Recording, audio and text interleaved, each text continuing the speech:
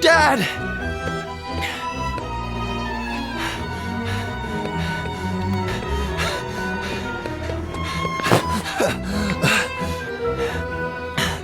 Dad?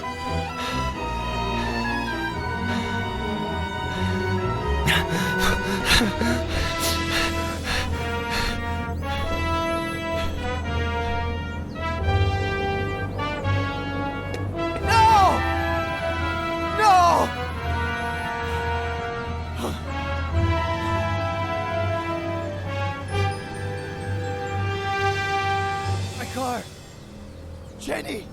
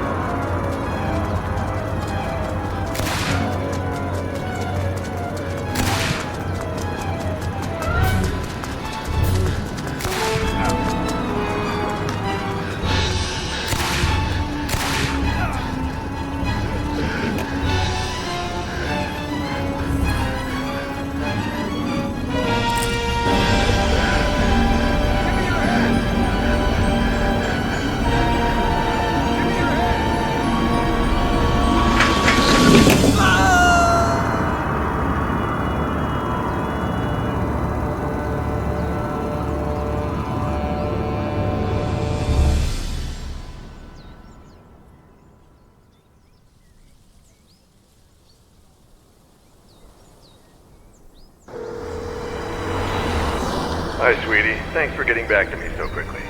It's about an old client, a friend from Big Sur, Ed Miller. He claims it's his fault that his daughter and her mother are dead. He was driving when their car went off a cliff, and he tried to kill himself. He's been in the hospital for a week. He can't get out of bed because of vertigo, I think. Oh, and he was dehydrated. Probably because of alcohol. Robert? If you could, I would take care of everything. Travel expenses, hotels, fees. Robert? Whatever you need. I think I remember this Ed Miller. The writer? The one it all started with?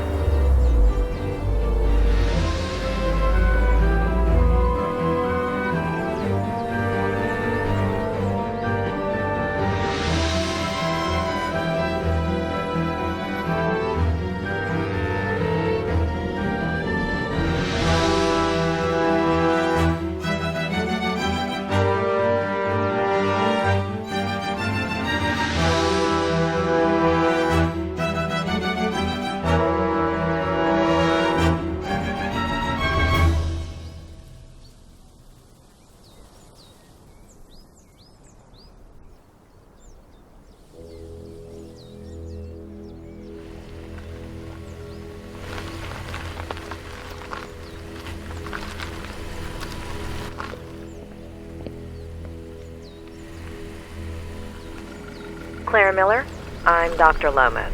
Robert Kerrigan asked... Doctor, you have no idea how grateful I am to you for bringing Ed home. It's a long drive from L.A. When will you get here? If all goes well, early tomorrow morning. I want to get started with Ed immediately. I'll be waiting for you.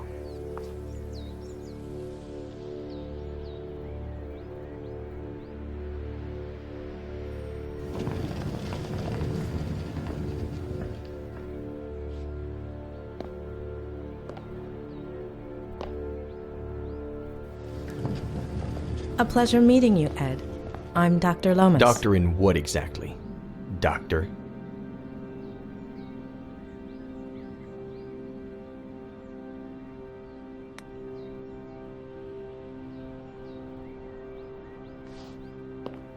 Bachelor's in psychology from UC Berkeley.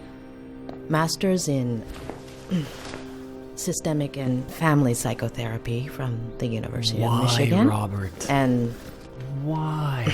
God. doctorate in clinical psychology from Stanford.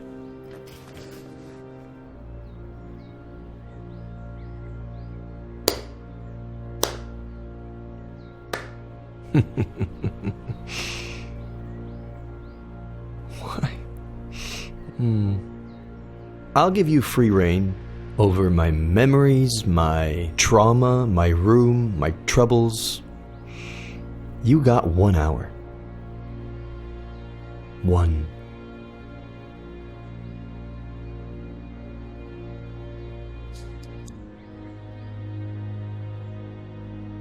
The patient shows no signs of injury to the inner ear. This rules out any physiological cause. This could be a case of acrophobia with neurological origins in the recent traumatic episode, as you suggested. What about his daughter and that woman? Do we know anything? On paper, Mr. Miller has no children. As for that woman named Faye, there's nothing. However, with regards to your request to treat him outside of the hospital, He's my patient, doctor.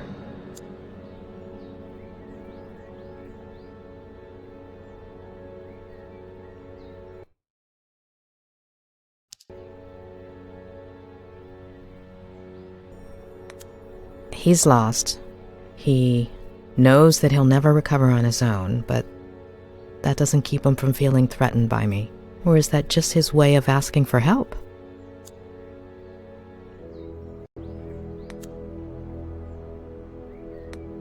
Should we get started? Tick tock, doctor. Why do you think Robert Kerrigan asked me to see you? Because he's loaded, feels guilty, is simply bored. I thought you were friends. What difference does that make? How do you feel right now? Pretty fucking shitty. Like when some idiot comes and pours salt on your wound. If you're only going to give me an hour, it could at least be a fruitful one. Shitty?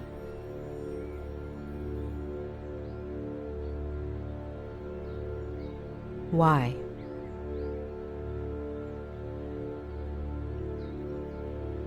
Why? Because I lost a daughter? Because I killed 2 people? Because everyone treats me like I'm crazy? Because I pee in a bottle from a Dali painting? Because everything is surreal? Because of you.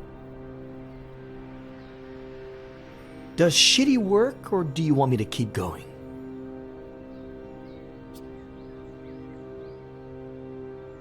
Keep going. Okay, I'll keep going. Shitty, shitty, shitty, shitty, shitty, and shitty. Got that? You say it's your fault that your daughter and her mother died? And you don't want to believe me. Of course. There aren't any birth records connecting you to a daughter. I hadn't acknowledged paternity yet. Everything happened so fast. Convince me that this woman Faye exists. What do you want to know? What do you want to tell me? It was about a year ago.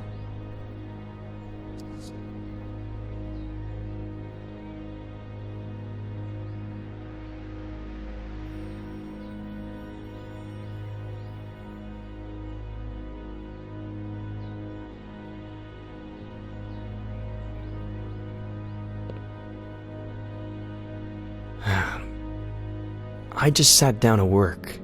I'd had writer's block for years. But I remembered something I'd made up in an interview. And here today to talk about how to revive your creativity is Ed Miller, author of Face to the Ground, our book recommendation of the month. Ed, can I call you Ed? Welcome and congratulations. Thank you. Though I wasn't too sure you took bribes. Pretty good caviar, right? Just to be clear, you're joking here. Remember, you're on public radio. Even better, no one's listening. All right. So, Ed, have you ever experienced blank page syndrome? Constantly. And how do you deal with it? I do a kind of, warm-up? If the mind doesn't want to start, then we have to ask the body to. So I let my eyes search for a starting point.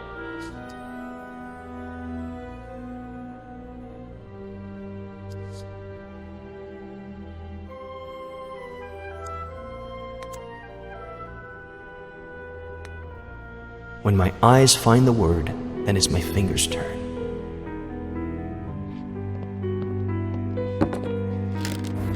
I let them write whatever they want after that word. The trick is not to think. Let them be free.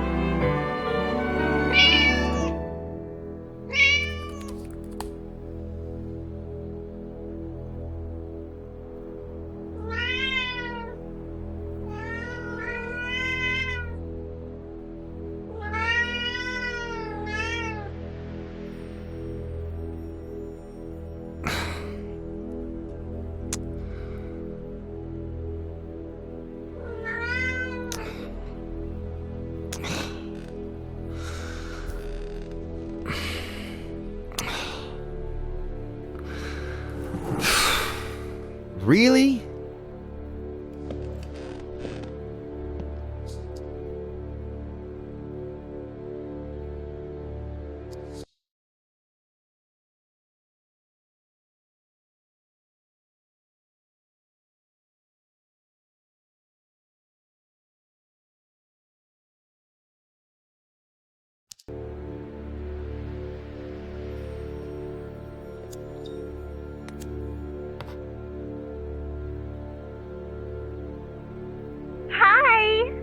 Guess who's calling? I bet you don't even know how I got your number. The thing is, I'd like to see you again. Oh, I think I lost an earring. If you...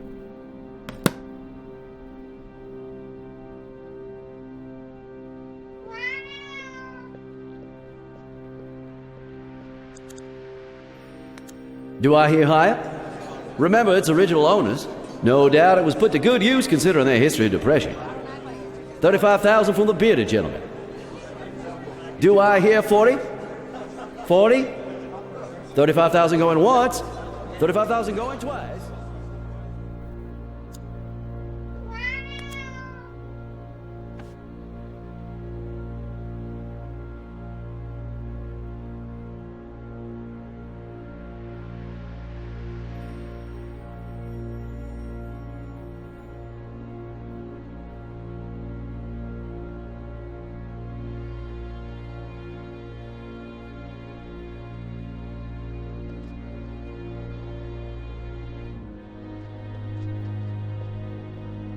Yeah, hold on.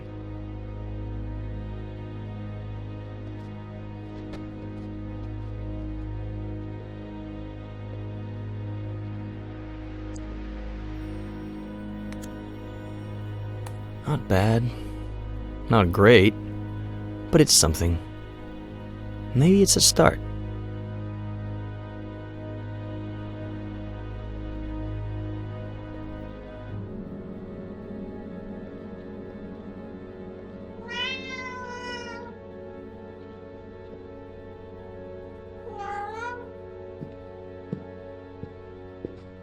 Meow.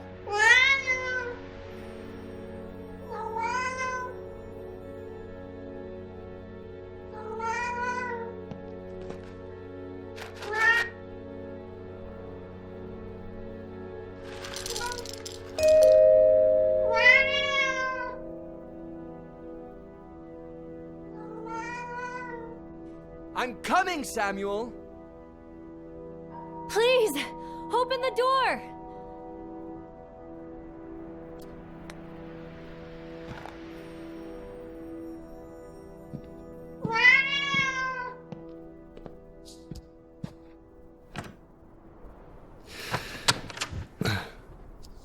Hi. Hi?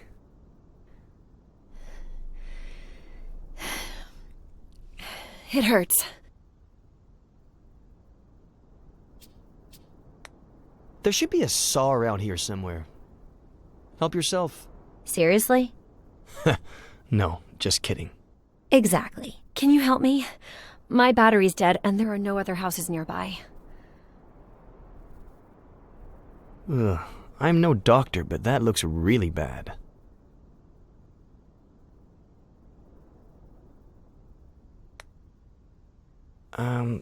I'm kind of in the middle of something, but I'll take you to the hospital. No, don't.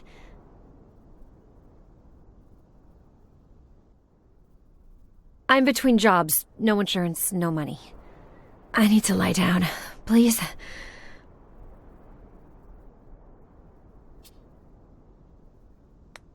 Okay. Well, come in. Let's take a look at it. If you bleed to death, you mop it up.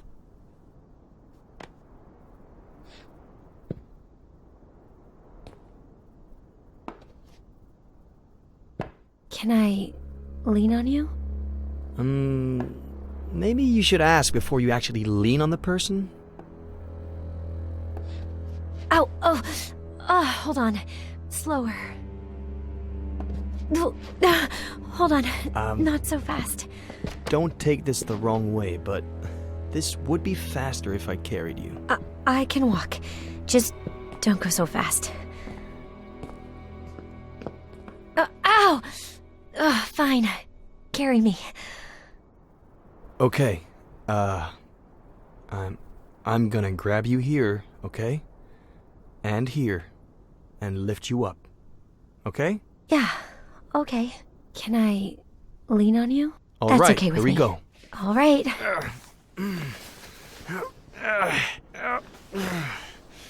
Hey, am I that heavy?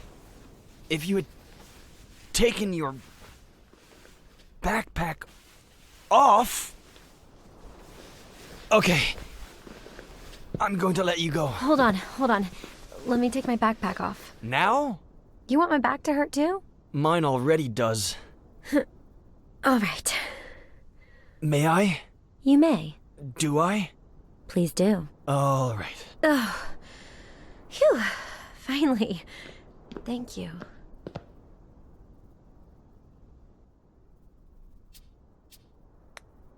Are you good? Comfortable? As comfortable as I can be, I guess. Thanks. What did you say your name was? I didn't say what my name was. Oh. Thanks, Mr. Mysterious. I'm Faye. If you could bring me some ice. Hand me your phone and I'll charge it for you. It's no problem at all.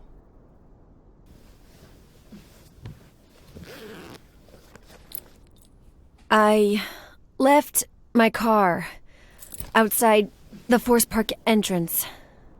I'll go over there and let you be once the swelling goes down. All right?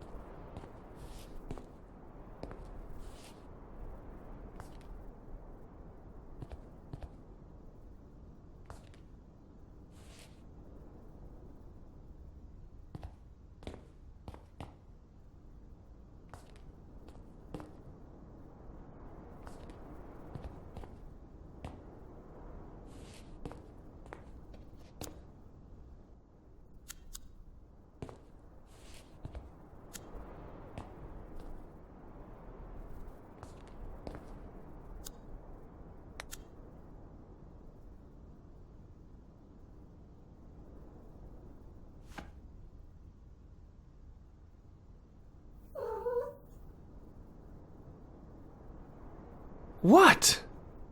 You don't cook either, pet.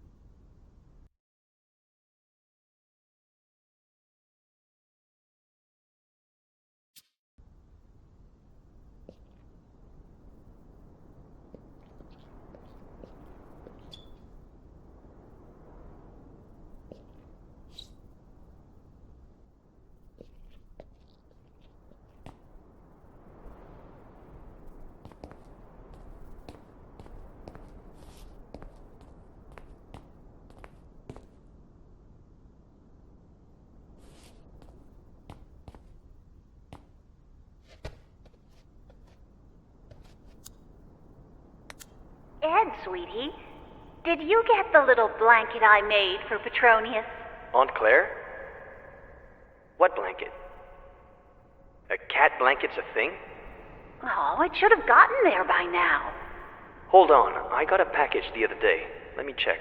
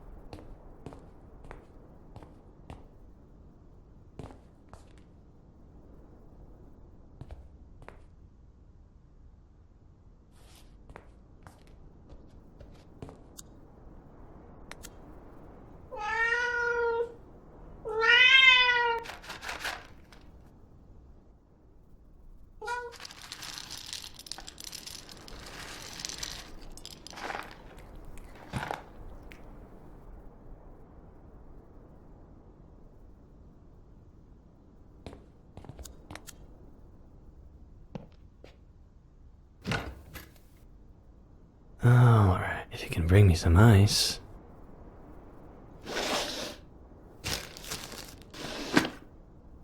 Yeah, I can.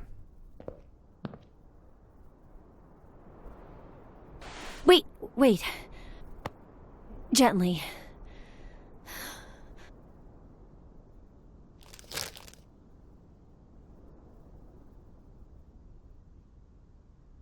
Oh, perfect.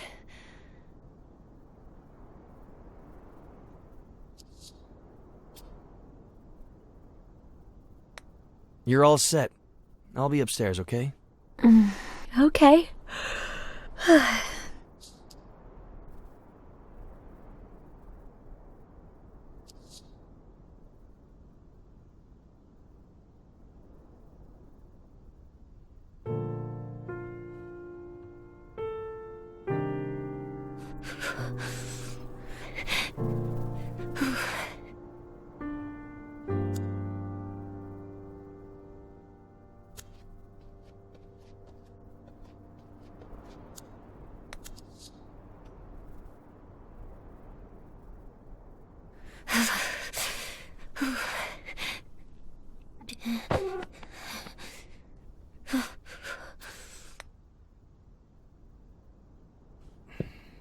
Come on, get off of there. Come on, move it. Move it.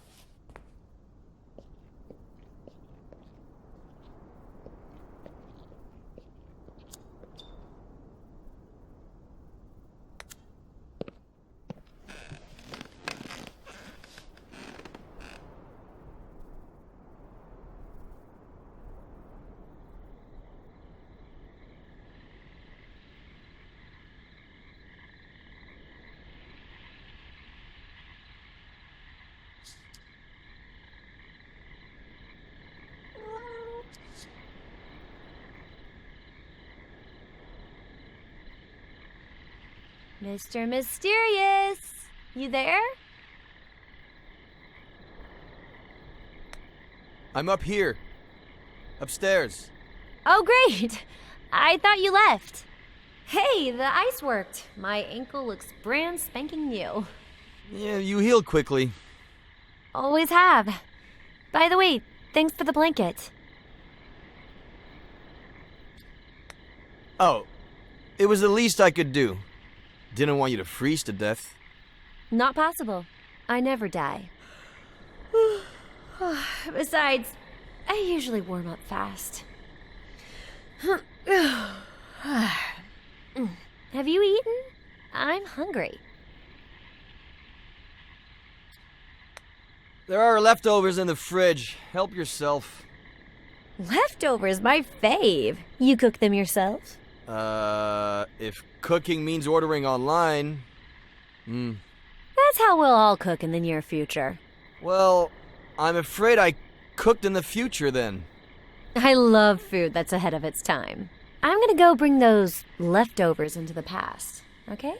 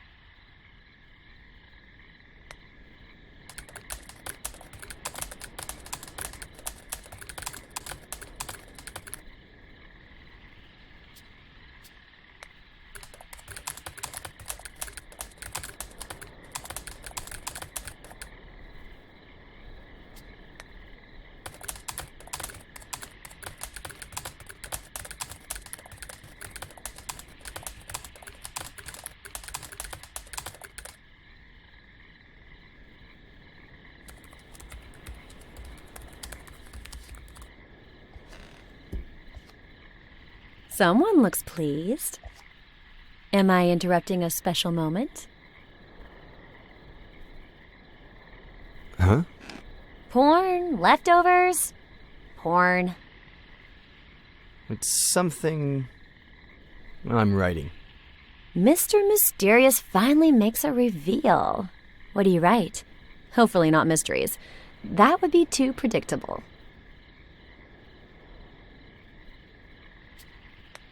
Well, right now, it's a mystery.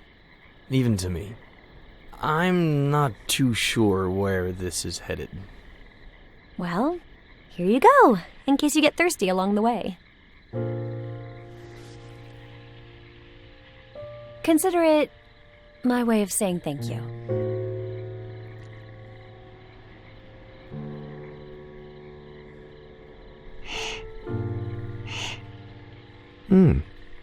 A toast?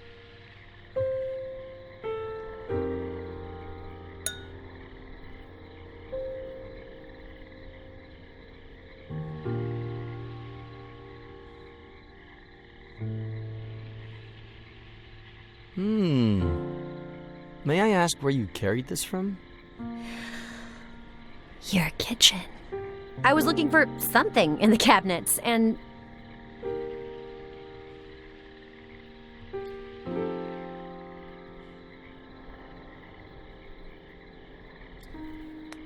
You're lying. I looked through your backpack while you were sleeping. I trusted you. What else did you see in there? I don't really remember. Porn? Leftovers? Porn? You did? No? No.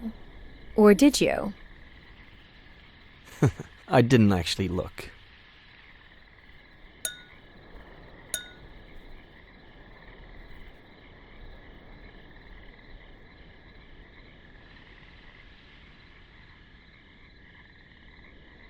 Anything else you want to know? Ask. You have until I finish my glass. The riskier the question, the bigger the sip.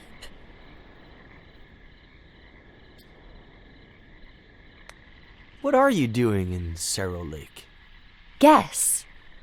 I'm looking for someone. Who? I'm not sure yet, to be honest. Short sip.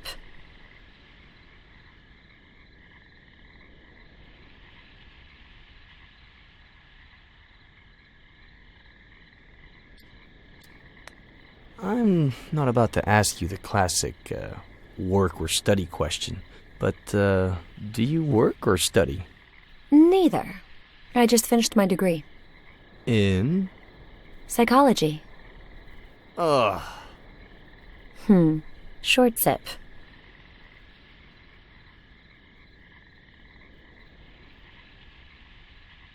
All right, you've got one more. Make it count.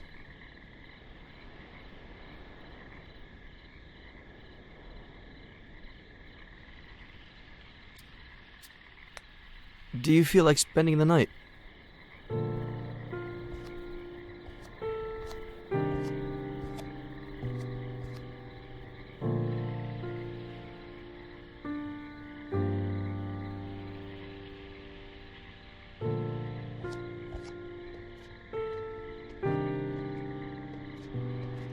Will you cover me up like last time? Or better? You have my word.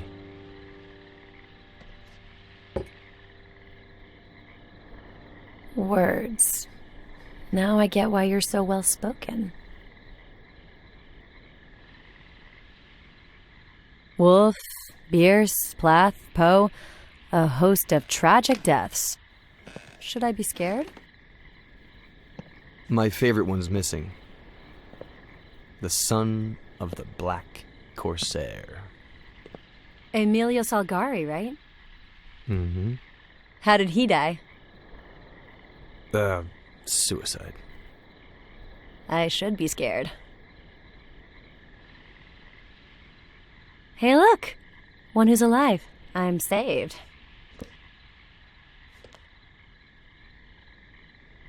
Do you like Ed Miller?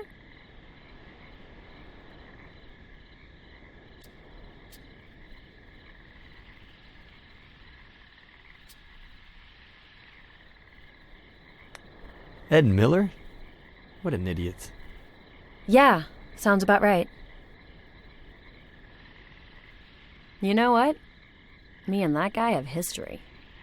Huh. So, what kind of history? The bad kind. Oh.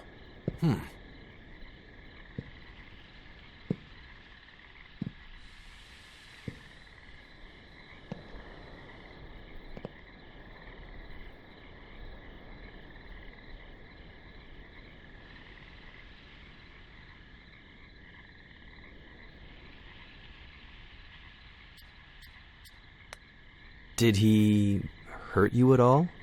The worst part is he didn't even know it. I was about 13. I was obsessed with this book. Well, the cheapo edition. I heard he was doing a book signing at Rossmore Books. I pretended I was sick to skip school, but my parents didn't buy it. I tried to leave during recess and got caught. After school, I ran so fast that one of my heels broke and I twisted my ankle. But I made it. I got in line and waited and waited. And when there were only 3 people left in front of me, this old guy showed up. His editor, I think. White hair, white suit. You still here? What about the radio interview? And he took him away. The end. I never even saw his face. Getting grounded felt worse than the ankle, but not nearly as bad as the letdown. Anywho, 13 years old.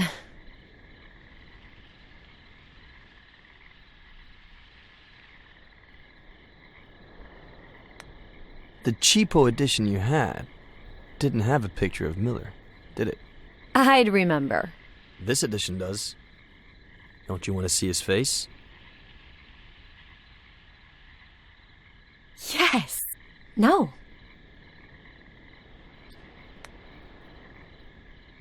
No? Of course. That's why you didn't want to tell me your name. I have to see this with my own... Oh! Petronius, what did I tell you, huh? Sorry, your ankle. It's fine, it's fine. I think he doesn't like me, is all. He doesn't like any girl. He's quite possessive. Oh, so do you get a lot of lady callers?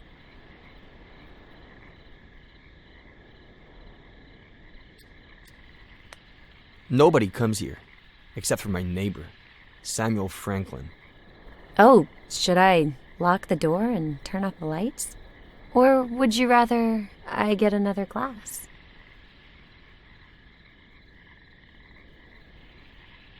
Anyway, I'm 23 now. I'll never learn.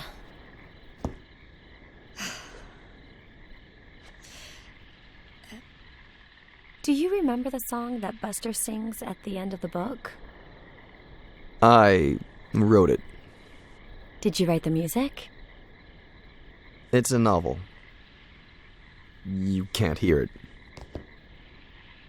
I could. What? What? No. No. Sing it. No way. Sing it! No.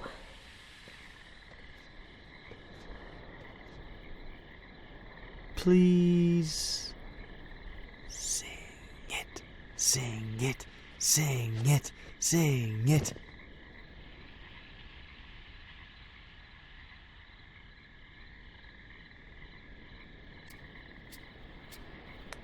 I've always wanted to hear the song, but I'm so damn musically challenged. The itch in me hates all that I am. The itch in you hates all that you are. But when we are together, hate each other twice as much. That's the reason why we will never part. Which goes to show just how itchy we are. I never meant to cause you any harm. 'Cause darling, you need no help with that. But it's so fucking funny to see how you destroy your life, or in your case, to see how I wreck mine. What a waste it'd be if we didn't team up. Which goes to show just how bitchy we are.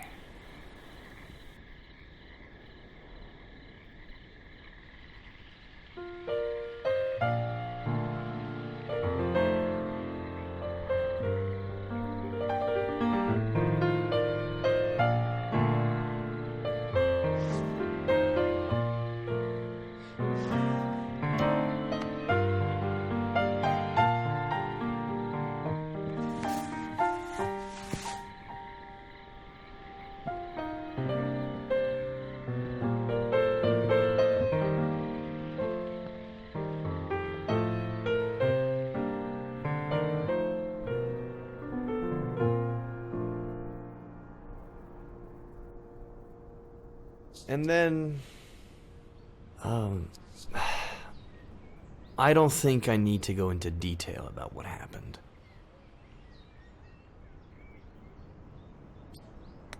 And why not? Okay, no. I'd rather not feed your morbid curiosity. But there's something I do want to know. Do you remember the date? I don't even know today's date. Our brain gathers much more information than we think. Look here. No. You want to hypnotize me? Please. I thought Robert would hire a real professional.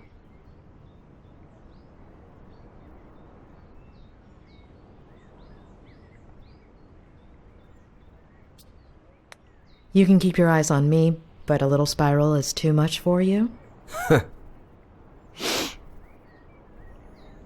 So let's go back to that day. You wrote a novel a while back, but you've been suffering writer's block for years.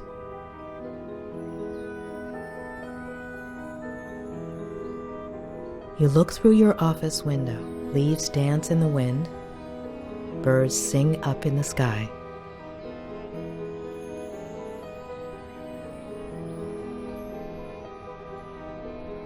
There's a mug in your hands, a warm feeling, a comforting scent. You look at a tree, and suddenly, an idea. Your cat interrupts you, begging for food, and when you go feed it,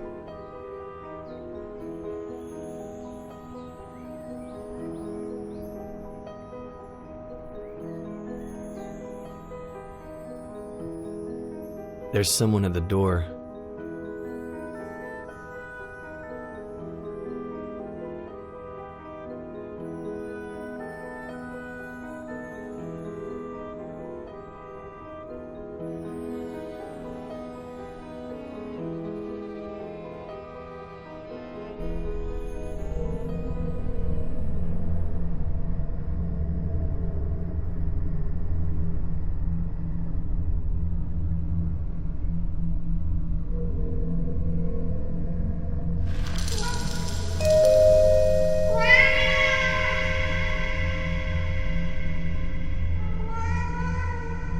I'm coming, Samuel!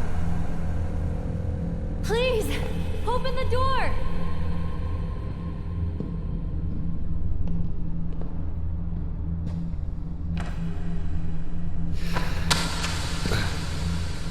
Hi. Hi?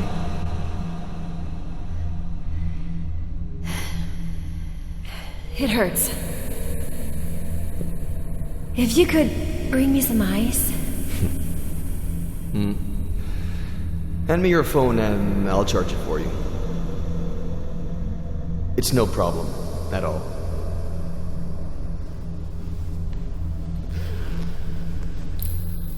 I left my car outside the Forest Park entrance. I'll go over there and let you be once the swelling goes down. All right?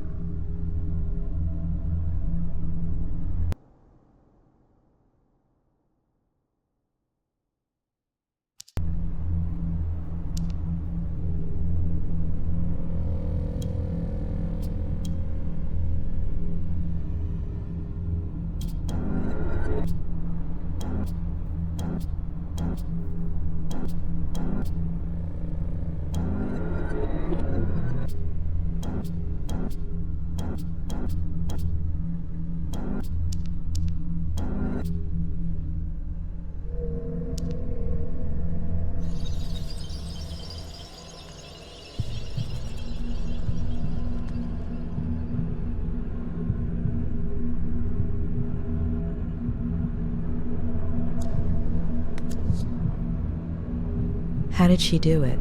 I haven't asked her yet.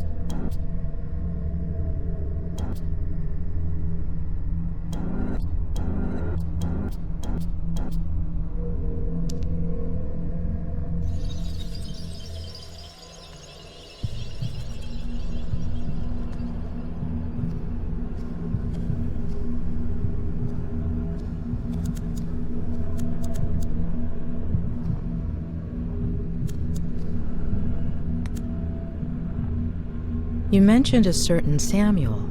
He lives a 5-minute drive away, across the forest with his wife. The one who bakes apple pies?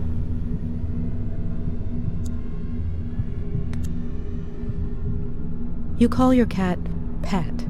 It's short for Petronius. He'll go missing.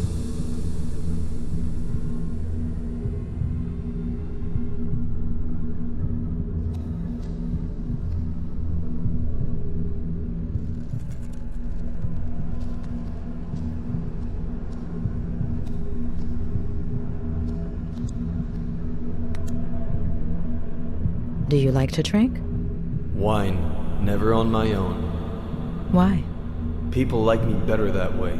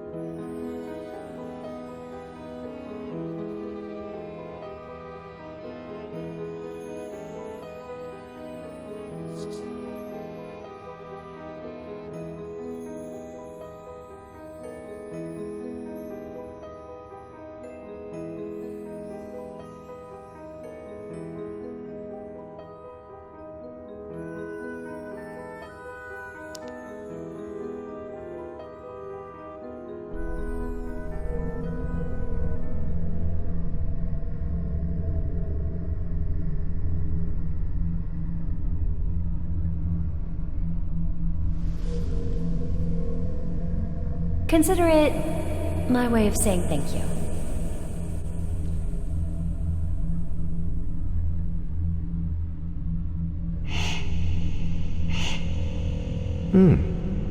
A toast?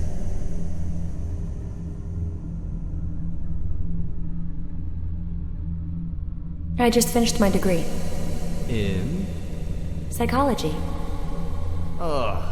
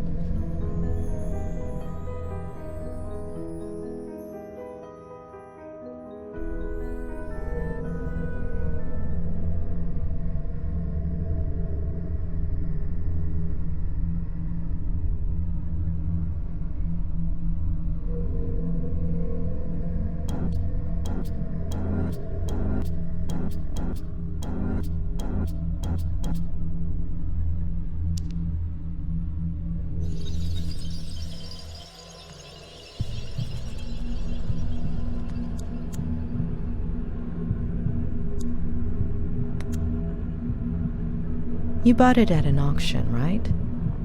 Who had it belong to? The first American flapper, as F. Scott put it. Zelda Fitzgerald? And her husband...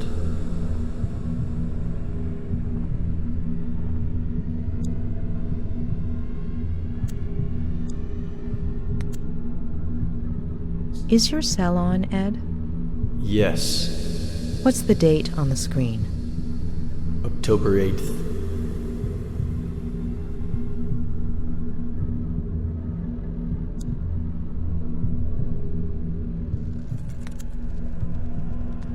Why are you so put off by psychology? If it weren't for my aunt, I'd be dead right now. Explain.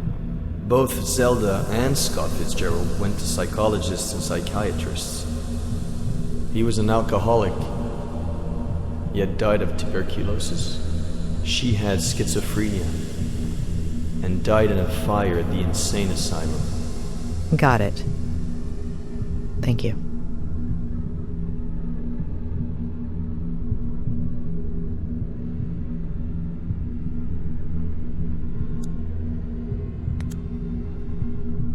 You'd had writer's block for years. How did it feel to write again? Hopeful, scary. Will you keep the idea going? We'll see.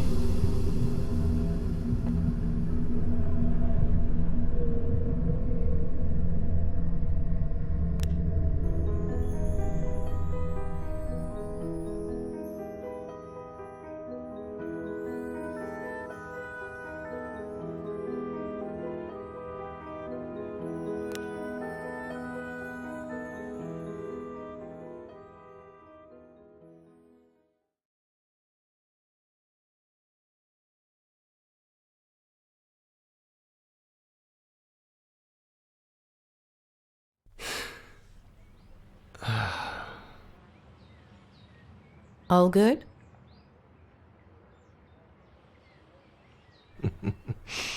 As I was saying, you have no idea how sorry I am that this didn't work out. I had to give it a try.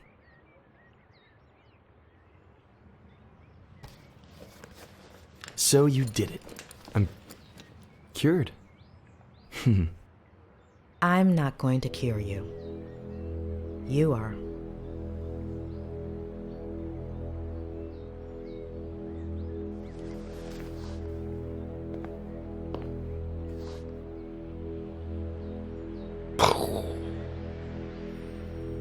We'll continue this later. Get some rest?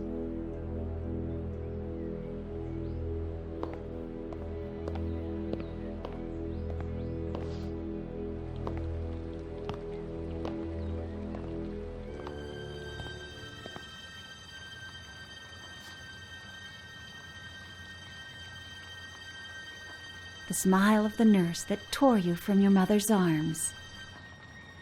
Your first lover, sleepless in an unknown house, in an unknown bed, staring at an unknown body. Spiders lining up to dive into your empty mouth. All of your TV sets aching to be turned on again. A roach scratching its belly with the bristles of your toothbrush. Who doesn't like a good tickle? And then you hear, Doctor, how long have you been here? I didn't mean to interrupt you. Who's the poem by?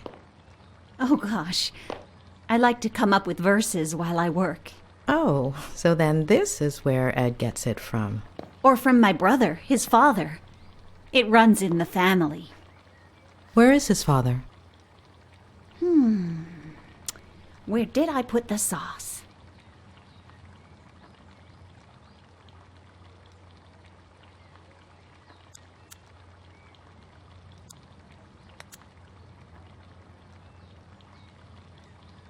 Oh, it's right over there. I'll get it. Oh, don't be silly.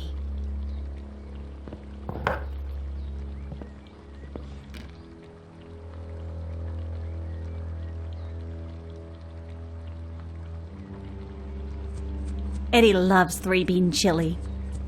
He used to ask me to make it all the time when he was little.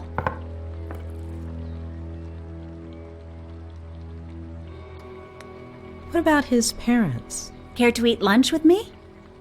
I usually eat with Ed upstairs, but it's no big deal if he eats alone for once. Besides, I made enough chili to feed an army.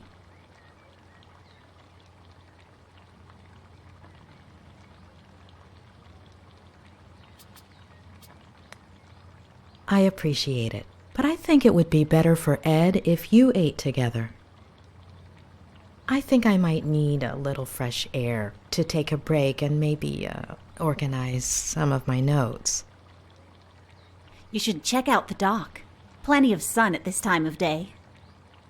I'll make you a sandwich.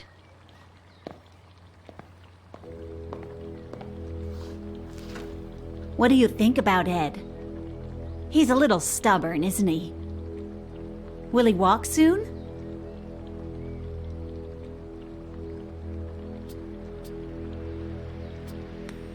It's still too soon to venture a hypothesis. Well, I guess he should just focus on doing his exercises, right? What exercises? Ham, cheese, lettuce, tomato, and mayonnaise? Yes, that's perfect.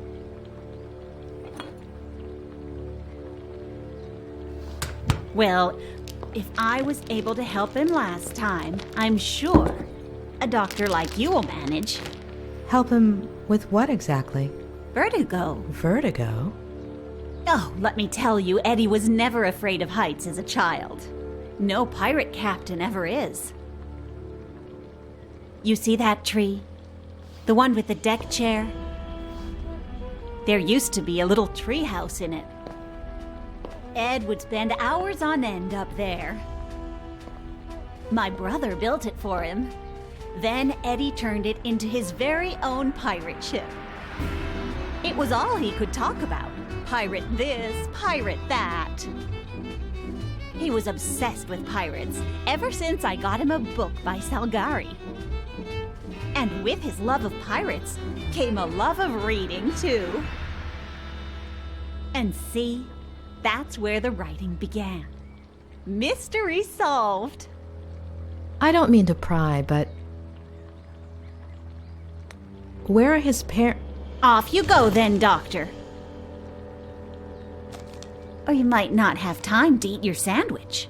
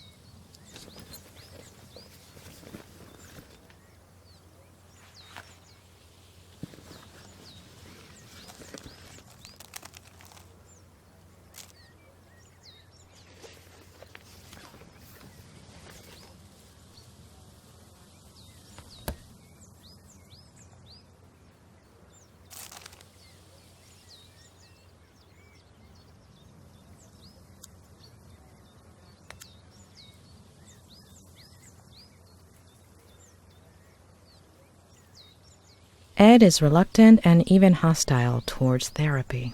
Why?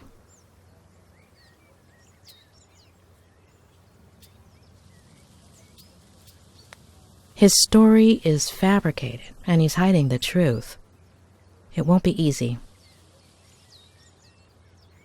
I've never seen such an intense case of vertigo before.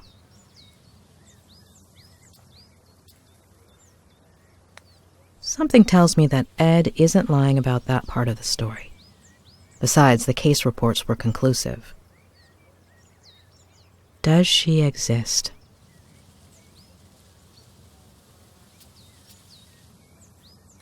I wouldn't be surprised if Faye was a character Ed's working on for some book. Whether she exists or not, she may hold the key to all of this, or at least one of the keys. What about that earlier Vertigo episode? And his parents? Something happened in his childhood. But Claire isn't going to tell me. Maybe Robert? Or Ed himself, if I can break through this wall he's put up. I'll have to give it a try.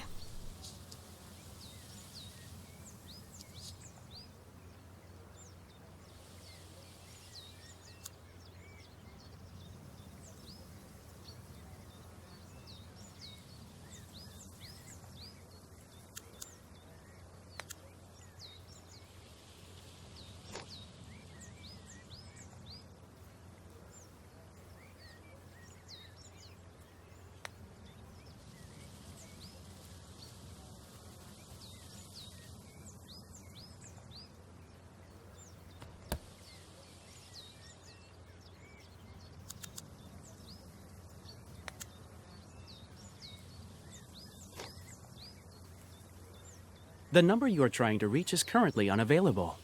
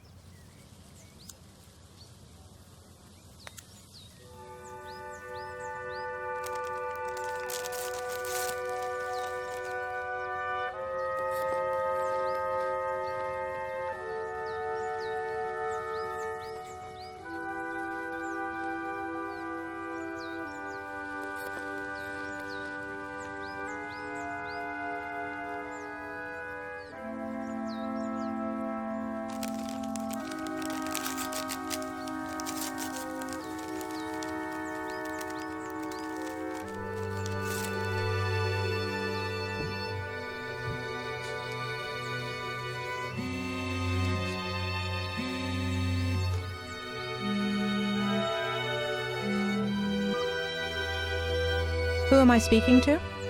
Dr. Lomas? Who is this? It's Sheriff Reyes. Dr. Leonard gave me your number. How are you, Sheriff? Look, I don't want you to breach patient-doctor confidentiality or anything, but if something comes up in your conversations with Miller... Is Ed under investigation? Is he the suspect of a crime? No, not exactly. If I understood correctly, Ed hasn't committed any crime. Well, we'll have to see about that. So, will you give me a hand? I'll try. I'll do what I can. I understand. Thank you, Doctor. I would settle for anything at all.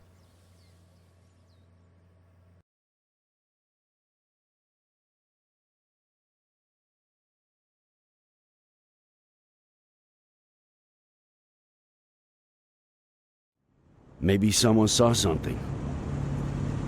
I'm on my way to his neighbors as we speak. The Franklins?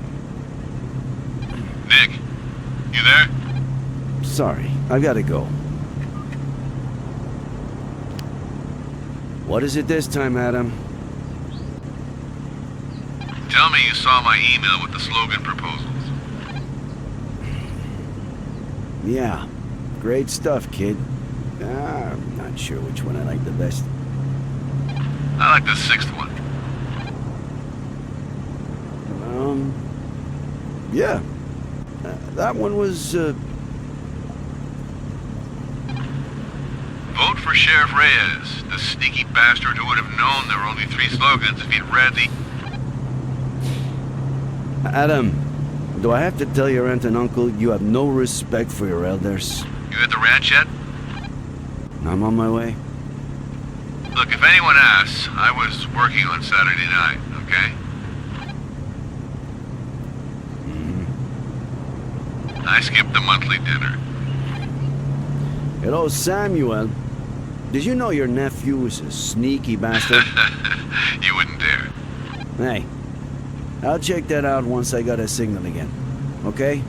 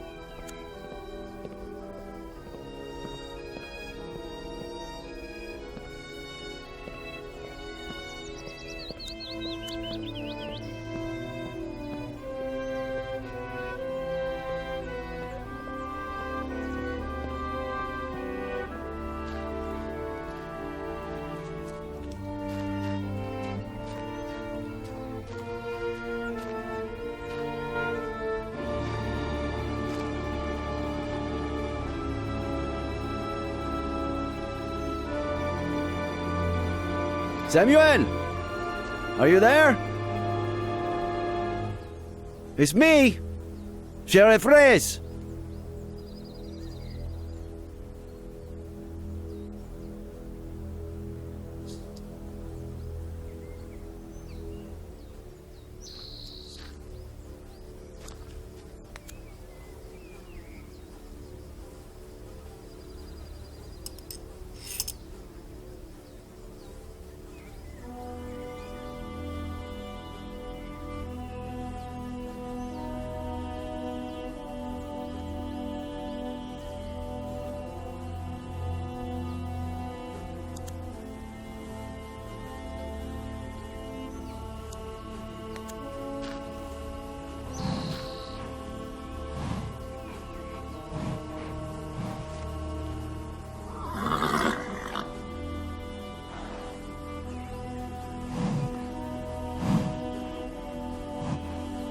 There. Tranquilo.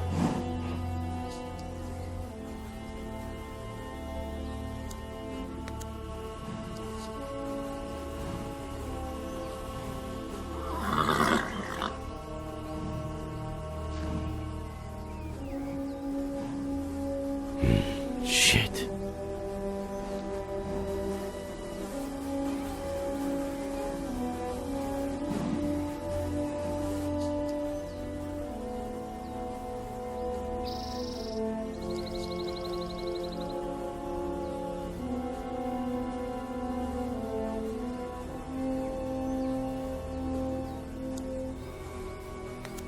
How long have you been here like this?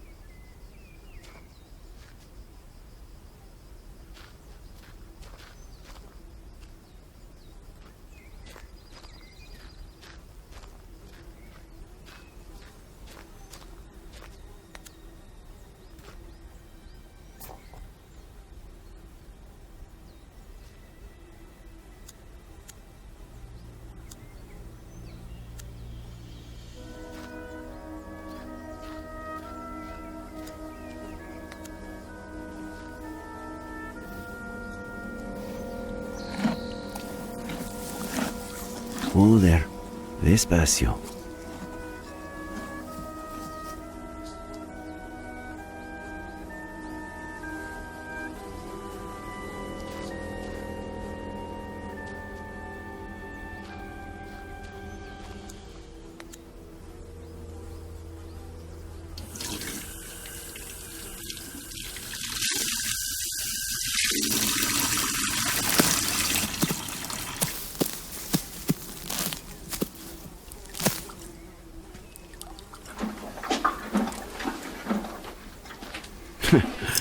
El gusto es mío.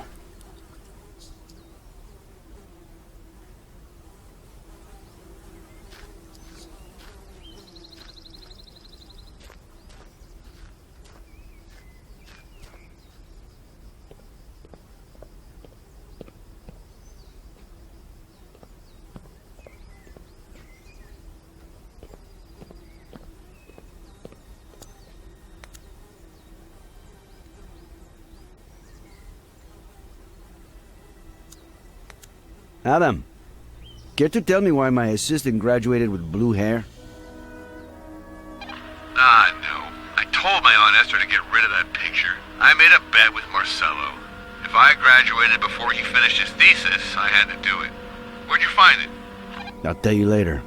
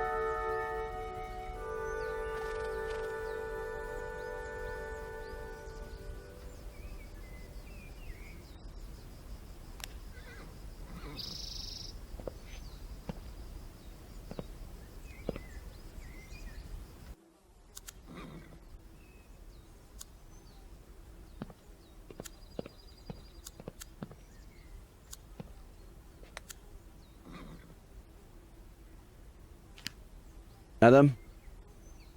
Hold on, Nick. Sorry, I'm back. Everything okay? The big tree. In the field behind the barn. Who's under it?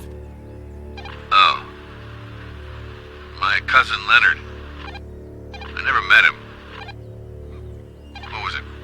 50 years ago? He was stillborn. My aunt almost died. They had to remove her uterus or ovaries or something. Nick?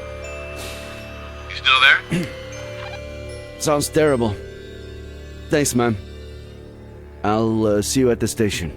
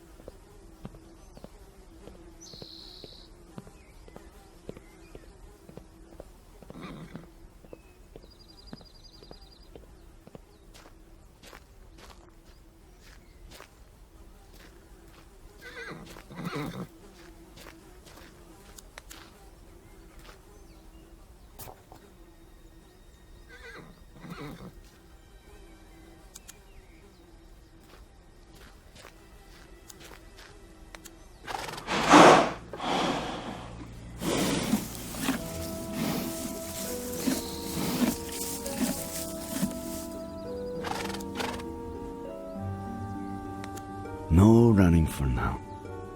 Get your strength back.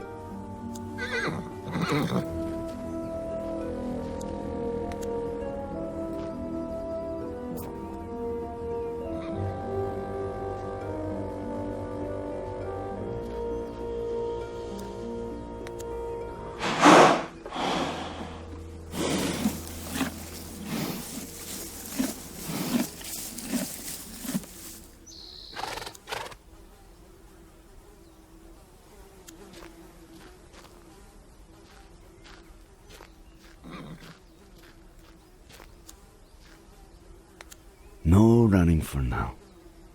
Get your strength back. Nick,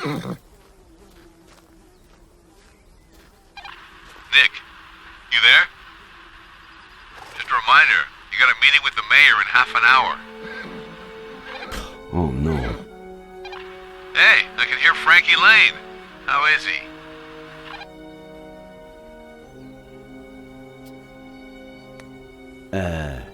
I don't think your uncle's taking very good care of him. Seriously? The old man is really losing it. You'll be here on time, right? You better fill in for me, alright? Again? Sneaky bastard.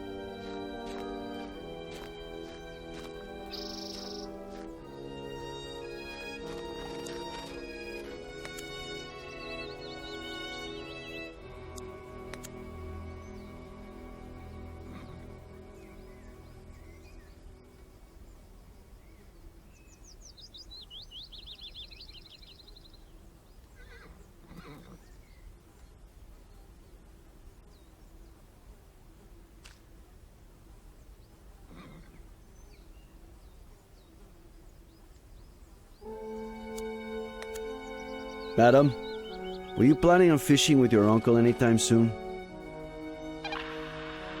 No. Why? He hasn't invited me since I told him about Marcelo. No reason. Just curious. It's probably for the best, to be honest.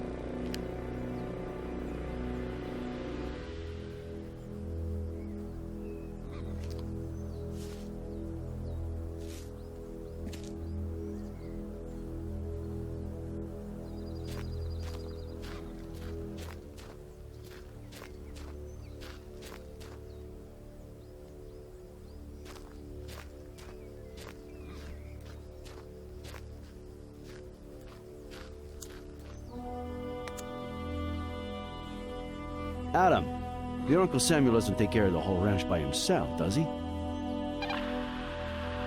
from what my aunt says, it's been hard to find anyone willing to work with him. Which doesn't surprise me.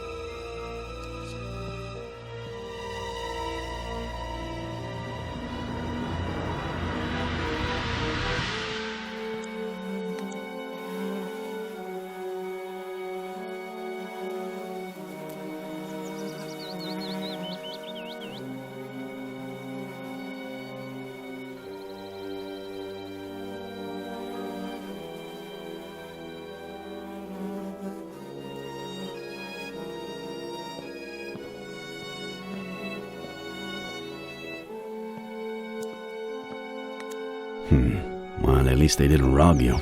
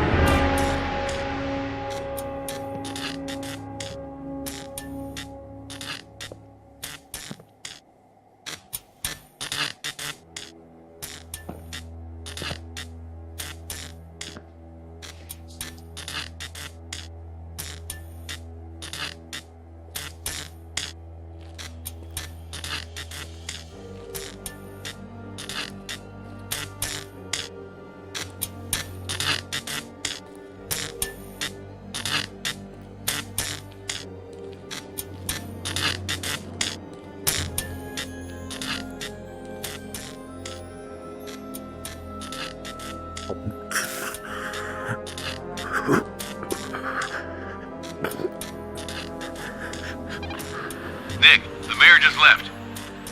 Fill you in? Nick? Everything all right?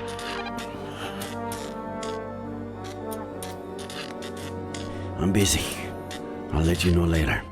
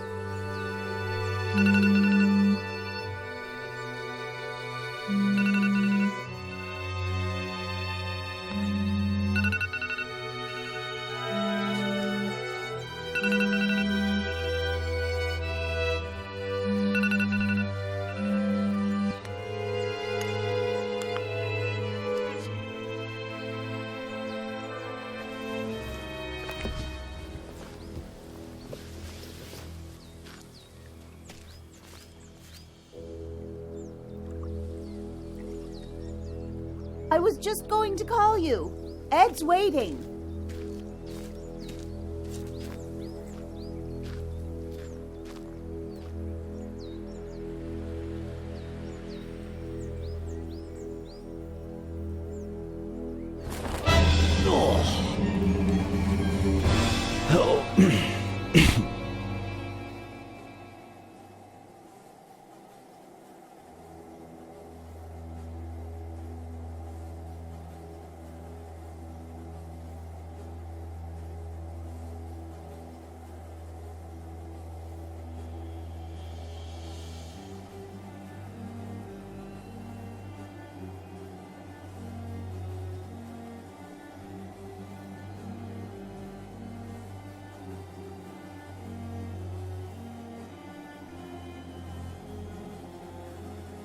Adam.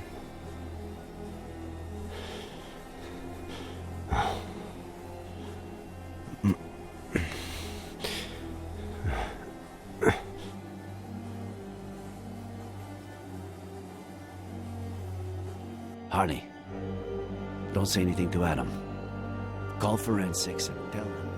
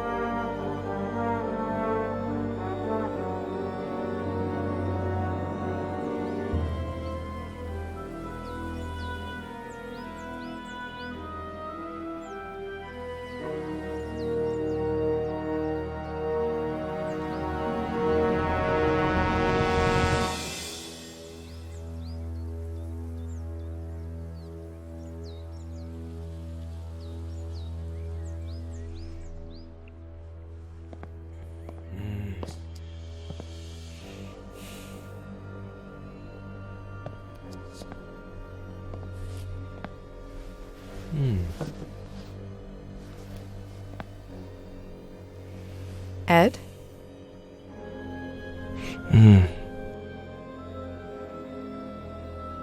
Shall we start?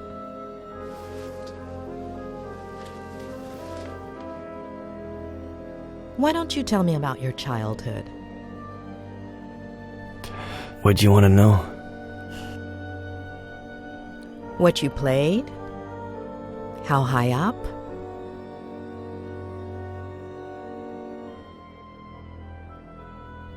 The treehouse is beautiful.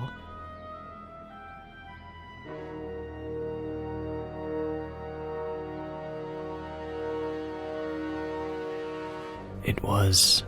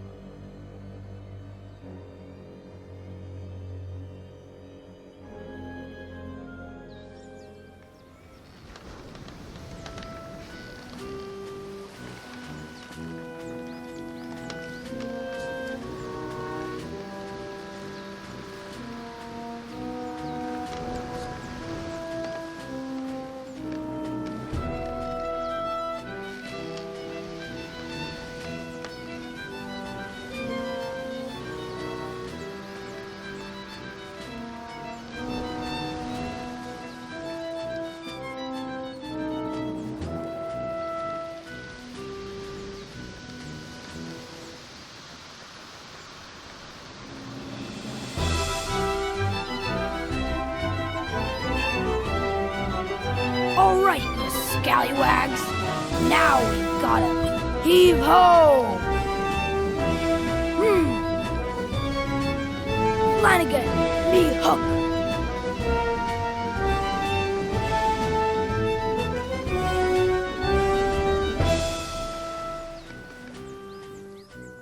It's not in your cabin, Captain Roberts. Blame me, Flanagan. I can't board that ship without me hook. I think it's back on Skull Island, Captain. You better bring it to me soon, unless you want to end up as shark bait. Bud, come to my office, please. Okay, Dad. Flanagan, get all hands on deck. Aye, Captain. Governor Miller requires me presence at the forecastle to discuss highly important matters.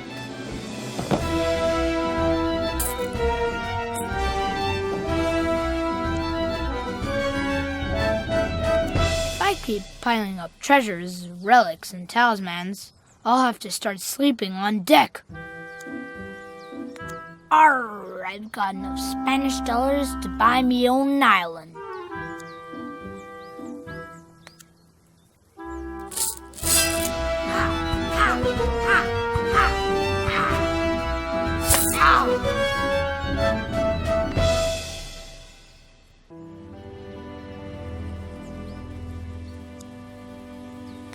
One-of-a-kind article crafted by Richard Longfinger Evans, the best hatter on Skull Island. Wait a second, was me hook in me pack when I visited the hat shop? I tore it from Admiral Lawrence Mitz after sinking His Gracious Majesty's ship.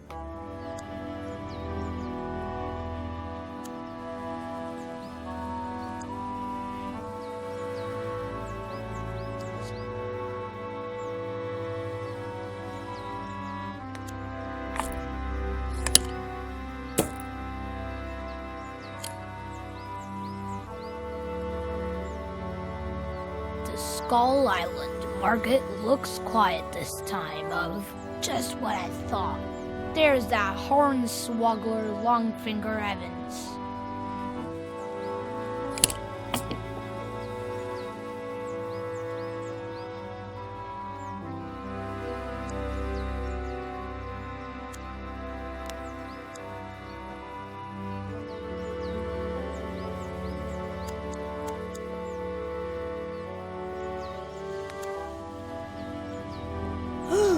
Step aside, me hardy Flanagan. We're approaching the jeer at the end of the world.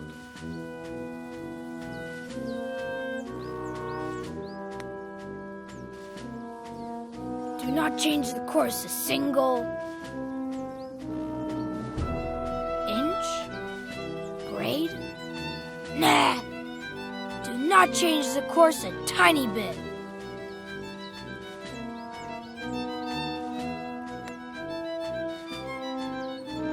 not change the course a single inch? Grade? Nah. Do not change the course a tiny bit.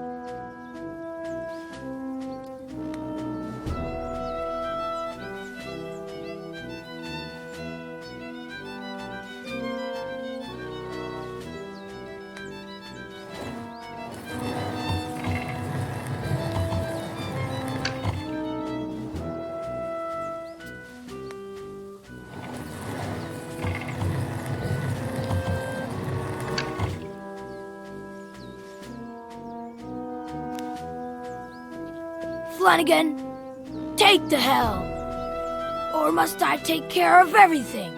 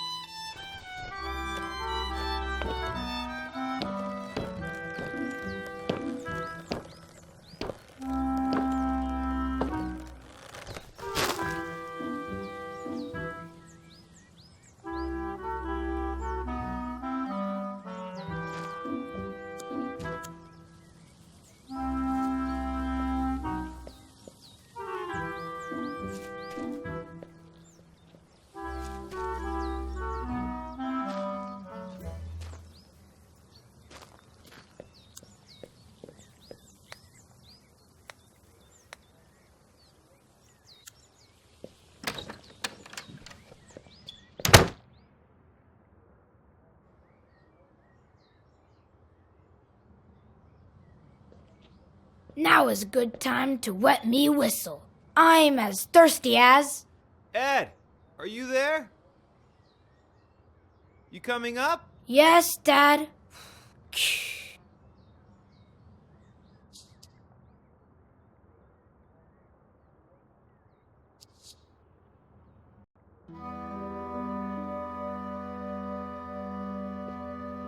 Juicy blue, juicy blue.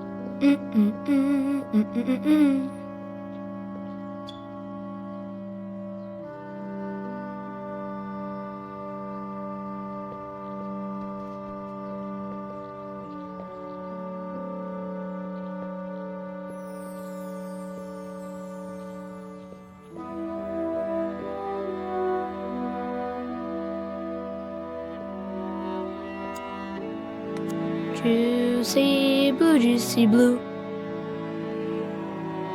Oh man, there's no more. Though juicy blue is better ice cold, right?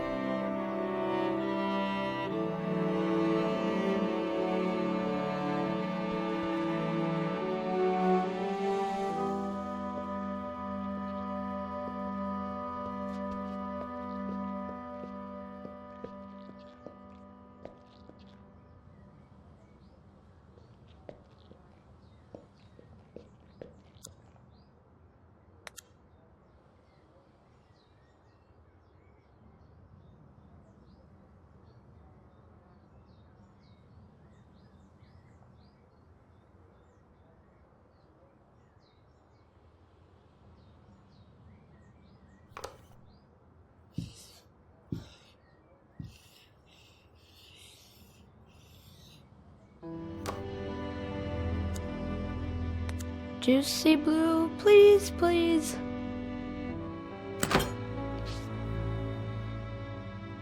Man, there's no more here either. Now, what do I drink?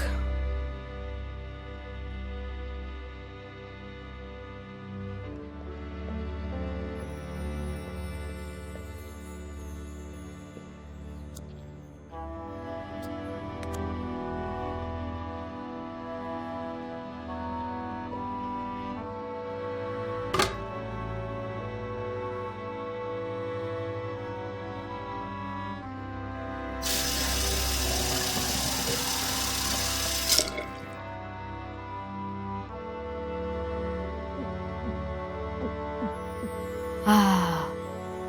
Ah.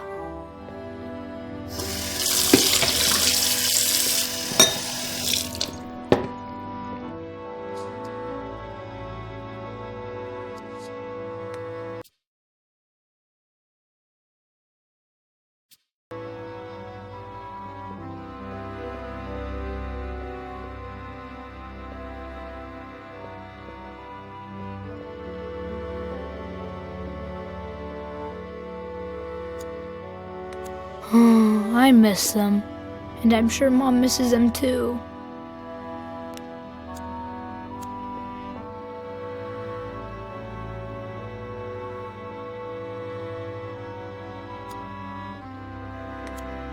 This winter we ran out of firewood and brought the heater inside. It was fun. Well, not really.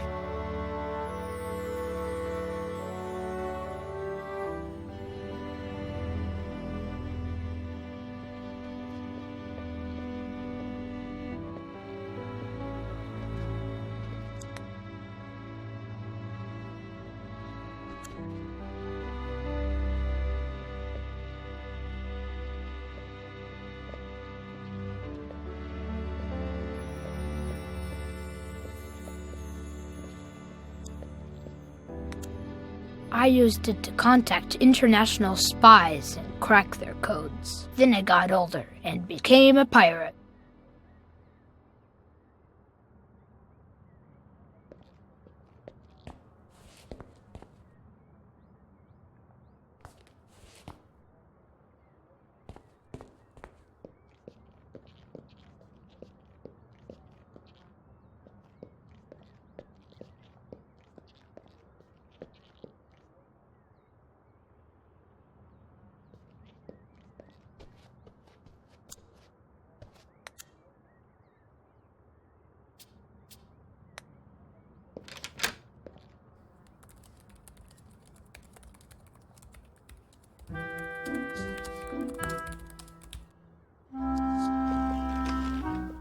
Buddy!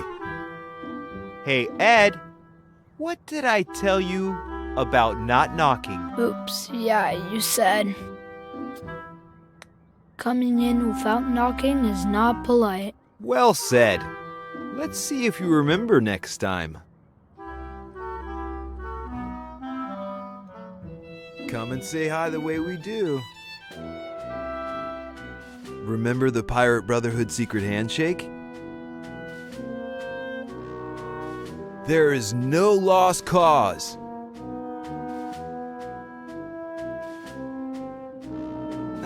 All right, that was just a warm-up. Now let's try it again, one more time. There is no lost cause. As long as there's one remaining madman.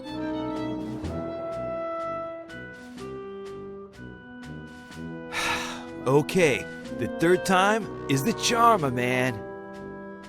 There is no lost cause.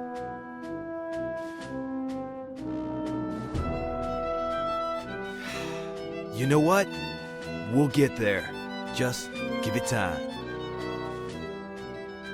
Open the window for me, will ya? Secret handshakes are like everything else. The more you practice, the better you get. Anyway, do you have something you want to tell me? Sorry I took so long, but Well, you could have taken less time, for sure.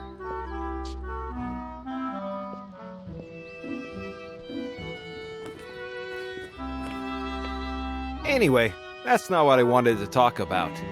How's your morning? More productive than mine, I hope. Well, not good, because I can't find the hook you gave me. Darn. That hook is so cool. If I finish this never-ending chapter, we can both go out and look for it this afternoon. What do you say? Okay. By the way, do you... When you finish the novel, can we go on a trip? Yes, start thinking about where you want to go. And now, what would you say if... Is Mom back from the store? Mm-mm.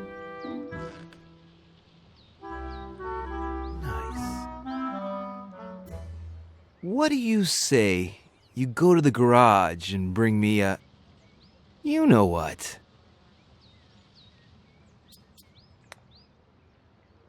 Oh, and the most important thing is that nobody can ever know. Nobody? Nobody.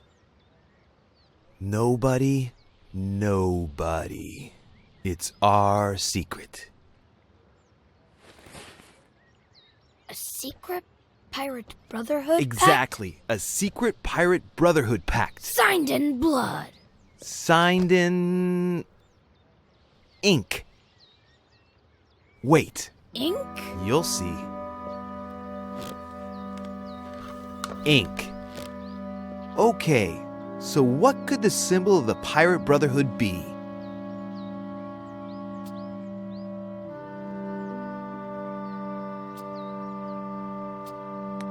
My hook. Excellent choice. Let's do it.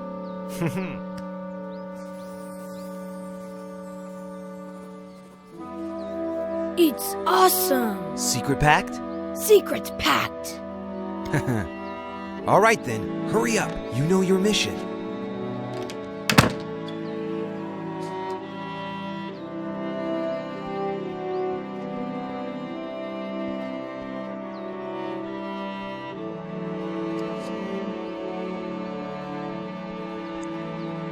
I've got crew members stationed all over the Caribbean to gather intelligence on my enemies. What good tidings bring ye, pirate spy Yanez de Gomera? Your enemies fear ya, and peace reigns supreme, Capitan Robertos.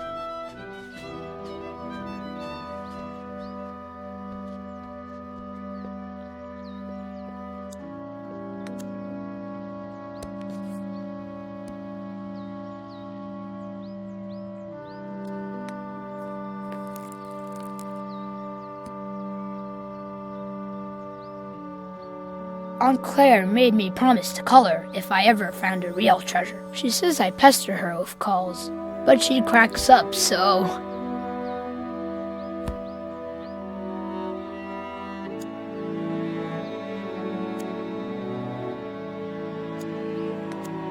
I've barely used it since I quit international espionage. Maybe another day.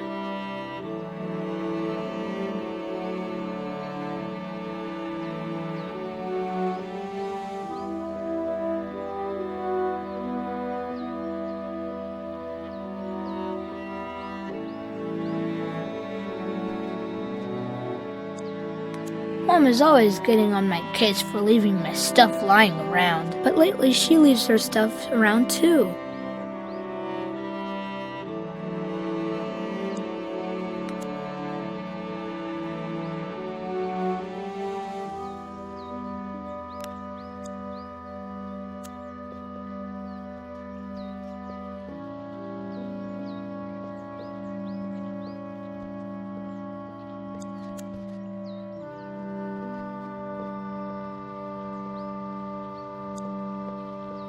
Dad doesn't like constantly moving from one house to the other, but when his book gets published, he'll leave his job in San Francisco and will stay here for good.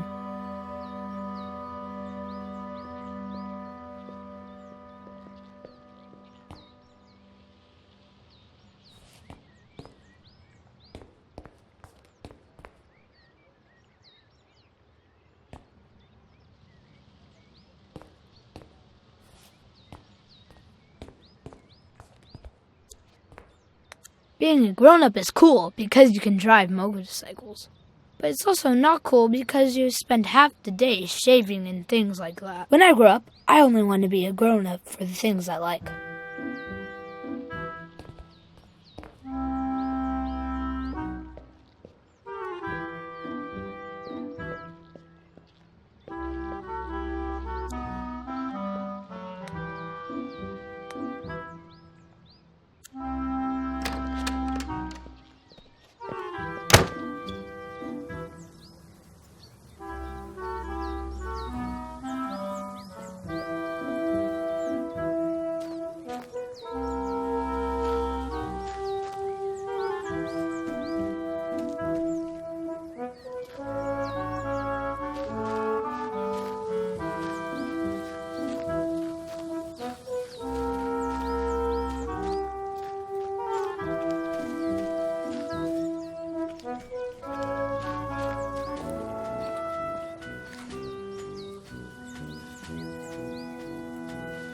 Captain, the thing we are looking for. I'm not clear on part of it. Explain yourself, Flanagan.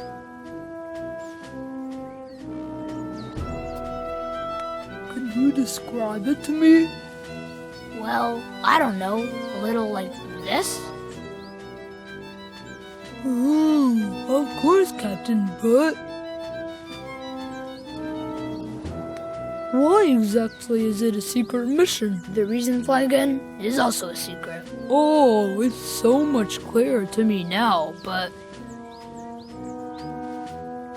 what exactly are we looking for? We're looking for I know what, Flanagan. Oh, now I understand, though. No, it's here in the garage, but where exactly? That is the question, Flanagan. The governor is constantly changing its location. Oh, I totally see why. Enough questions, Flanagan. Start looking.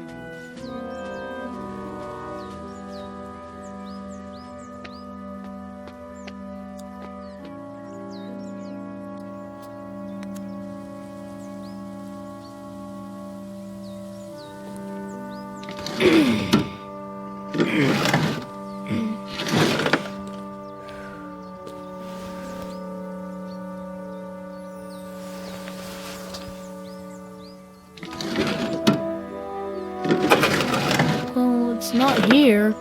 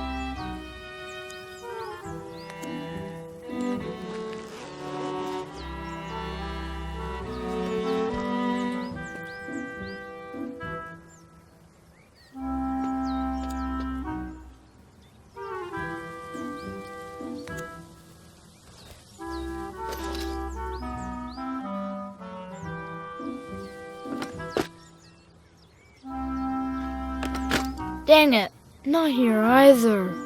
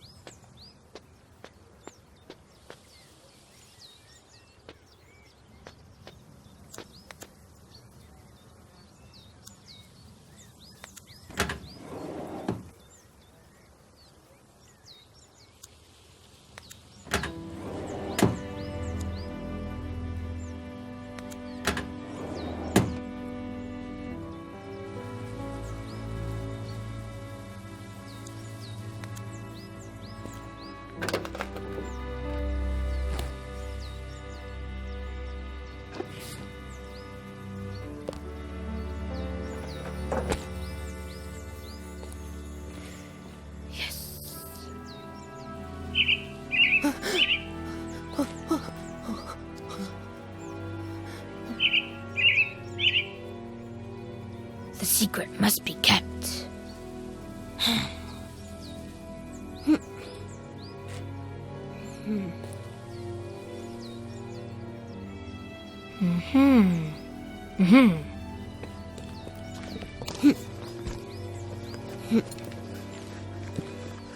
You're not fooling me, you little bird. Mom!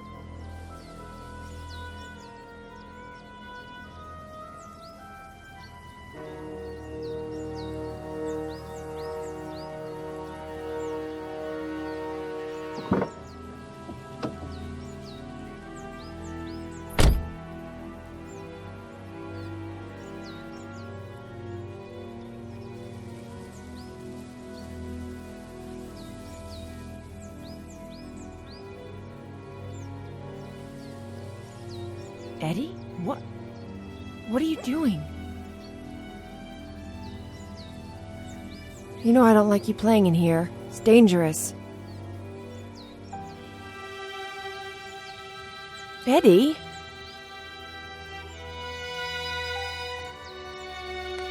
I was looking for the hook Dad gave me because... The hook? Yeah, the hook. Okay, whatever. I don't want to know. Do as you please.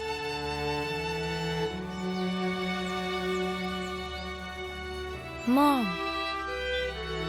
Well, just finish what you're doing and come to the kitchen when you're done and help me with the groceries, okay?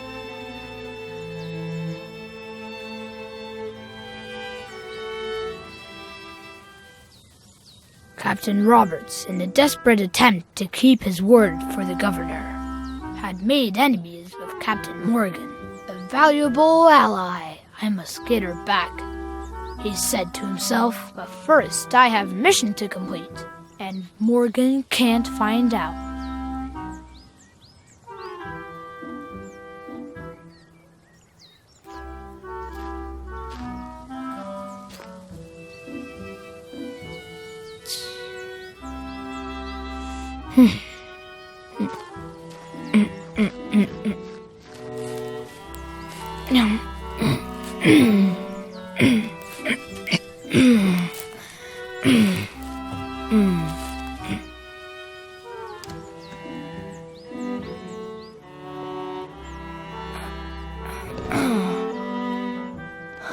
Ed, dude, are you crazy? Why did you climb up if you've already fallen once? Are you okay? I just wanted to keep our secrets safe. Buddy, it's not that. It's just that it's dangerous. You have to be careful. I was very careful, Dad.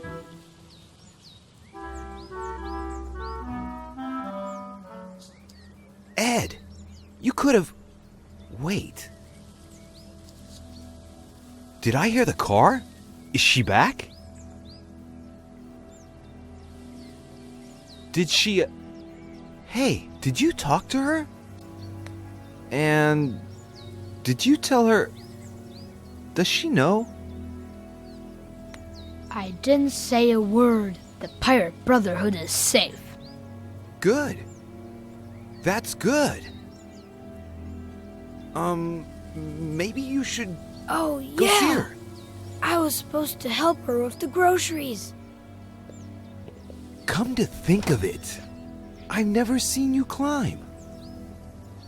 Will you show me how you climb down? Maybe I can use it for my novel.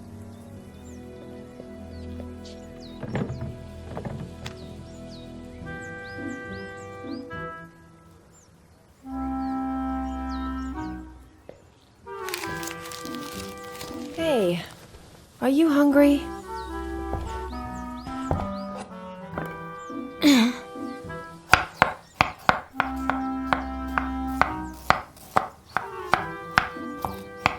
My belly's full of water. I was so thirsty I drank a glass of water this big in one gulp. That's my boy. What are we gonna eat? Well, unless your dad cooked something and hid it so he could surprise us later. Roasted veggies. Veggies. Awesome. Too late. I saw that look on your face. Okay. Can you put the rest of this stuff away while I start getting things ready? Okay. All right. Let's see if you remember where everything goes.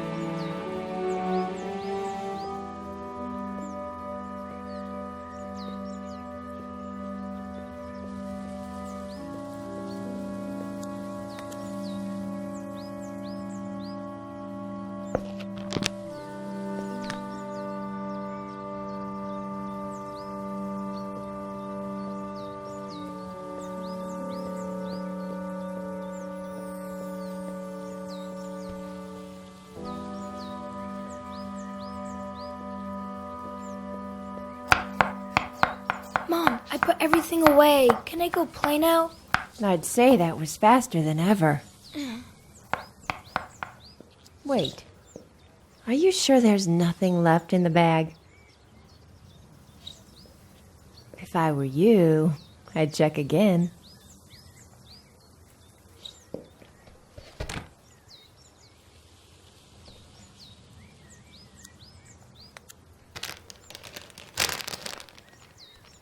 All signs point to a bottle of... Juicy?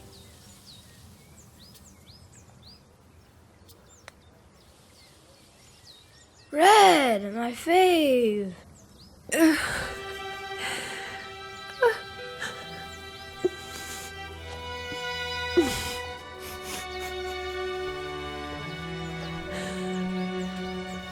Thanks, Mom.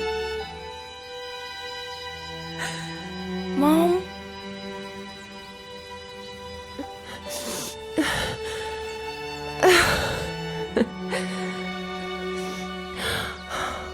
Eddie.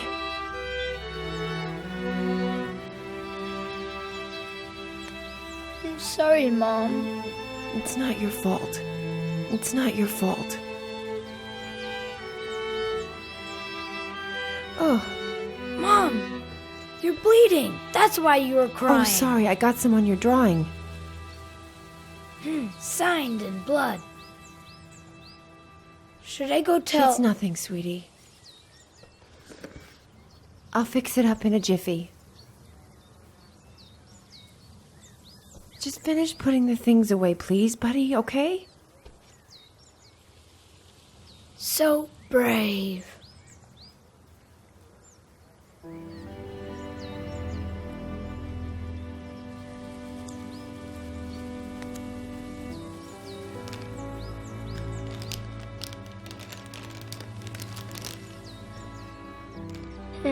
I should give this to Mom. I wonder which bathroom she went to.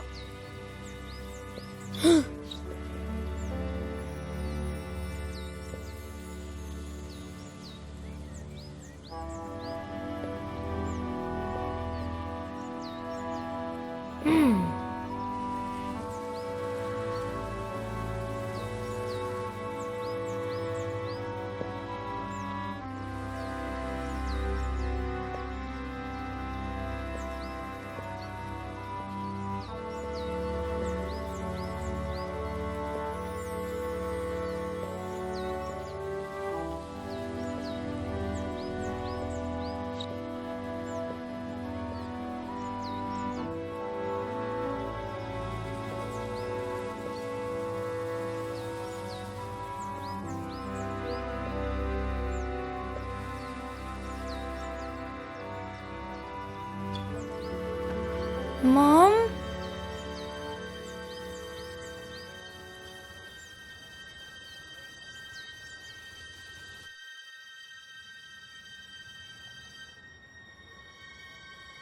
So? What happened next? Nothing. Nothing? Yeah, nothing. Ed, there are some things I still don't quite understand.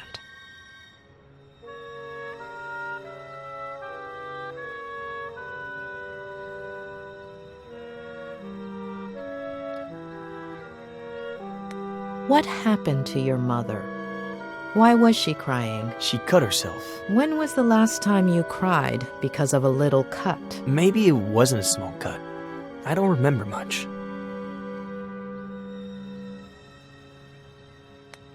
Why didn't your father want your mother to find out about the Frangles? You've misunderstood. My father always hid treasures around the house for me. Little presents or just some candy. It was a game. I see.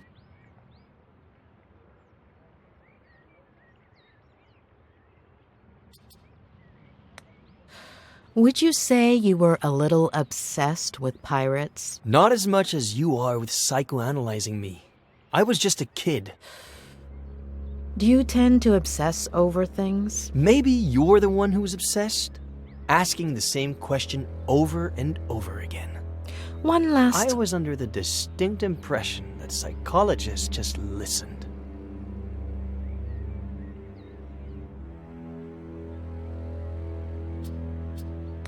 Let's just say we'd rather ask questions than listen to half-truths. Why would I lie to you?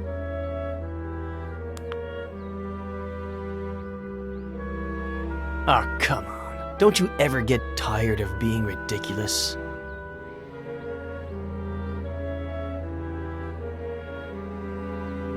It's not going to work this time either. Please. Earlier, I sat down at the edge of the pond. There's something about it that... I don't know. Lingers? It's as if I were there right now. The water moved slowly. I liked the sound.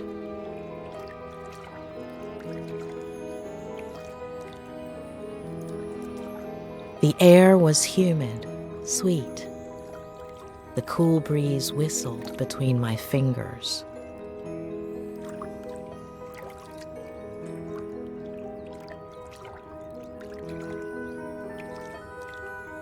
You could barely hear the birds in the distance. It smelled like sap, like bark, like earth. I imagined myself 8 years old, sitting, smelling, feeling, seeing. And I imagine you, 8 years old. I see you. You've climbed up into the treehouse. You're playing. What are you playing? Ready to board.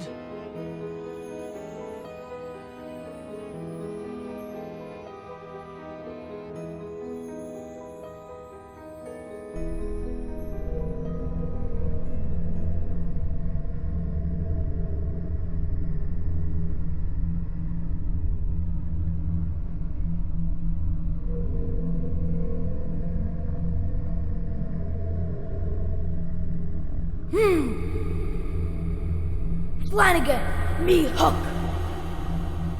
It's not in your cabin, Captain Roberts. You better bring it to me soon, unless you want to end up as shark. Damn it, Eddie! Are you deaf? Come to my office, now! Okay, Dad. Flanagan, get all hands on deck. Aye, Captain.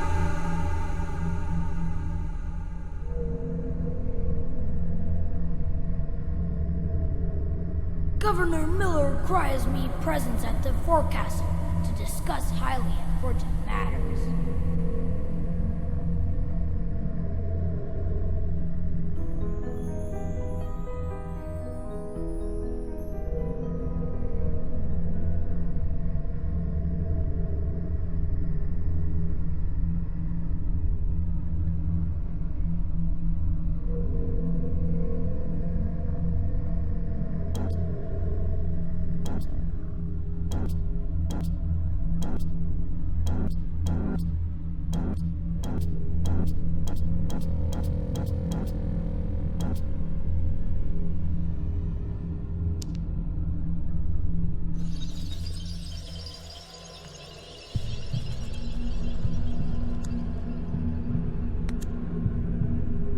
Where did you get all of this? They're treasures.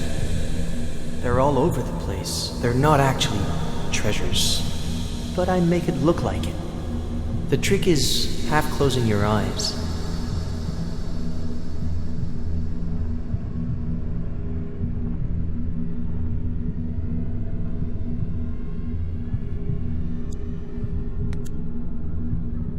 Why the name? It's from a movie, The Dreaded Captain Roberts. Mm-hmm. Do you like being scary? Only when I'm a pirate.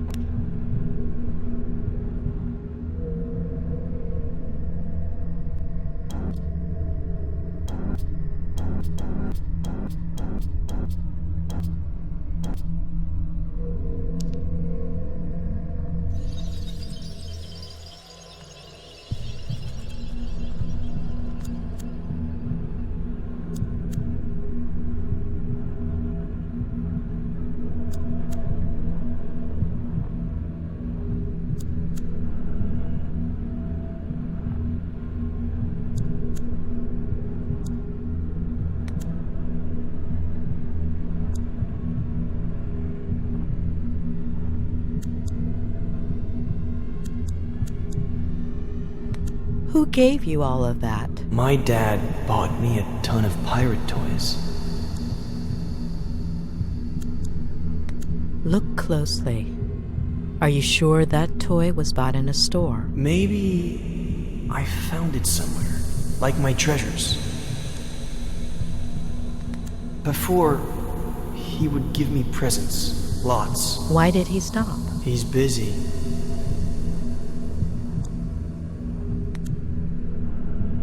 Why is Flanagan so ugly and hunchbacked? Maybe because he's a little dumb. Mm-hmm. Are ugly people dumb? He's kind of like a monster, but cute and fun.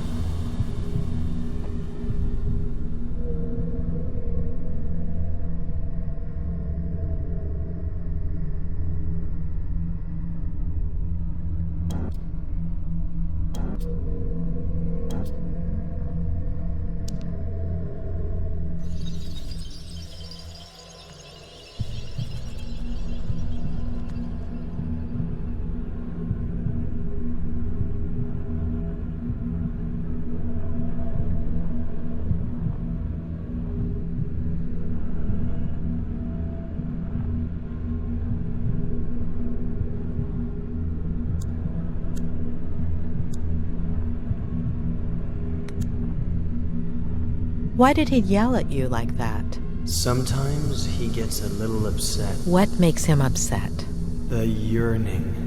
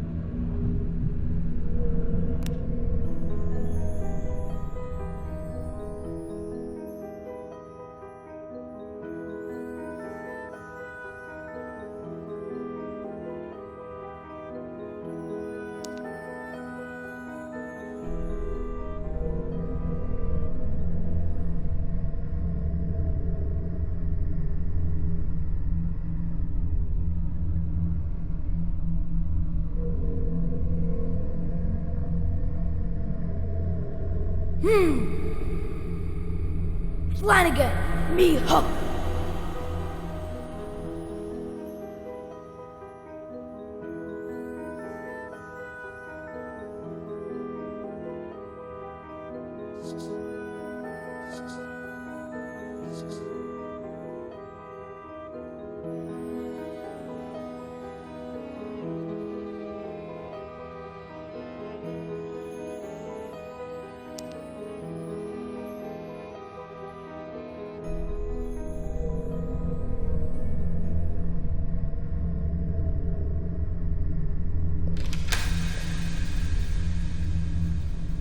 What? Jeez. What have I told you about coming in here while I'm working? If I don't knock on the door, you knock on my head. What do you say you go to the garage and bring me a... you know what? Oh, and most importantly, your mom can't find out. A secret pirate brotherhood pact? Sure, but she can't find out. Come on! You're taking forever.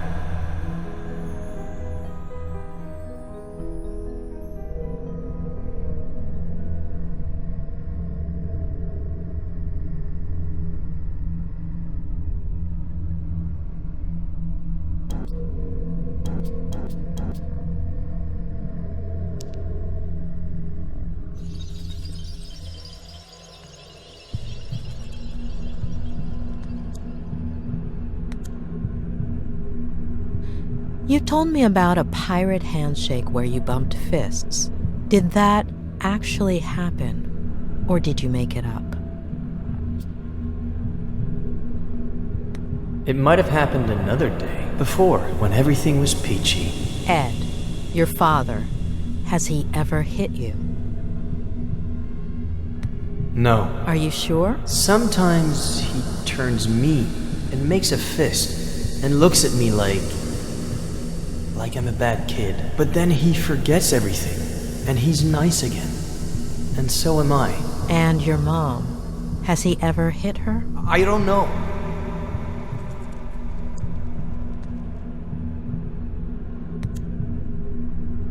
What is your dad writing? A bestseller. Will it? Sell, I mean. He'll never finish it.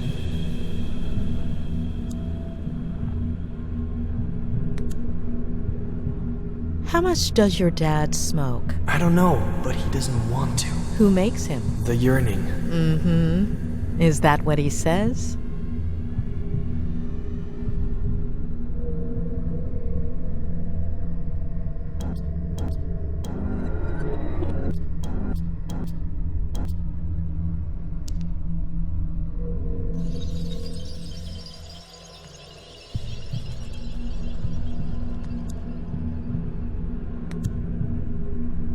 So you and your dad made up the pirate brotherhood? Or was there anyone else? No, just me. And your dad? I don't know.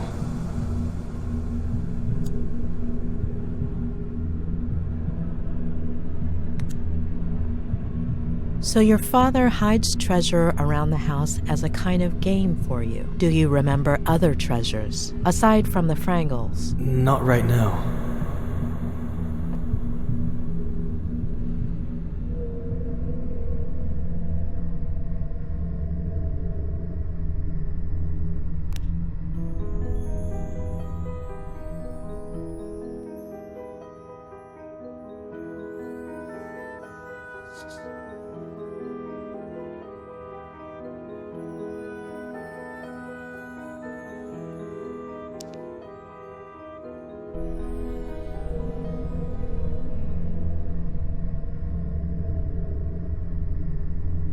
No, it's here in the garage, but where exactly?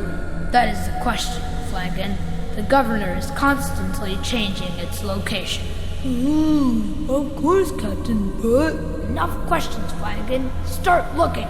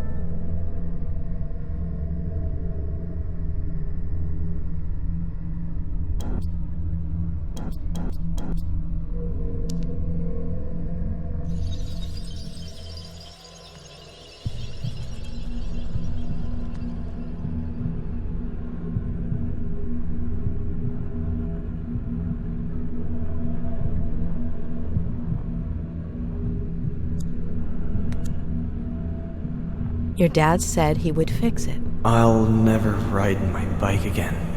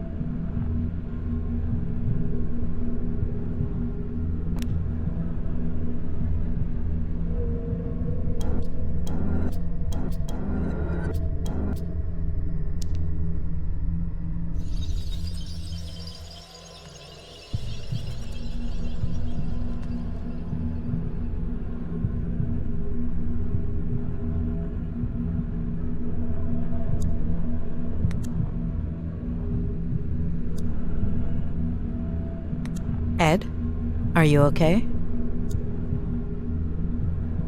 Ed, what are you feeling?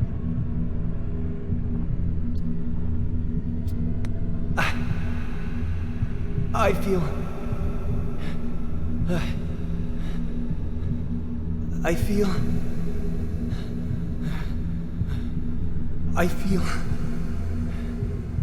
Okay, it's all right.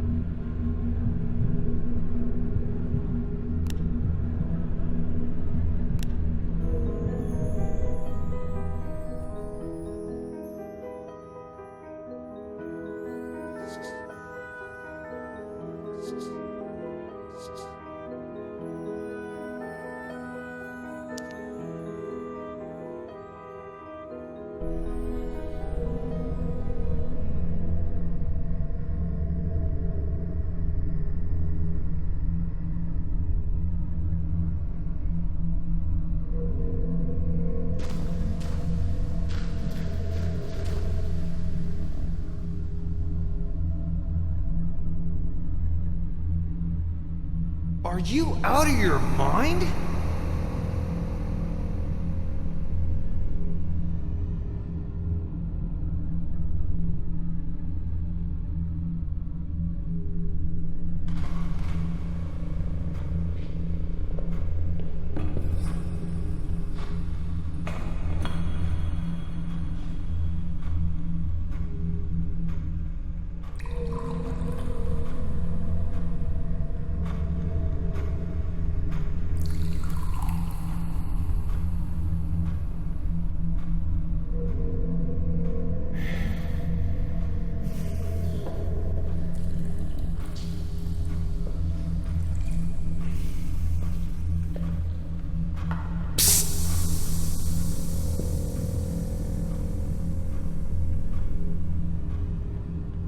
Sit down there.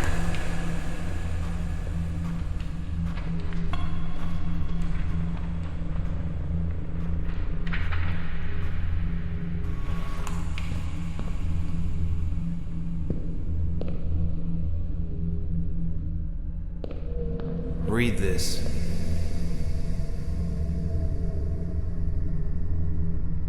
The next step in the long process of Joe human self-destruction involved an internal rebellion. His nervous system out of revenge for being mistreated by Joe.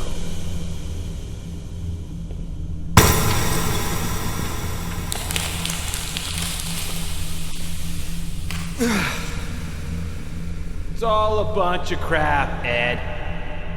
I'll never make it. I'm worthless. You understand? Fucking worthless. I'm worthless. You're worthless. A waste. No matter how hard you try, okay? You're trapped. Remember that. One day it'll come. It'll never go away. Understand? Remember. Dad, I have to. Mom is in the kitchen.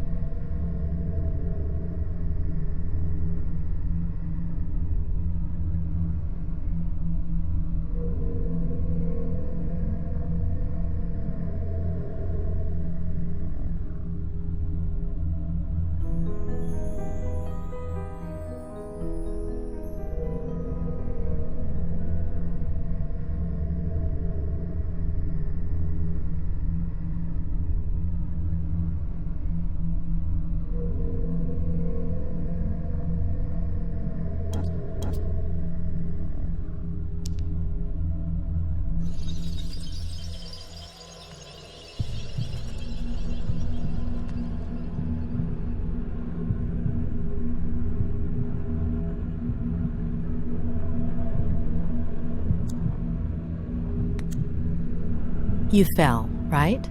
How long ago? Eddie! I got really hurt, and Mom got really scared. Dad, too. It was epic.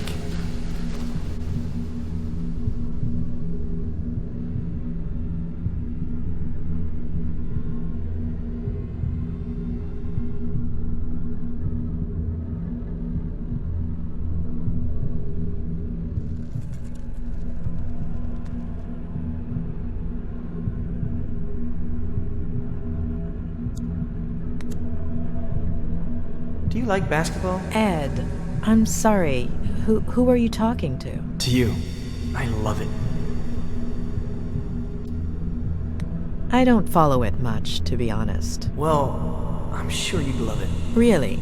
Why is that? Well, because it's awesome. Oh, sure. So are you. Let's see if you can guess my favorite. Definitely Magic Johnson. Yeah, right. Too obvious. Has to be from this season. Nick Van Exel is my favorite. Nick the Quick. It's not Magic Johnson, of course. But looking at this season, it's a shame. Really a shame.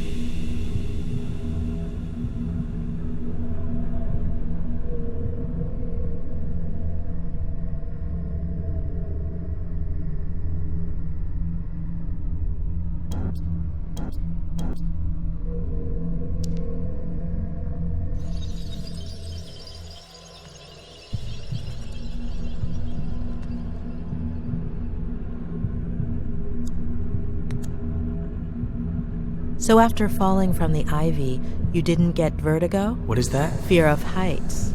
For Captain Roberts, fear is what's found on the faces of his enemies.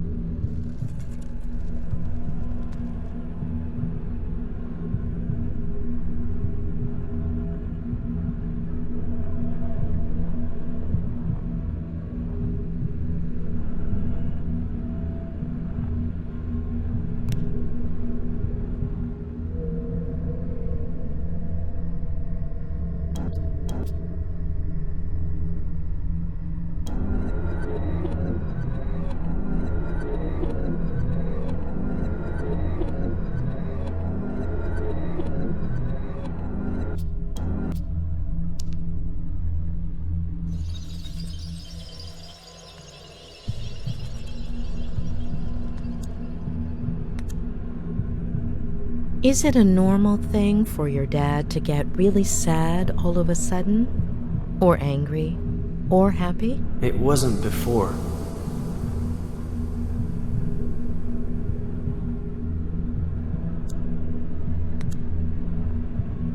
Ed, do you drink? So much. Today I drank a huge glass of water in one gulp. That's good. It's important to drink water.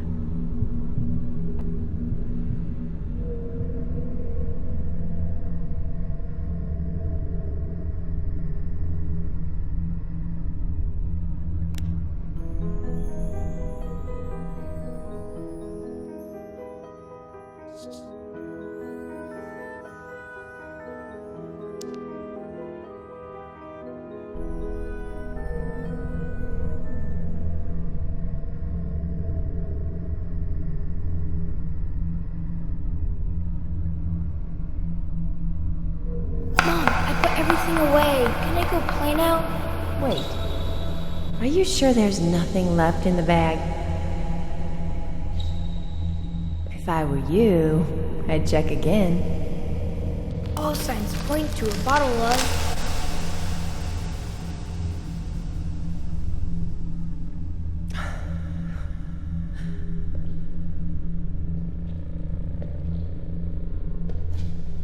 Give me a break. It's not your fault. Oh. Mom! You're bleeding! That's why you were crying. Oh, sorry. I got some on your drawing.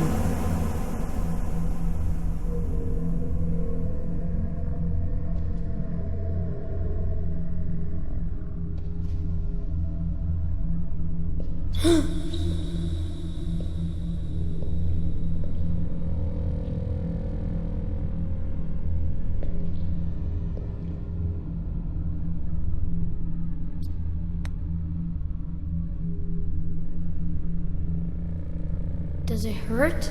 Don't come in! Ow! Ow! Ed, ow! Eddie!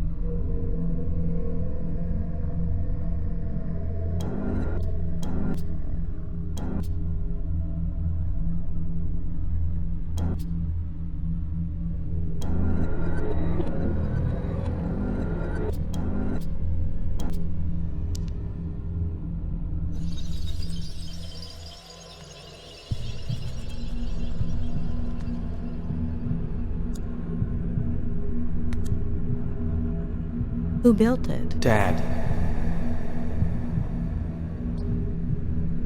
Did he build it by himself? With Mr. Samuels.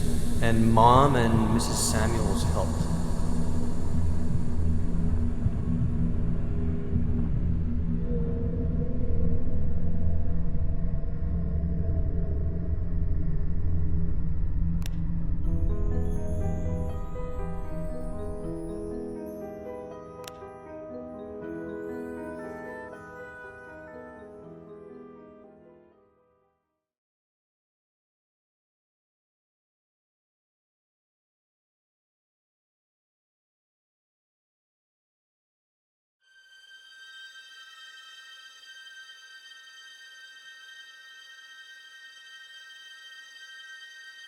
All right.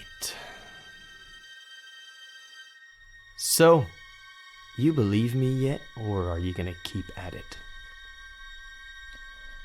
I had to give it a try.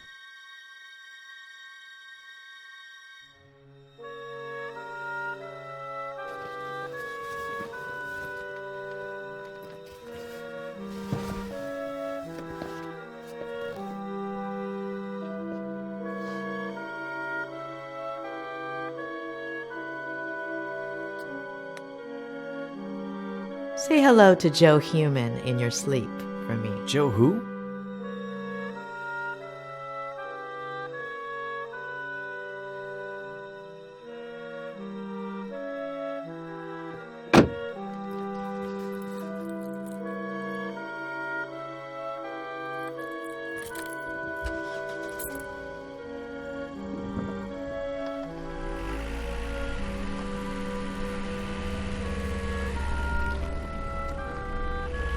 You told me about it. Don't you remember?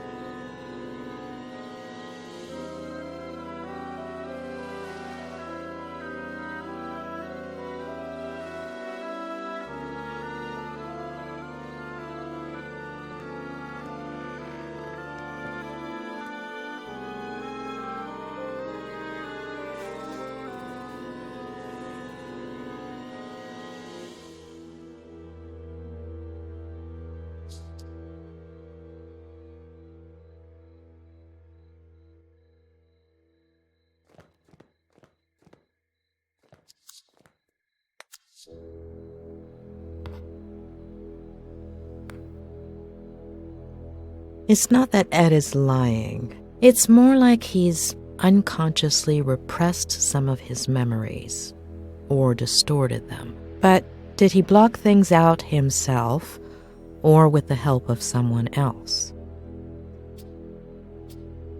Yes, judging from what he's told me, there's reason to believe he did it himself.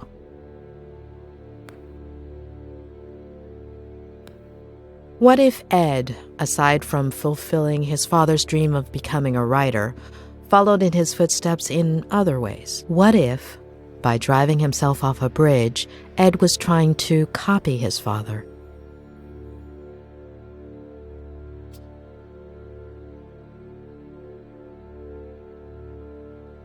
No, John wasn't suicidal. Something tells me he abandoned Ed and Maddie.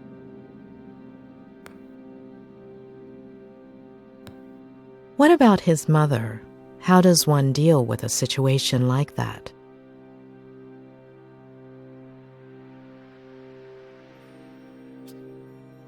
As far as I know, Ed doesn't have any siblings. I wouldn't be surprised if Maddie had decided not to have the child. Too many questions. I hope Robert has some answers.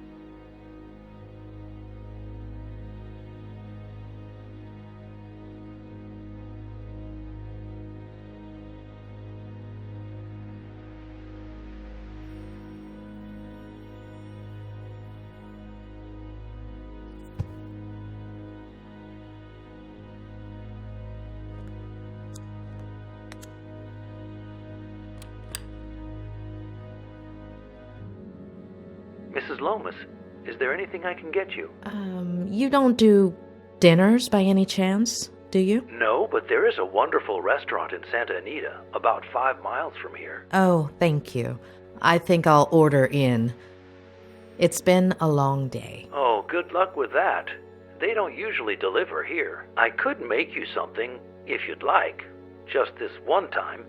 I can add it to your bill. Would you like anything in particular? Anything you have is fine. I'm not picky. Just give me a few minutes and I'll bring you something, okay?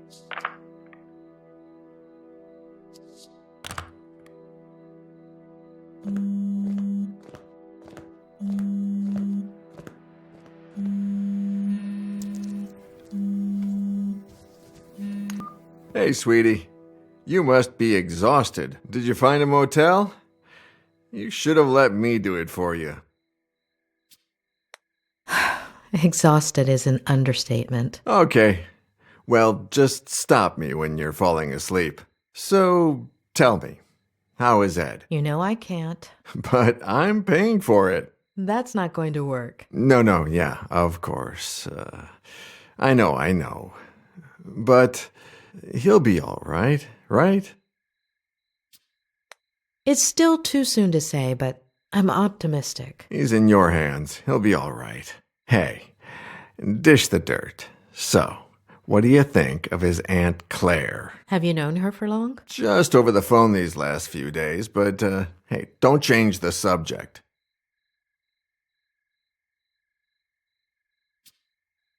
I don't know. I think she's manipulating Ed. Yeah, I totally get it. Well, I have some bad news. She doesn't like me, does she?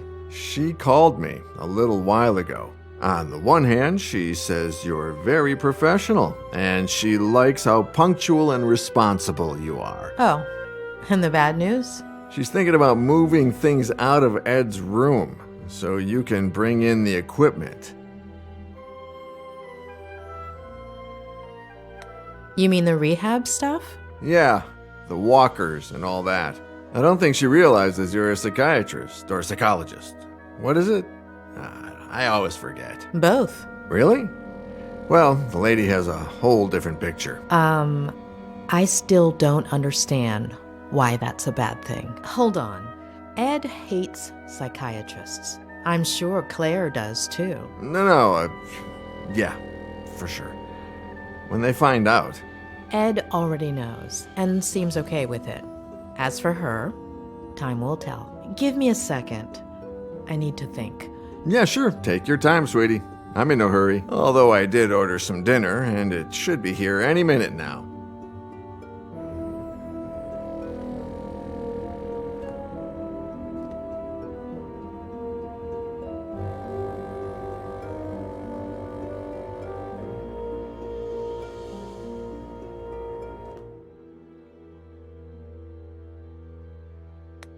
Tell me about Ed's parents.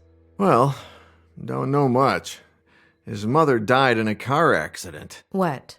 And his baby sister. So she had it. And his father killed himself. Oh, I wouldn't have thought.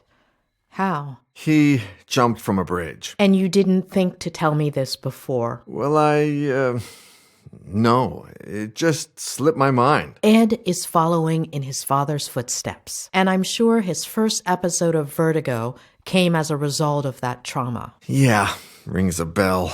Robert. Yeah, I'm sorry.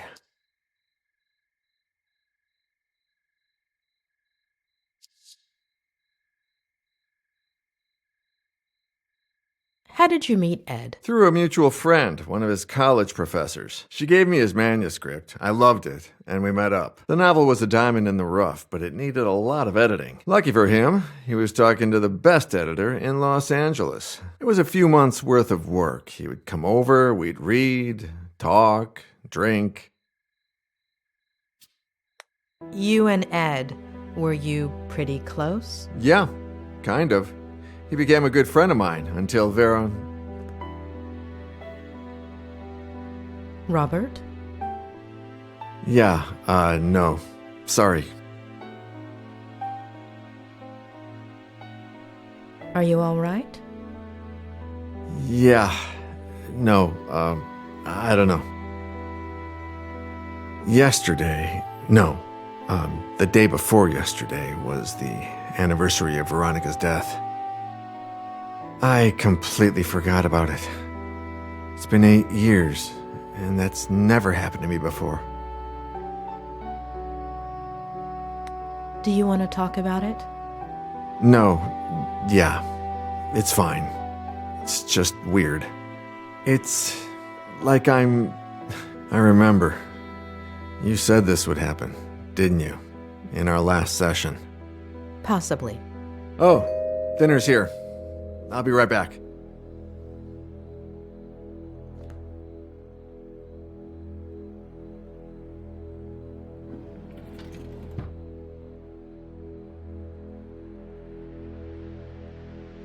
Ah, takeout. A bachelor's best friend. Hey, how's Lou?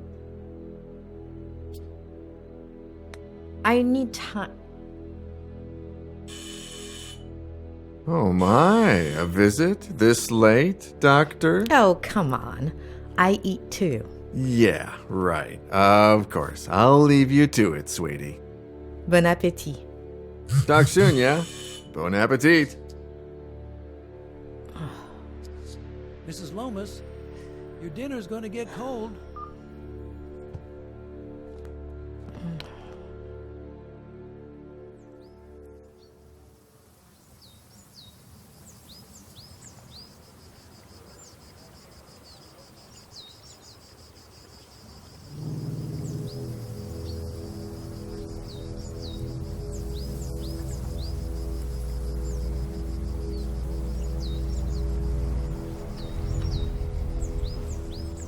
All right, kid. Let's go.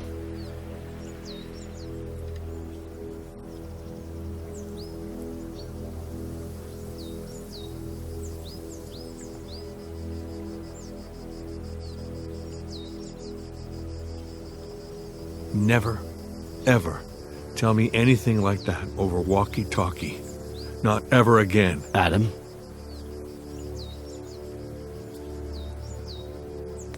You know the protocol.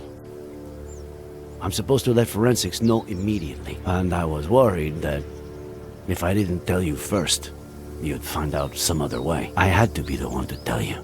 I've never needed a hug so badly. But you don't know what I'm talking about, do you?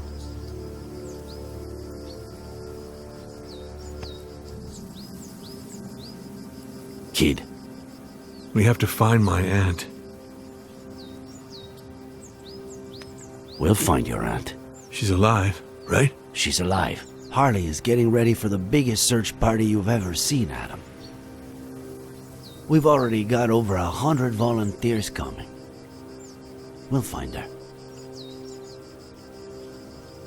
All right? Let's go.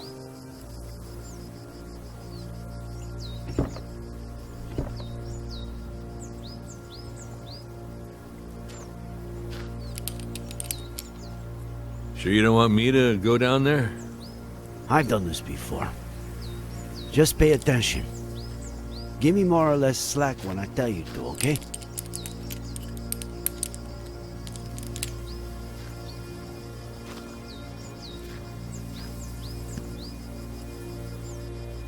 You think there's a connection, don't you? Between my uncle and Ed Miller. According to the forensics, your uncle died... Was murdered. A little over a week ago. That same day, or maybe the following, he was going to go fishing with Miller. We are talking pretty much the same day that Miller's car went over that cliff. And the jackass says he was riding with a girl and a baby that no one's ever heard of. But firemen went down and didn't find anything. We don't put out fires, and they don't find things.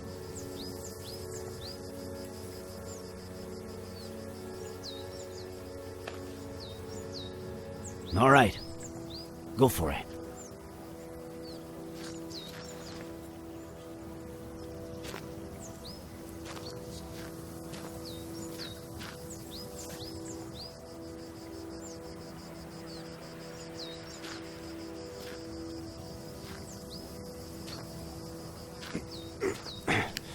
I'm on the ground. I'm on clipping, all right?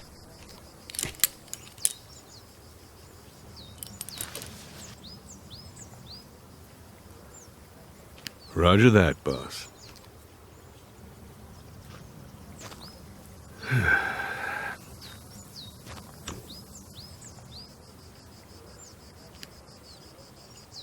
I skipped the monthly dinner, Nick. No reason. I just didn't feel like it. I don't know why. Just didn't, you know.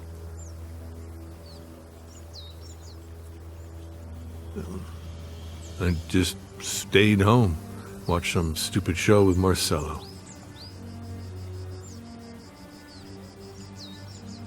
Maybe if I had gone...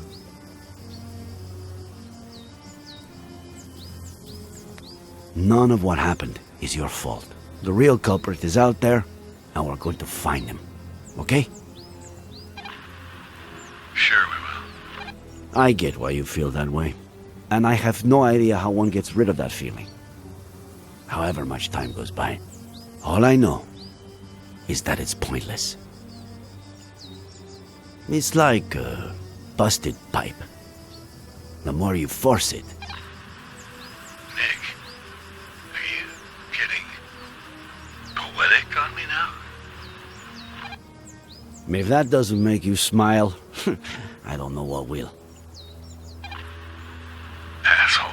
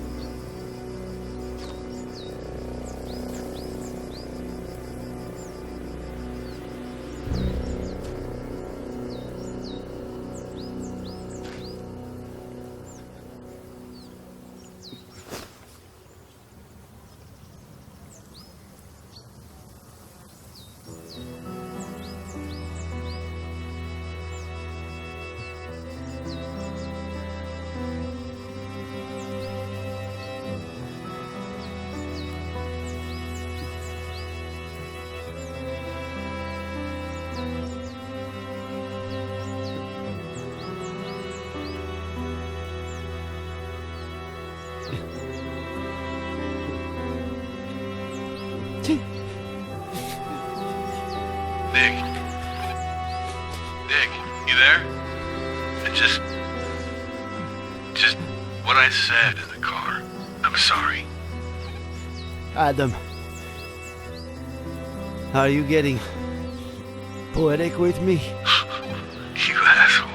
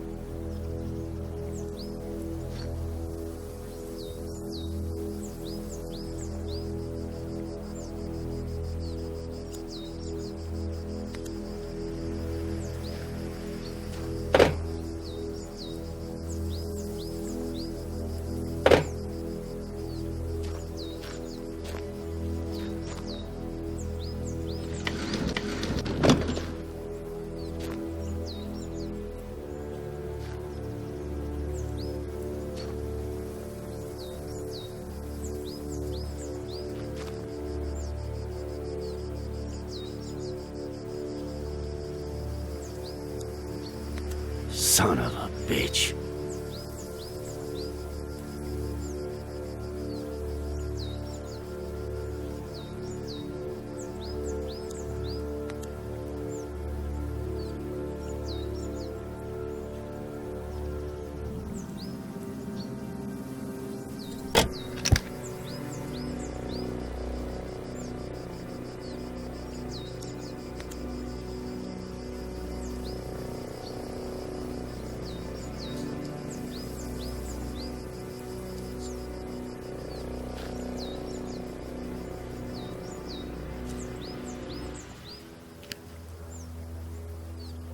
Tell Harley to call forensics. We've got work for them.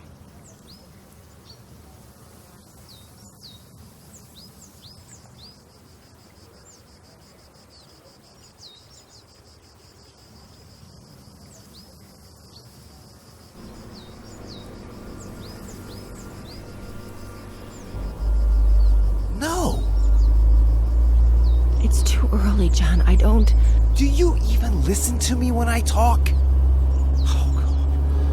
Next week. Here we go again. Next week. There's no traffic now. You know how it gets? If we don't leave before sunrise, we don't get there until lunchtime.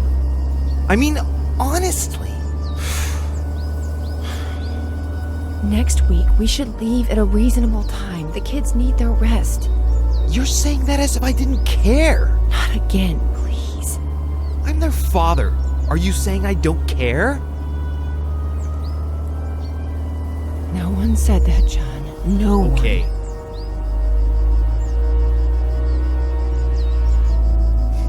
You're not gonna win this fight. It's over.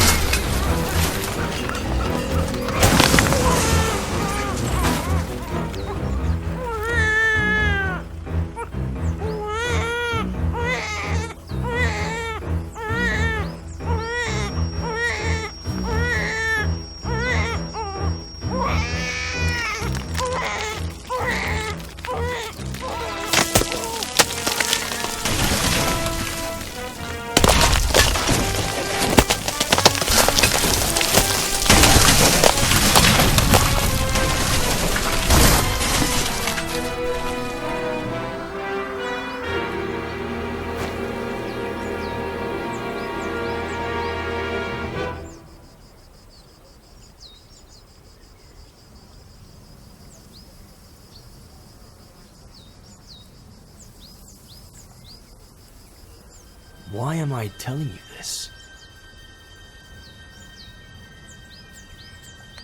It's important, Ed.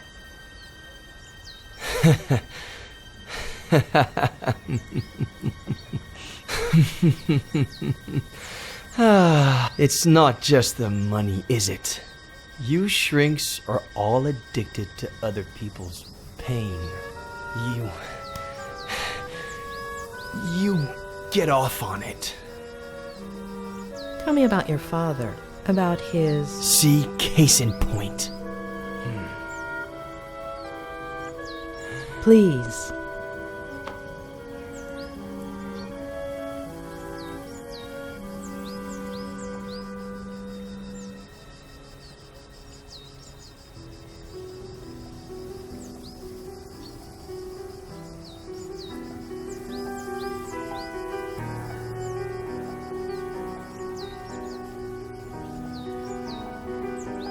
Aunt Claire really loves you, huh? If she'd brought me all those books, I would have never left my room. What about the birthday cake she's making for you, huh? Come on. Let's see if you remember the ingredients we have to buy. Okay. I'll say one, and then you say one. Baking powder. Eggs. Yes. Flour. No. Butter. No. Molasses. Yes.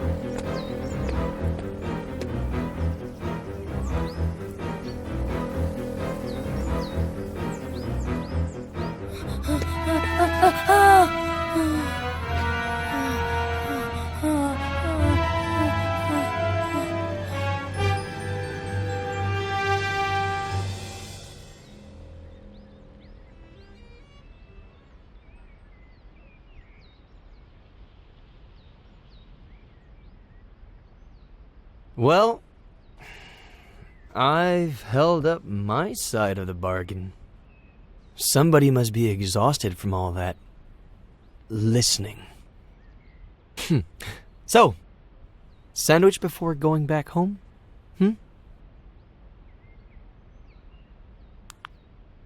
You know,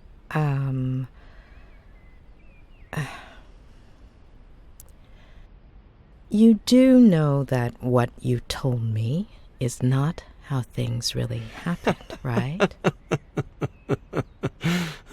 Addicts. That wasn't enough for you? You need a double dose of tragedy? Look at the spiral, please.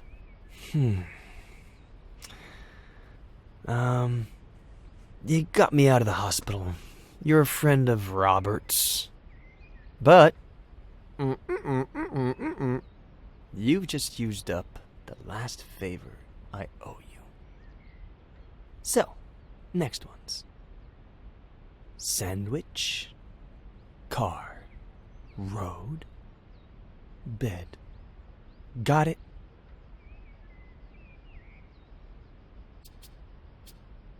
We'll see. You're 9. Your parents woke you up in the middle of the night to go on a trip.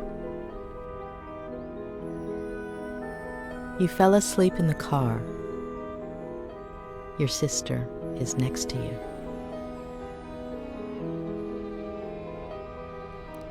You hear your parents, and gradually you wake up.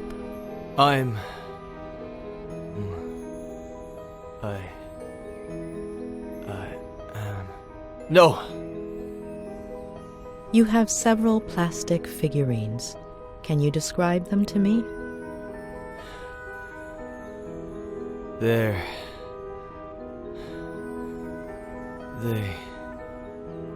are from... Please, no. No.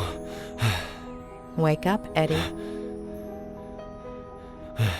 No. Wake up. No. Wake up. No. Wake up.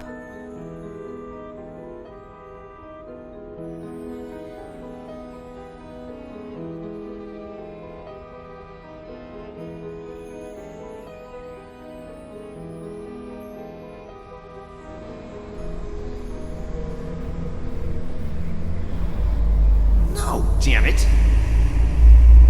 I can't do this anymore, John. I can't. Do you even listen to me when I talk? Next week. What did you promise me, Next week. For richer, for poorer, in sickness, and in health, until death fucking do us part! God damn it! Next week, I'm taking the kids, and I'm leaving. The sooner you get it in your head. Am I right? Not again, please. With Ginny's father. You seriously think I didn't know about that? That I don't know who he is?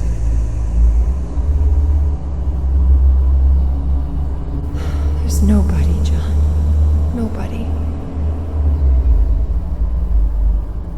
You're not gonna tear this family apart.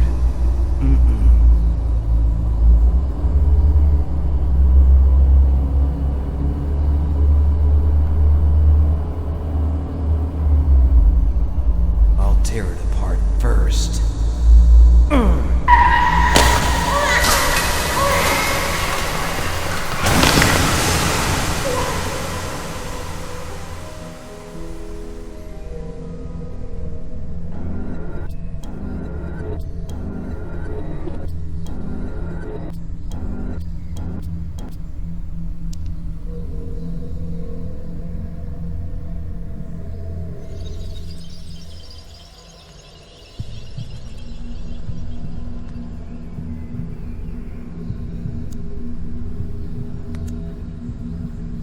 Do you go from San Francisco to Cerro Lake every weekend? Mainly in the summertime. The house in San Francisco is really small. And Dad says his imagination doesn't fit inside, so it ends up jumping out the window. Especially now that they've turned his office into Jenny's room, right?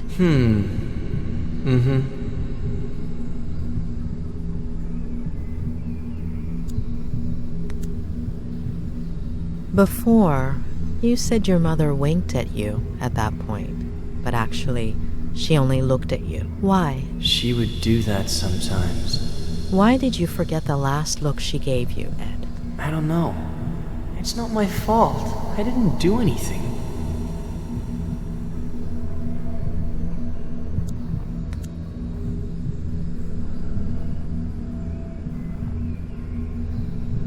Do you know why your mom decided to have Jenny? I don't get it. She was just a little seed.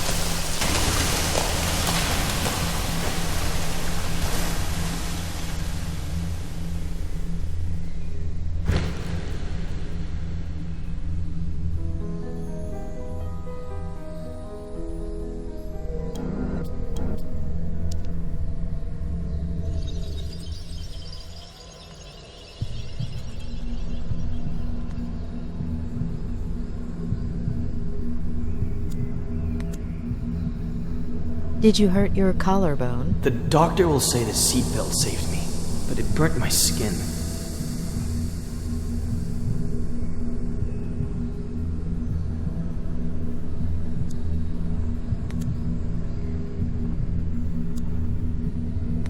She's asleep, isn't she? You know she's not, Eddie.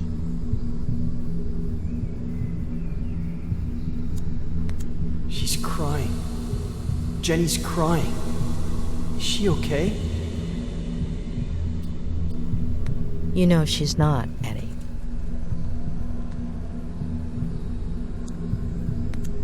Before, you told me a blowout caused the accident. Yep. But you didn't hear anything, did you, Ed?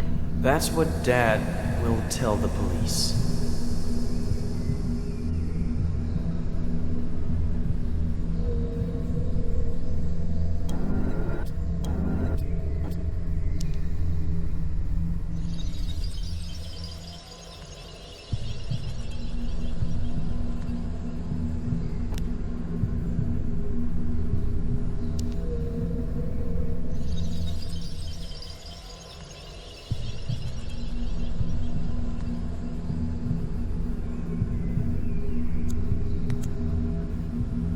Will your father keep drinking from that day until his last? Aunt Claire won't let him. Aunt Claire? She'll come from San Bernardino to take care of us.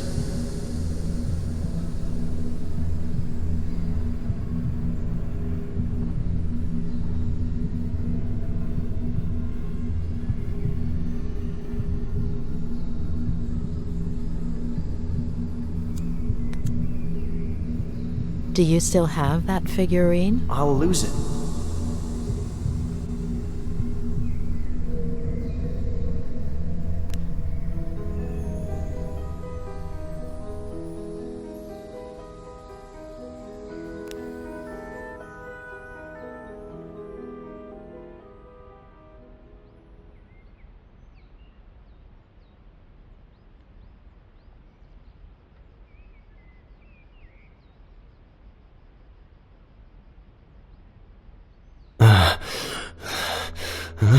Huh? What happened?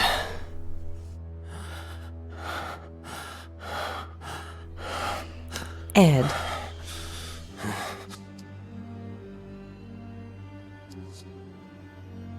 All right. You have to know the truth. Your father did something that...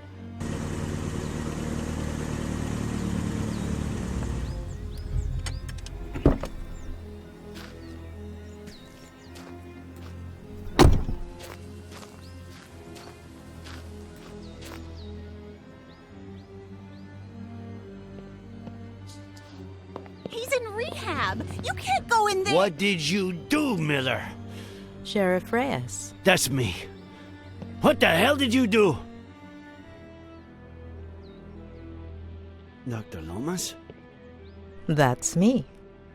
Oh, sorry. I have to talk to Mr. Miller. Could you wait outside just a minute? I'm sorry to inconvenience you, but...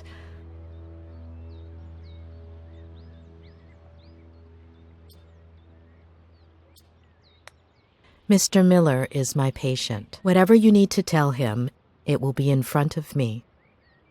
I understand your predicament, Doctor. But it's serious. I wouldn't be asking you if... I understand your predicament as well, Sheriff. You barged into my patient's room without permission. What's so urgent?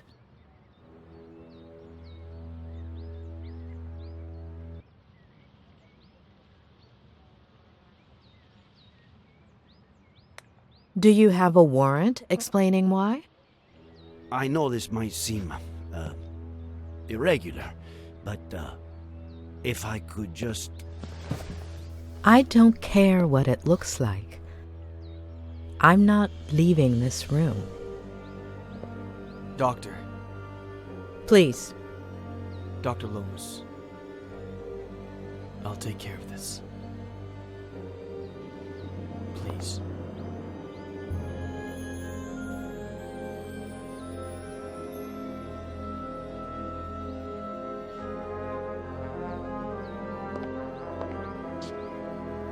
Thank you.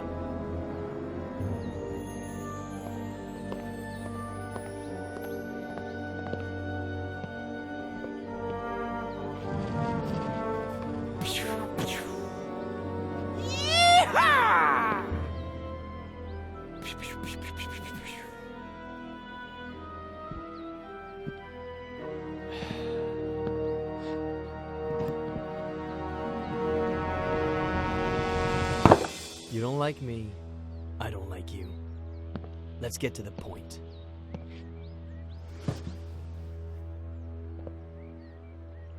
Okay, Miller.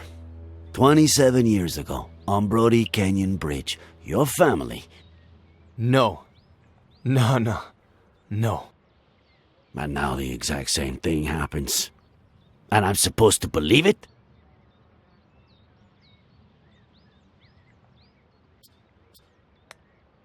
I suppose you know they ran some tests when you got to the hospital. Enlighten me.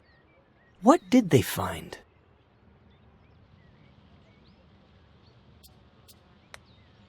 Alcohol. Yeah, right. Well, according to the truck driver who saved you, you reeked of booze. I hate this stuff. Can't even stand the smell. Even an 18-year-old Durrell Special Reserve?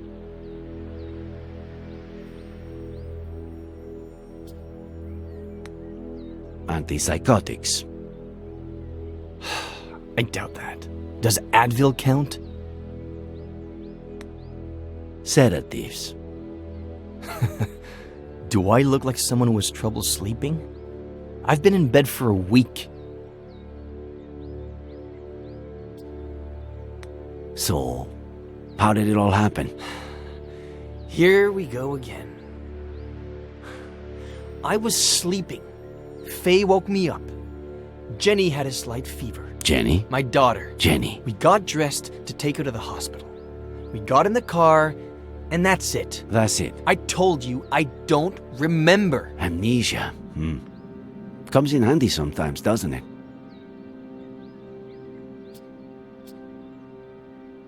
We searched the car. No sign of a certain Faye or a baby. The police academy isn't what it used to be. Convince me. I'm sure you have their pictures on your phone, right? It was the first freaking thing I checked when I woke up. All deleted. Sure. Describe her then.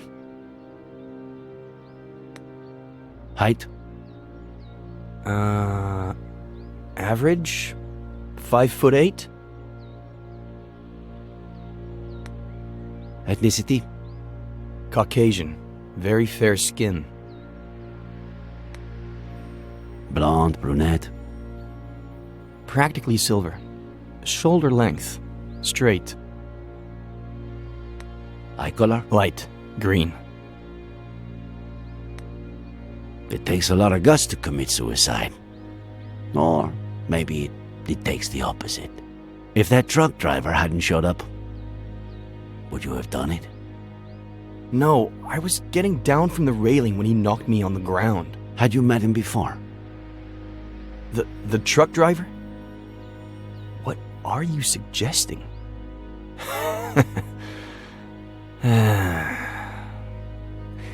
You had me confused for a minute there, Sheriff. I thought, how is this guy who's been out to get me since forever the only one who seems to believe Faye exists? But I get it now. I stopped counting the amount of times you pulled me over for a breath test. Now you finally have an excuse. You want to lock me up for a damn DUI? And if you can also peg involuntary manslaughter on me, all hail the sheriff.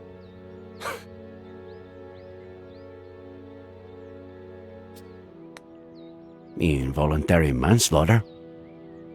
You're gonna have a hard time proving anything else. We'll see about that. You are good friends with the Franklins, aren't you? What? What have they got to do with any of this?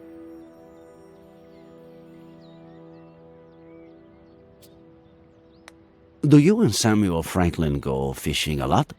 Is that a crime? Huh. You barely have any friends. Him, I'd say he had, what, none? I don't know. A few years ago, I went for a walk in the woods. He was fishing. I spooked his fish. He ended up showing me the ropes. We go down to the river every once in a while now. Or he just stops by when he's bored. Just your average boy meets old guy story. How do you get along with Esther Franklin? We were close when I was a kid, but that ended when I went to San Bernardino with Aunt Claire. When I came back about 9 years ago, we started to reconnect. She still cares about me, for some reason. Do you have a gun permit? I'm a writer. The pen is mightier than the sword and all that crap. Then, what's that Glock 19 doing in your glove compartment, huh? What are you talking about? Are you messing with the little sanity I have left? All right. That's it. What's going on? Mr. Franklin is missing. Samuel Franklin died from a bullet to the head. The same day, you almost killed yourself.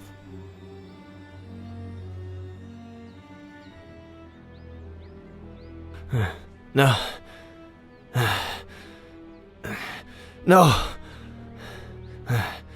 No. No.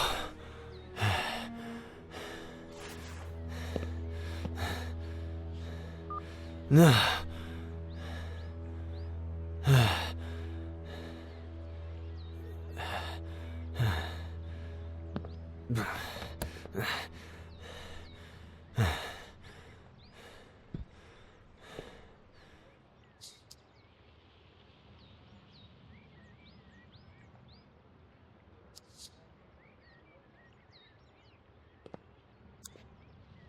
No. If Miller has seen any detective movies, he'll know what I'm trying to do, especially being a writer.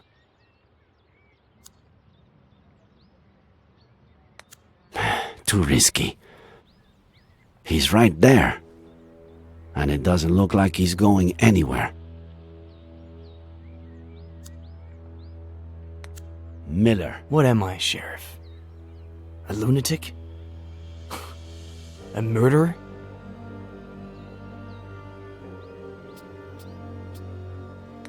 Right now, you're just a suspect. We'll see what happens.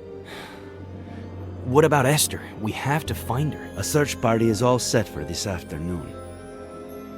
We'll find her. And I can't even help. Fucking Vertigo.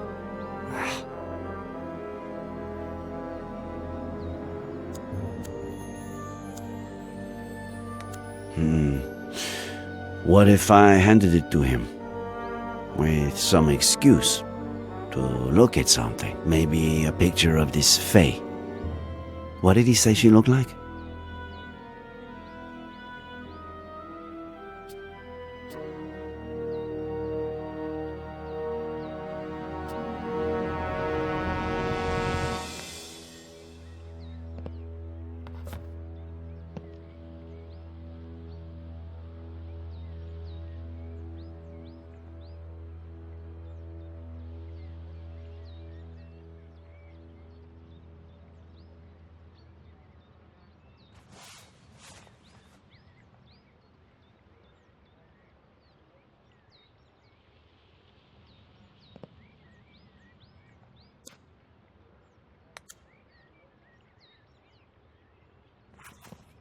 There's something I want you to see.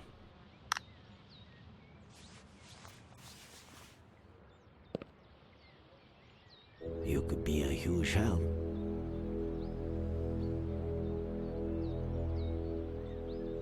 This was just sent to me. She was seen around the park. Is it Faye? She was blonde and had green eyes, but no. Zoom in. Look at the details.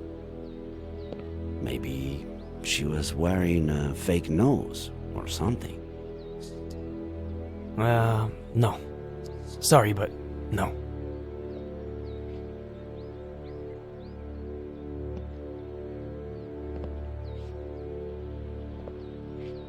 Hey, Sheriff.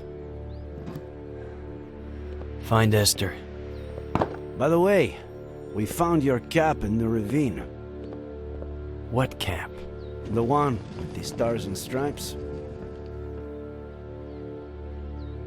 No.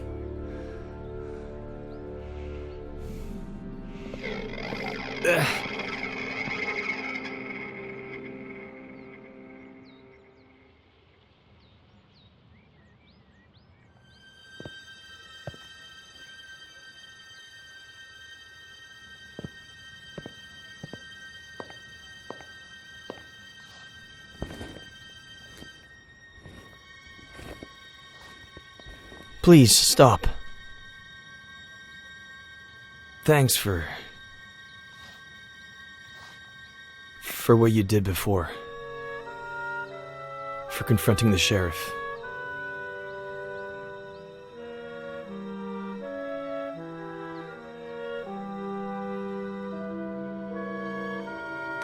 Are you all right? You know I'm not. Please help me.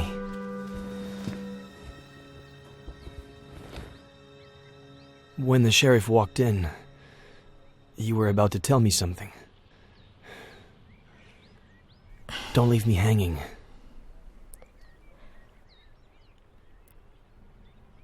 I'm still missing a piece of the puzzle. Just one. Give me that piece and I'll tell you everything without the fear of hurting you anymore. Before your childhood accident, days, maybe weeks earlier, if that's what I think it is, something your father told you about your mother, or the other way around. Something that made you take sides.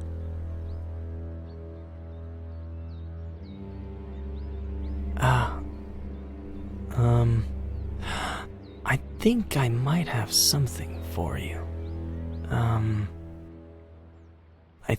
I think... Yeah. It was the weekend before the accident. I was completely obsessed with his sea shanty.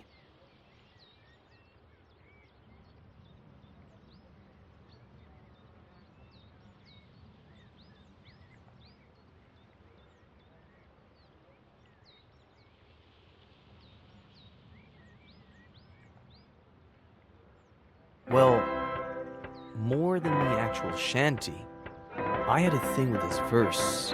I don't even know why. What verse was it? What did it say?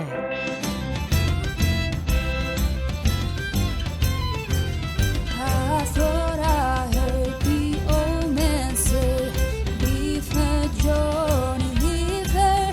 Tomorrow you will get your pay, and it's time for us to leave her.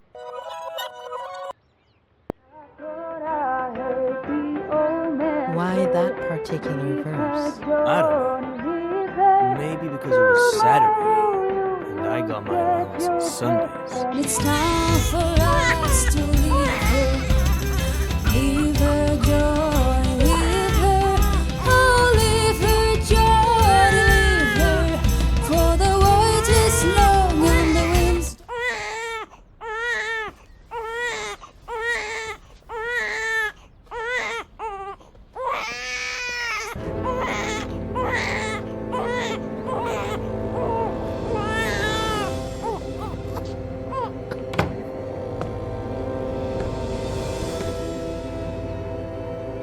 Special Agent Miller, I have an extremely important mission for you.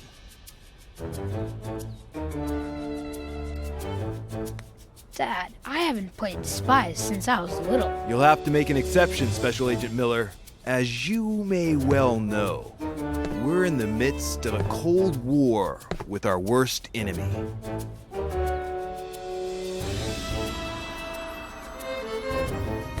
But they said on TV that the Cold War was over. That's exactly what our worst enemy wants us to believe. That darn KGB. Several of their agents have placed 3 nuclear bombs in one of our top secret submarine bases.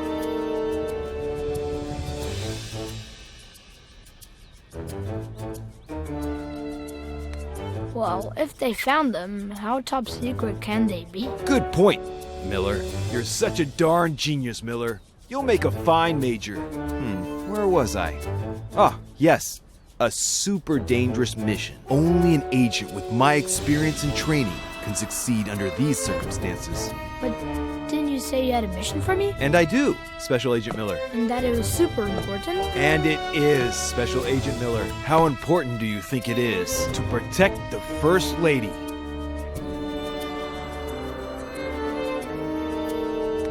Extremely important, sir. I couldn't have said it better myself. Did I say Major? Miller, you'll make a fine colonel. Nothing is more important than the First Lady. And who are we protecting her from, sir? That's what we need to find out. Precisely that. There's a double agent among us. A traitor.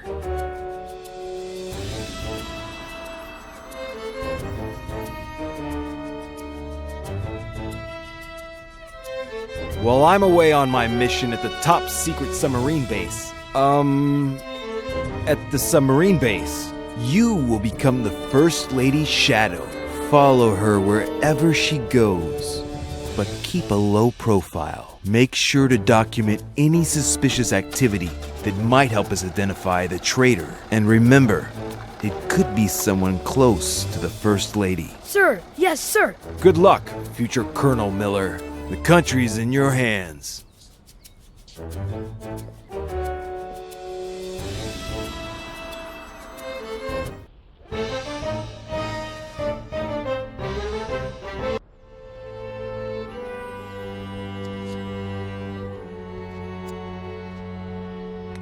Where's the other one?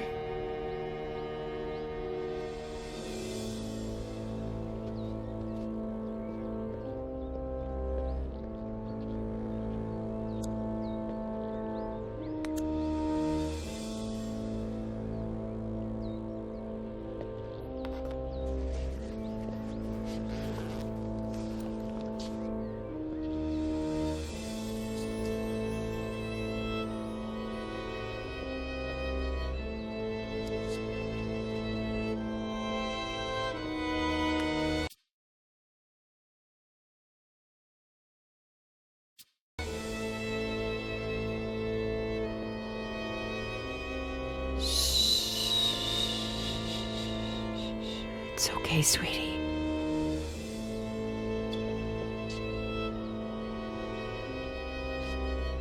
Lieutenant Flanagan, do you copy? I do, sir, just like you ordered. Do you have a visual of the presidential suite? Loud and clear, sir. Good. Let me know when she exits and heads towards the conference center. I can't risk her seeing me. Darn it, Flanagan. I told you to inform me if she left the presidential suite. Oh, did she leave?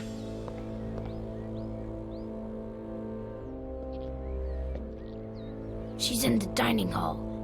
Follow her and hide.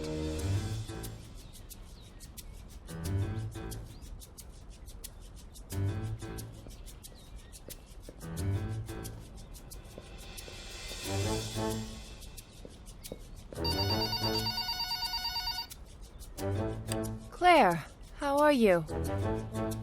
No, your brother just left to get groceries. Oh, she's just precious. Yes, she gets plenty of air. I'm making dinner now, but in about 15 minutes I'll take her outside and we'll go to the lookout by the lake. Yes, the lake that's by my house. How would that be dangerous? Don't worry, I won't let her get close to the railing. We'll just sit on a bench. Okay, I'll definitely tell him you called when he gets back.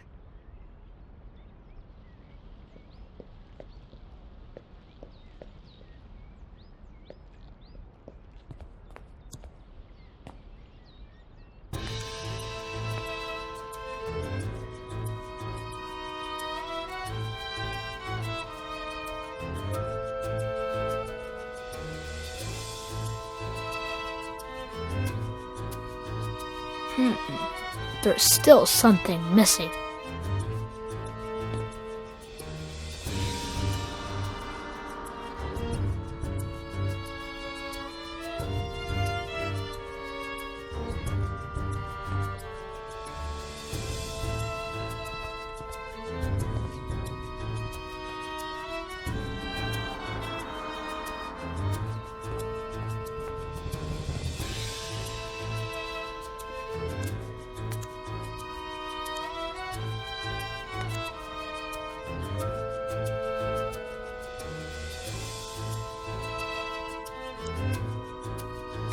Flanagan, I told you to search the presidential suite for microphones, didn't I? And so I did, sir.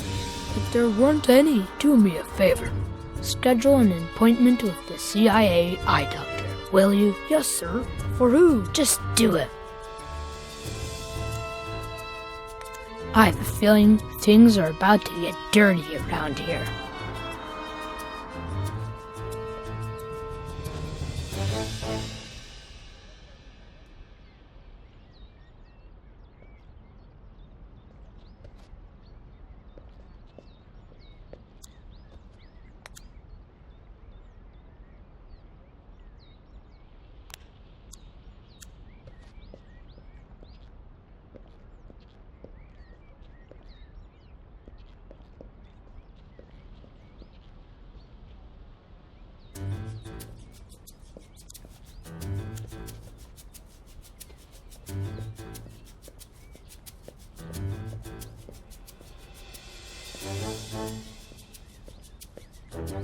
Jenny! No! My little sweet pea. Come on, sweetie. Time to wakey wakey. Who wants to go see the lake views? Come on, don't be a little sleepyhead. Or your Aunt Claire will never let us hear the end of it. You'll see. It's such a beautiful day out there. And when we get back, you'll have your bottle. You like that, don't you? Close call.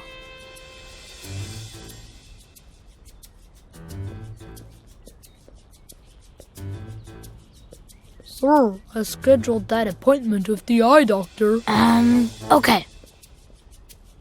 All right. Good, Flanagan. Yeah, always glad to help, sir. Not the sharpest tool in the shed. I swear, I don't know why certain people are even born.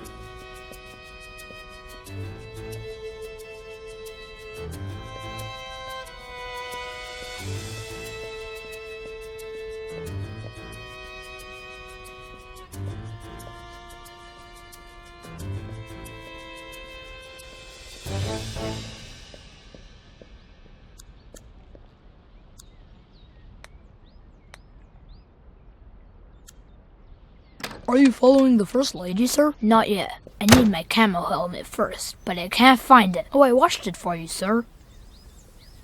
I left it in the hangar. By the tanks and motorcycles.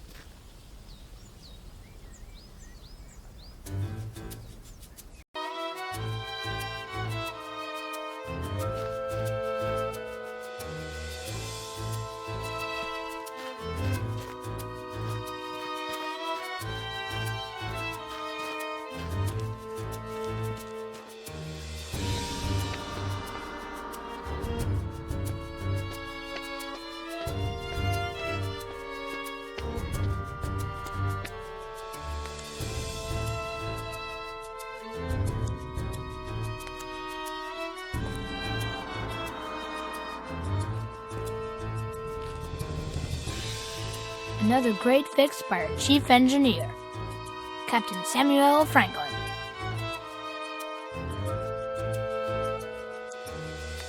Flawless design brought to you by our chief engineer, Captain Samuel Franklin. Although, why is there no jungle camouflage on my jungle camouflage helmet, Flanagan? I removed it, sir. It was not aerodynamic, sir.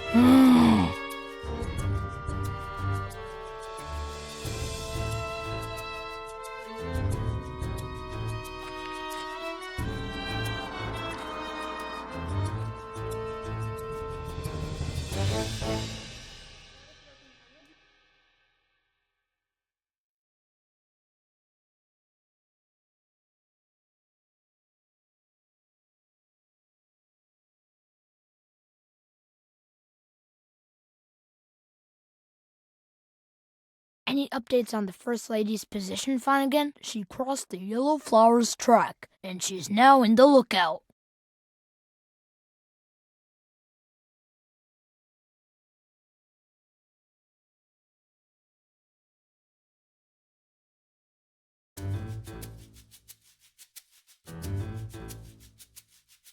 I can't get any closer without jungle camouflage on my jungle camouflage helmet.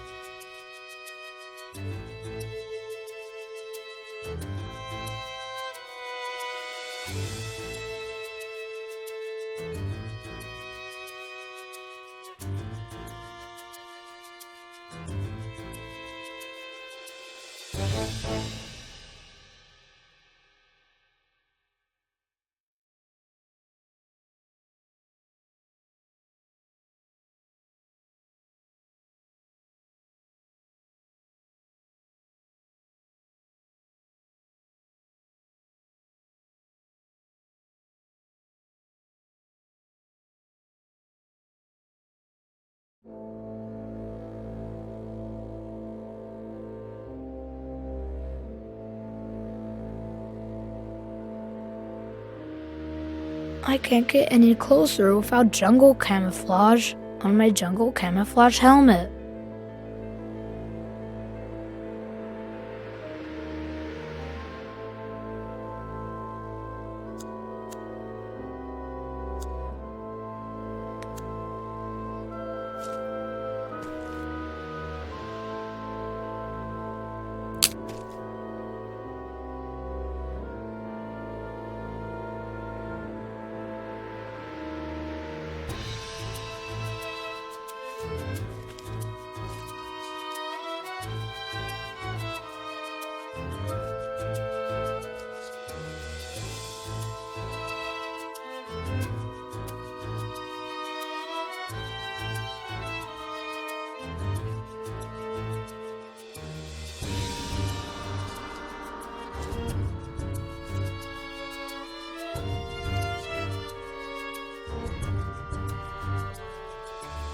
No, wait! Yes, sir? The double agent is manipulating the First Lady. She's setting us up. Sir? She stole a microchip from my safe and is accusing me of leaving it for the KGB to find, and the First Lady's buying it. Now, if that's not suspicious activity.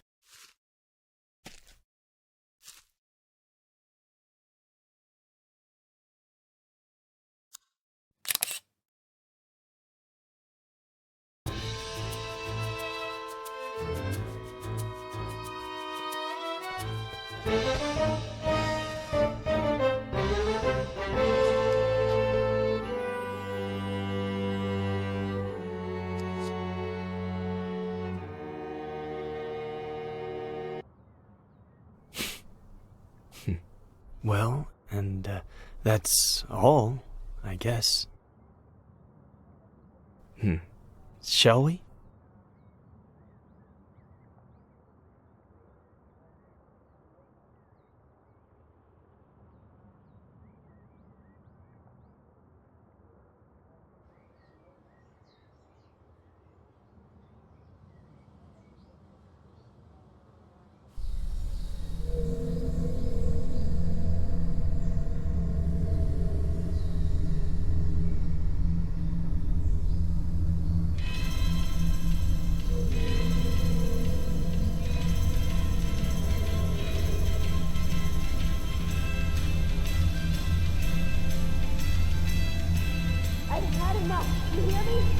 enough. You've had enough. You've had enough. I've had enough. It's you and that fucking novel. Well, I'm fucking done with all your I can't stand it. You have the nerve to say that. The fucking nerve. Do you hear yourself? Oh, I could have left 2 years ago, bitch.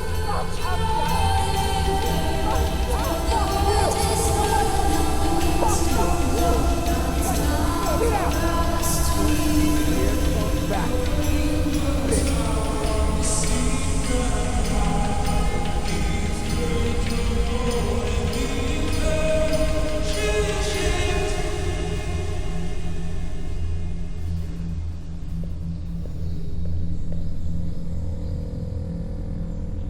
Lieutenant Flanagan, we have a new mission. A KGB agent has infiltrated the presidential palace with a single goal: to drive a wedge between the president and the first lady, putting an end to a vital, long-standing alliance. But we won't let the KGB get away with it.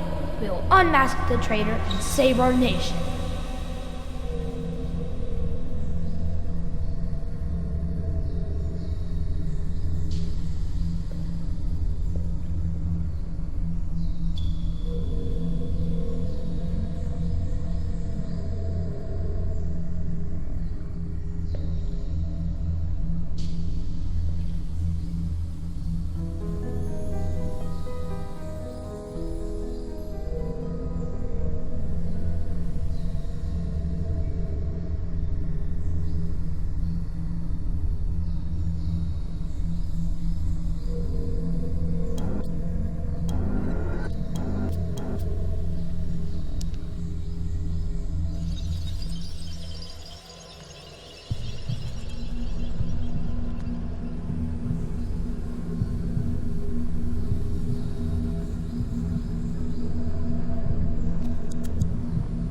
You weren't obsessed with an entire verse, were you? Only with one sentence. Leave her, Johnny.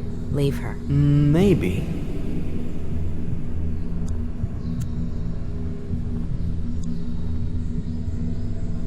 I know you found the missing figurine after all. Mom will give it to me later.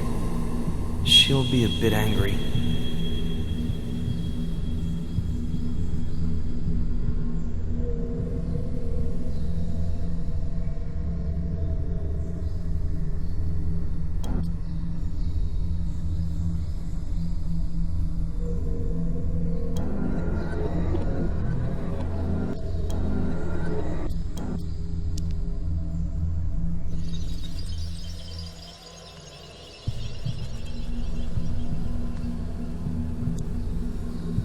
Why don't you trust your sister, Jenny? Because she takes up all of Mom's attention, and then she can't be with me or with Dad, and then Dad gets mad.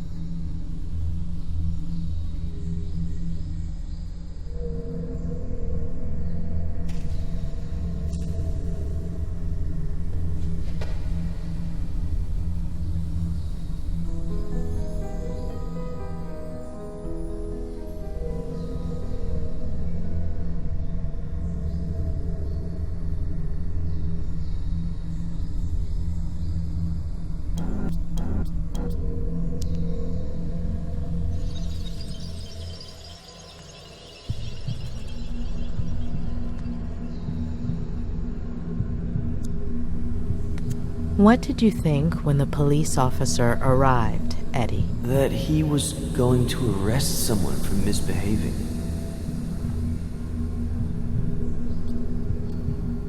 Yeah, or I don't know.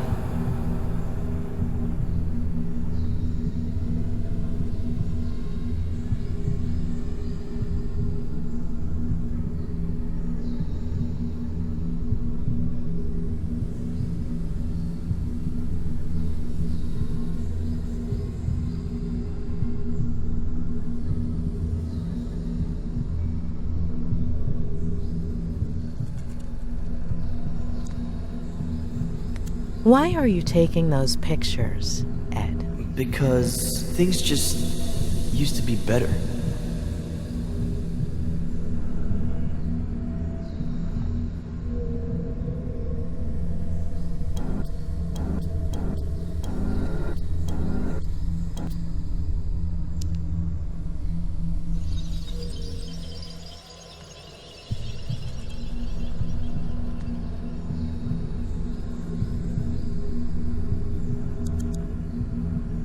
How did Jenny get a hold of that figurine? Sometimes Dad sleeps in Mom and Dad's room in the morning or in the afternoon. And Mom comes and changes Jenny's diaper on my bed. So I go outside to play.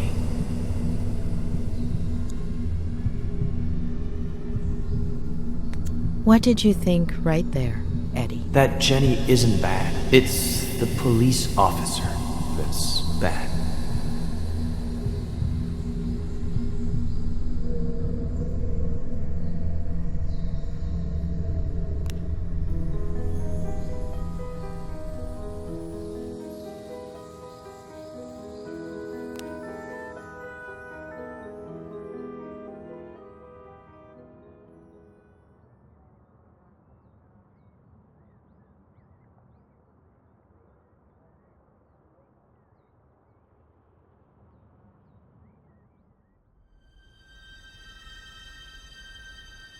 What? It can't be that bad. So, you are going to tell me now, right?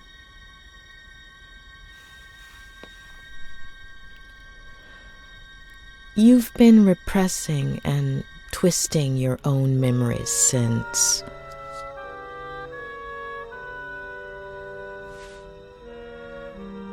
Your father was not the person you remember. At some point, when you were little, he became obsessed. He got lost. He started drinking.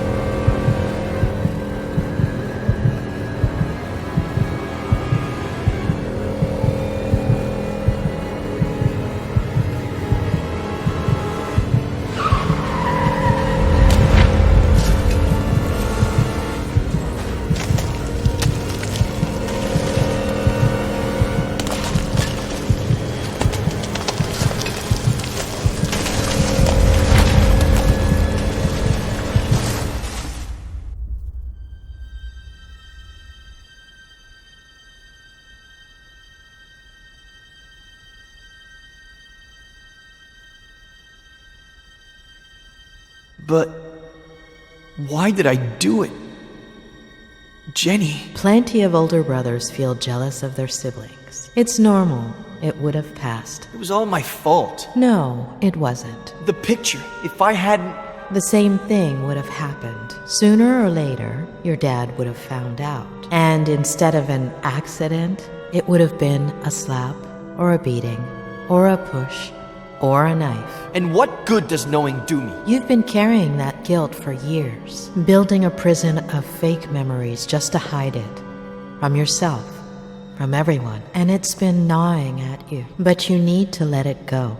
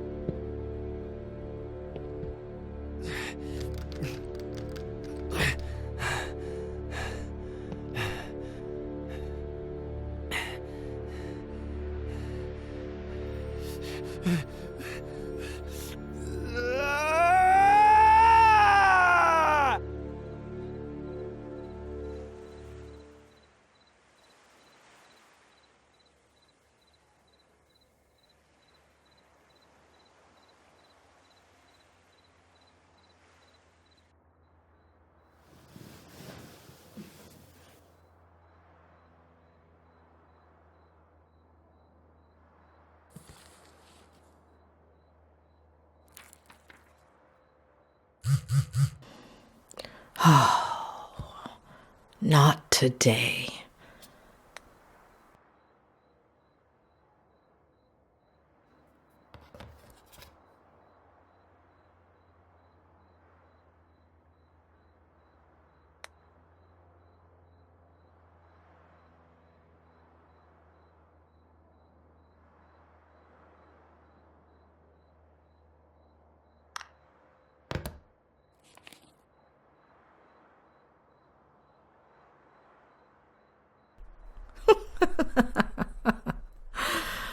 Oh, Ed, you're the most loyal person I've ever met.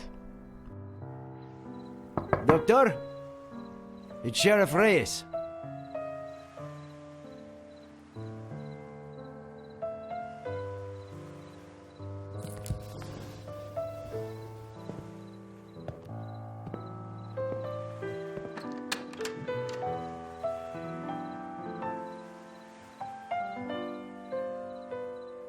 Doctor, sorry to bother you this late, but...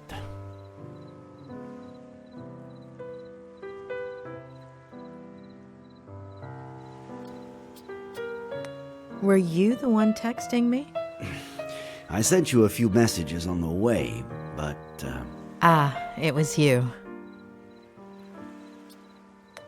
Why are you here? What do you want?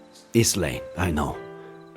We were looking for Esther Franklin until just now. Did you find anything? There's still hope. I'm sorry about this morning. And you know I don't want to put your career on the line, but...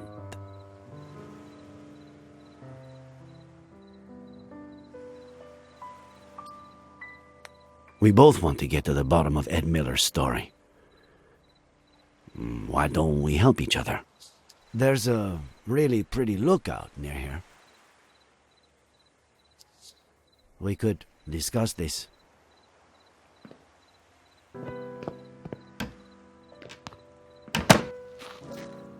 I'm telling you, it's bad news. The gun, the bottle, his connection to the Franklins, the whole implausible story about the...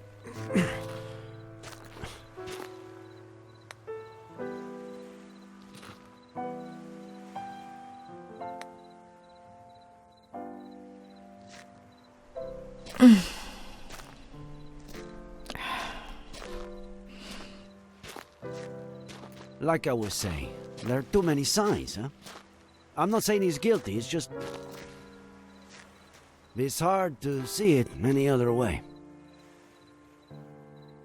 Don't you think, Doctor? There's one just like it in my favorite movie.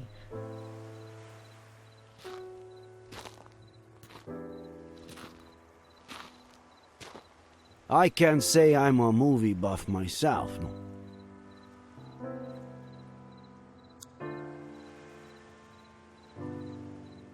It's incredible to think that the tree was almost 600 years old here. That it died here, and that we've only been here about this much. Here, no, a year later, I was at a protest march. The police charged us. I fell. LA, right?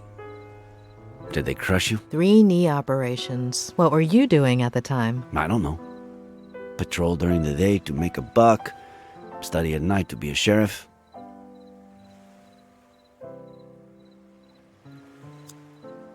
I was born about here. You? About the same.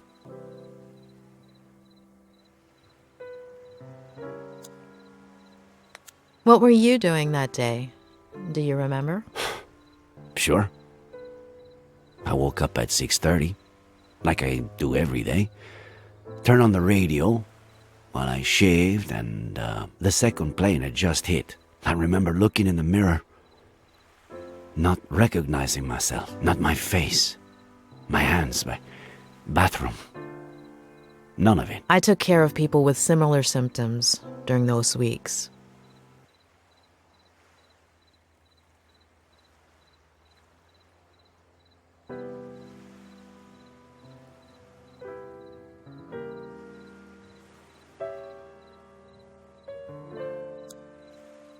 In 2016, I became sheriff. Congratulations. I had no idea what I was getting myself into. 2016.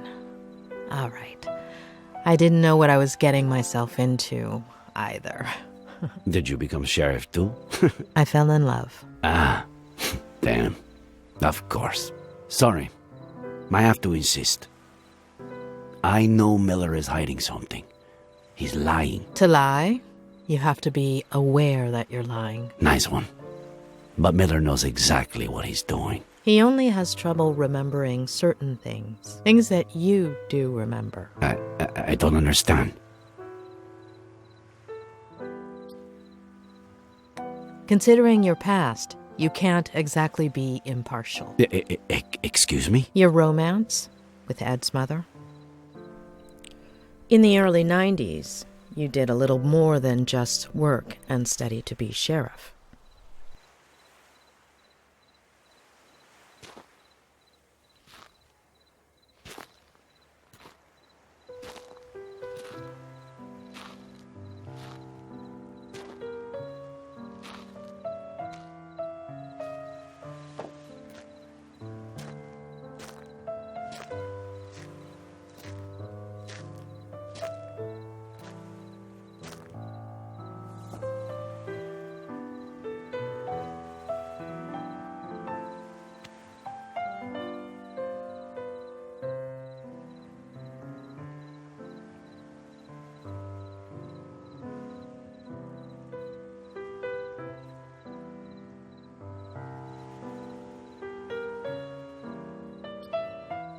I never told anybody.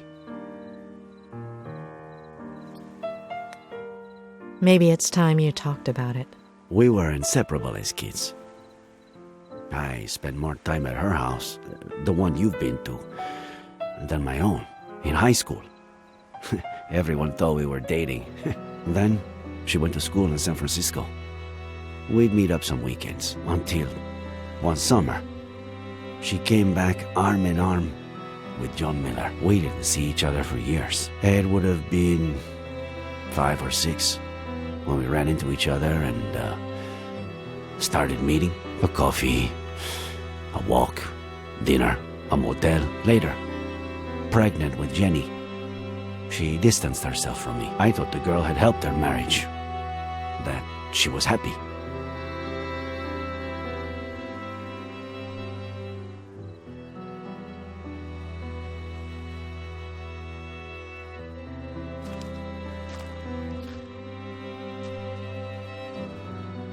Fucking happiness.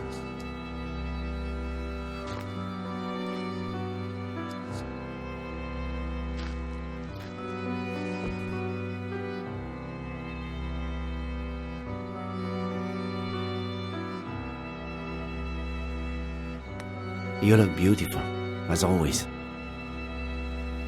I guess I look like my daughter. Mm. Thanks for coming after all this time. How have you been?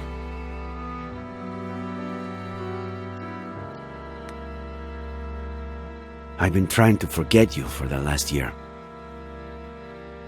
I'm sorry. I didn't want Jenny to grow up in a broken home. Or Eddie.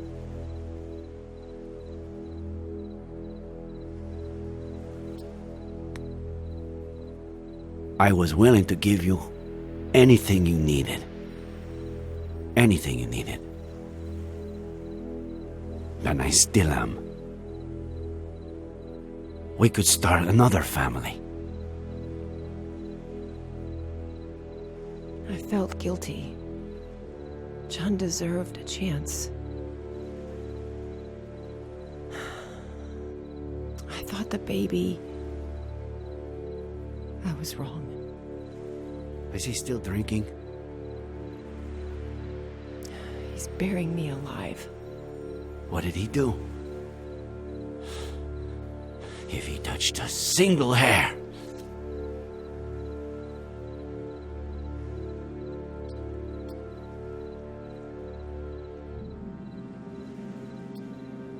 I'm going to leave him. I'm gonna tell him next week.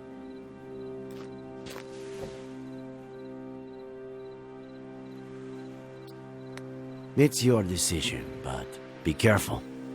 He could get physical. I have to tell him. I can't just take his son away from him without at least...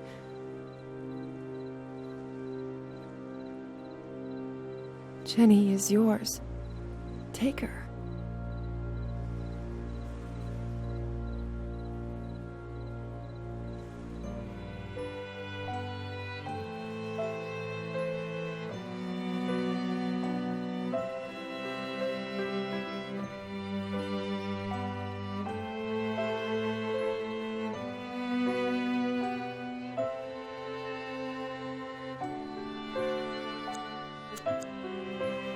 See? She has your eyes. And he... doesn't suspect anything? Since the very beginning. She's got something in her hand. Oh, get it, will you? Gently.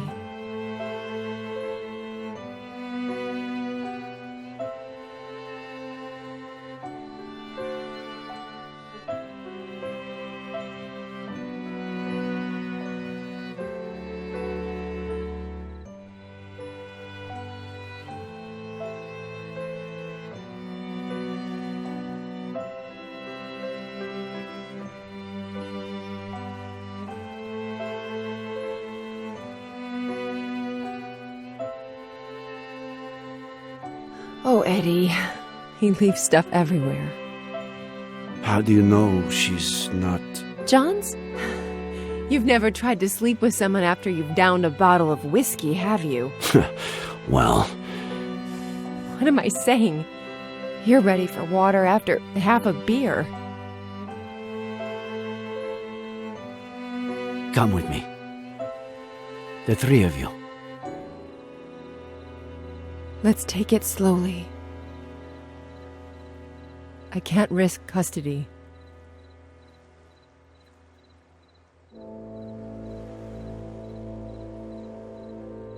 That was the last time I saw them alive.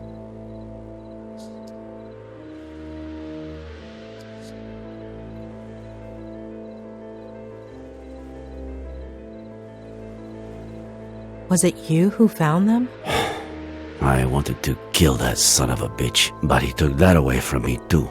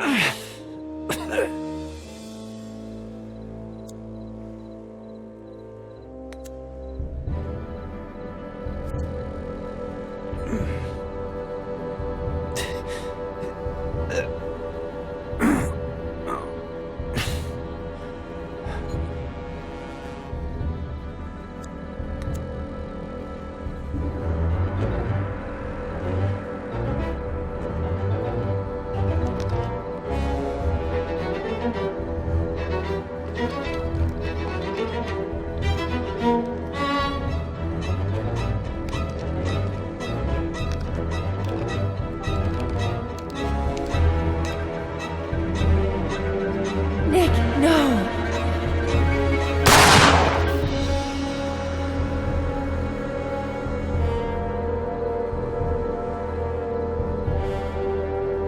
What went through your mind in that moment? Why did you move it away?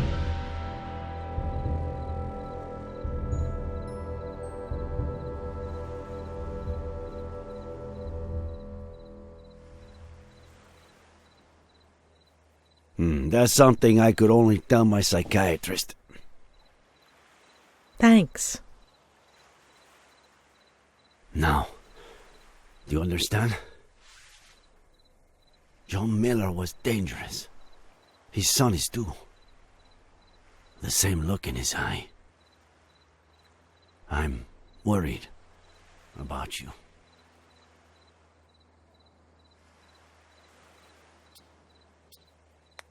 I appreciate it, but I'm not in any danger. Ed has issues, yes, but he's no murderer. I just meant... Hold on. You believe him? About what?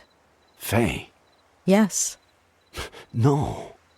You're certain Faye isn't a figment of a writer's, a psychopath's imagination? I'm not interfering in your job, Sheriff. Don't interfere in mine.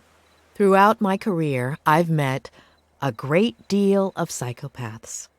And believe me, when I know someone, I really know them.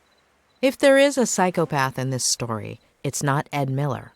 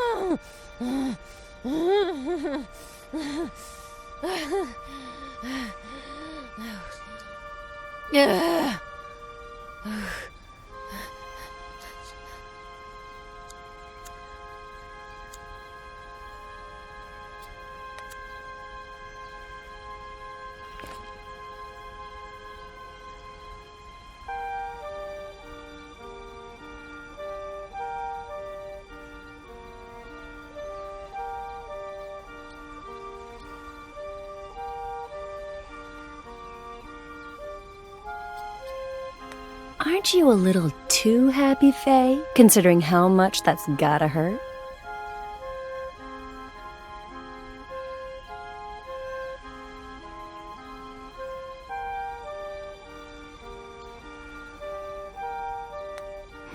Look at poor Faye trying to smile despite the pain. What kind of maniac wouldn't feel sorry for her?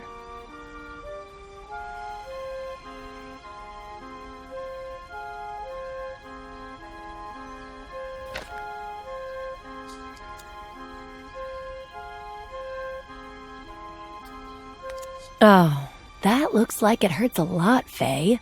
Come in and I'll put some ice on you.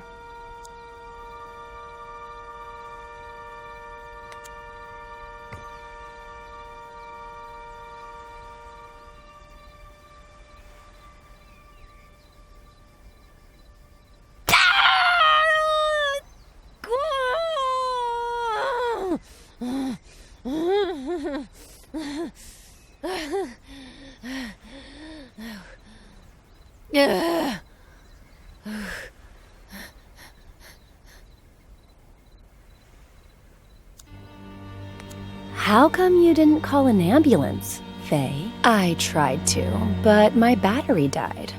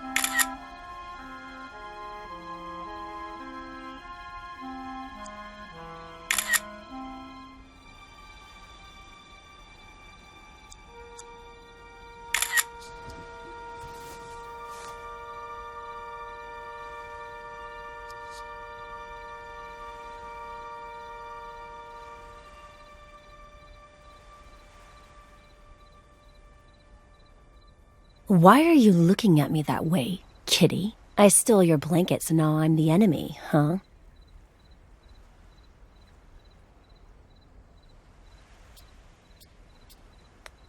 Not yet. But one day, kitty.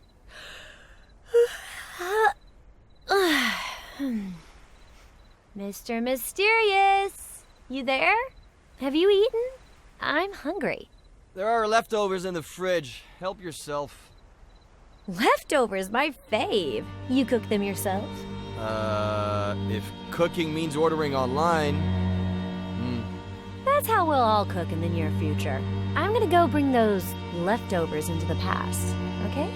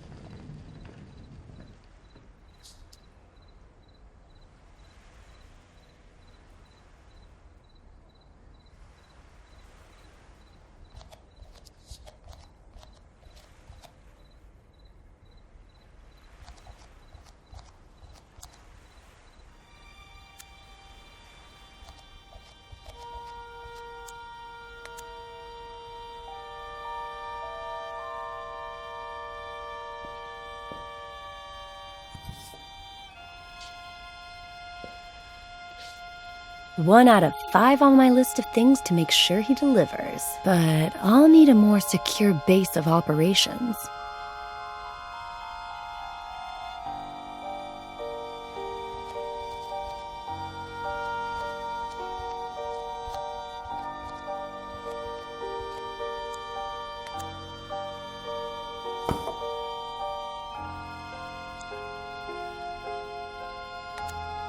This wine is delicious, Faye. Plus, you won't hear me say it out loud, but it's making all my blood flow down into a certain part of my body.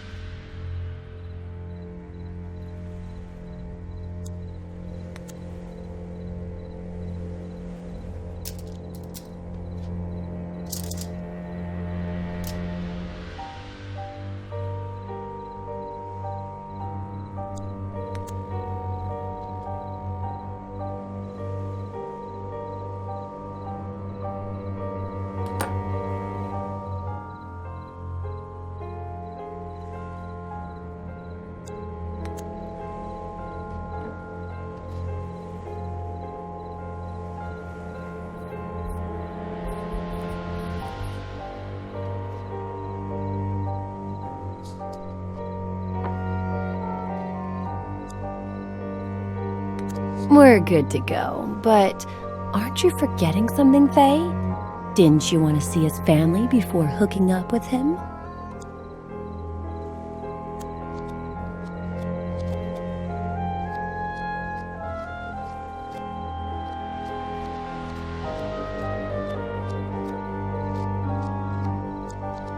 Faye, you in the kitchen?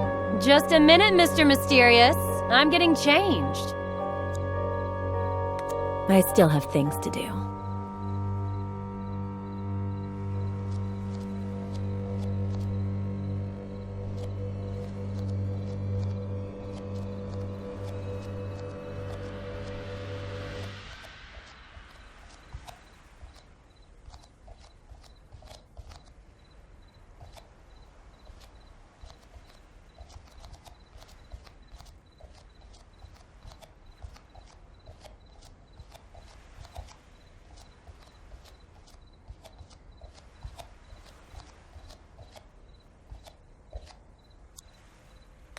We're good to go, but aren't you forgetting something, Faye? Didn't you want to see his family before hooking up with him?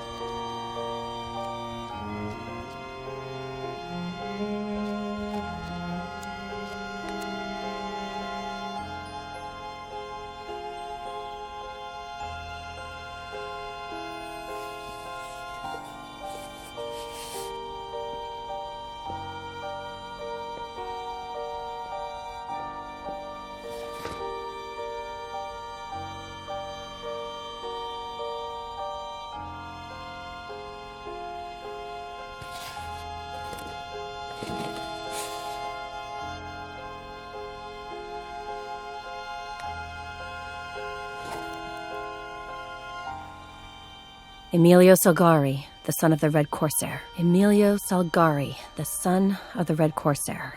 Emilio Salgari, the son of the Red Corsair. Emilio Salgari, the son of the Red Corsair.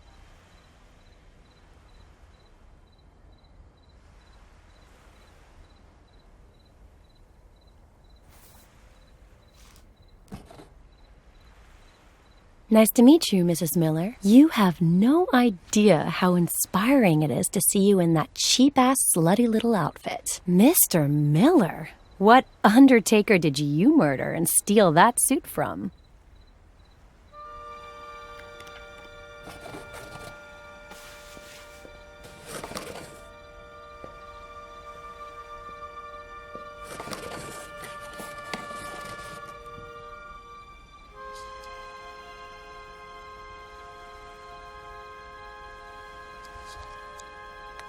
Finally, time to smile again.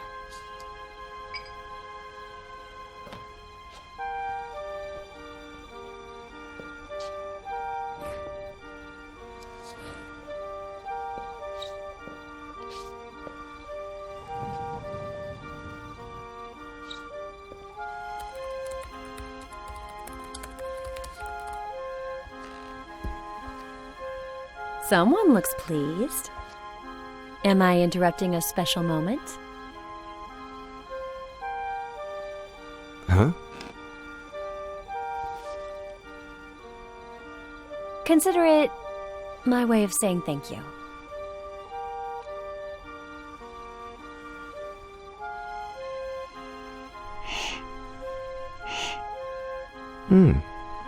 A toast?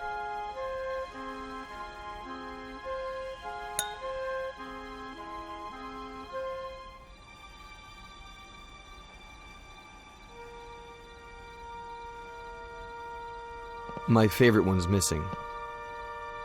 The son of the Black Corsair. Emilio Salgari, right? Do you like Ed Miller? You know what? Me and that guy have history. Huh. So, what kind of history? Oh.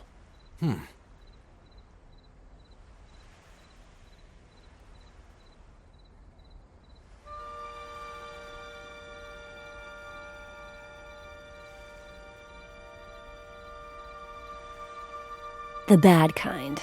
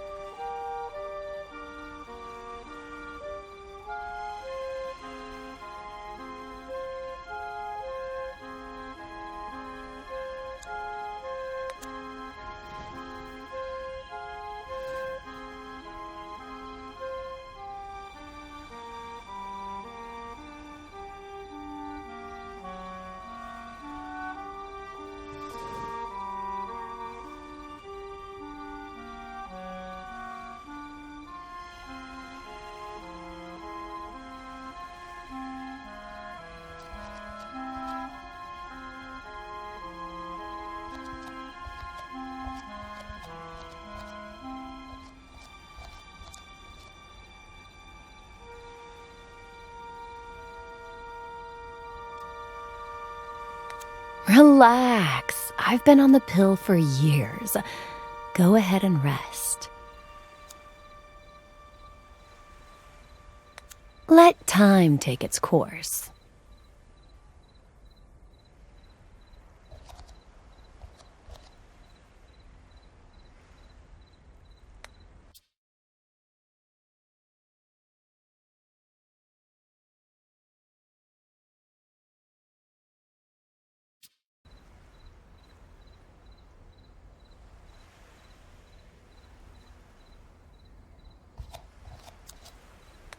One day, kitty. One day.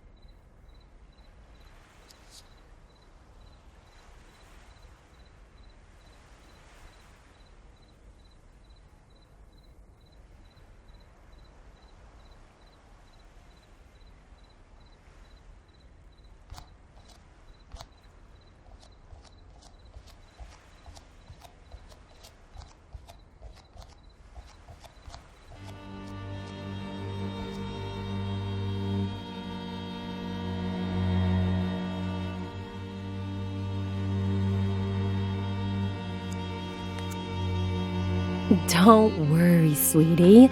I'll be back. I promise.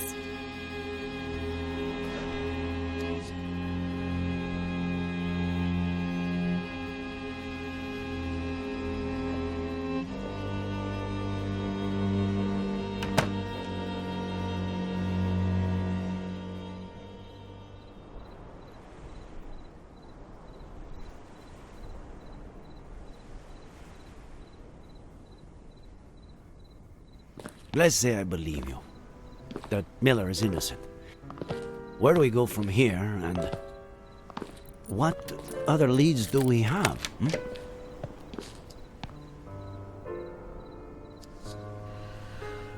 Let's find out if Faye really exists, or existed. I have the date she appeared, and the name of the agency she may have rented a car from. Sound good? Weren't you not going to interfere with my work?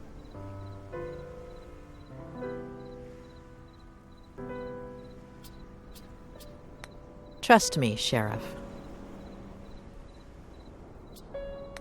I'll try, Doctor.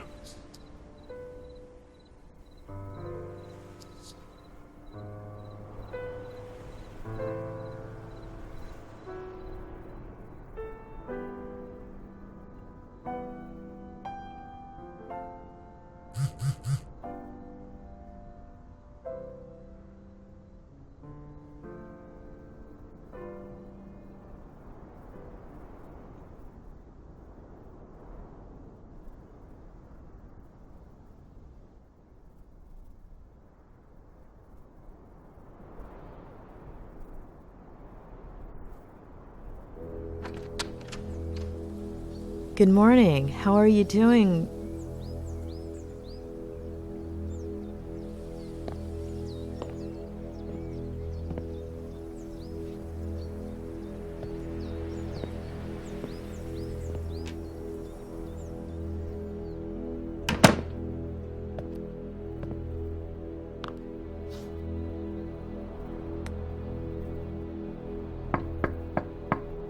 Oh, don't worry about her. Come up.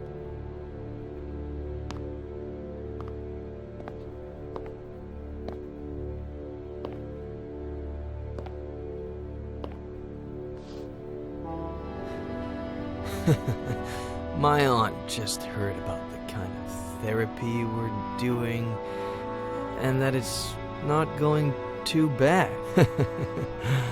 She's never been a huge fan of shrinks, you know. She's kind of a sore loser, but she'll definitely get over it. Though she seemed pleased with you up until now.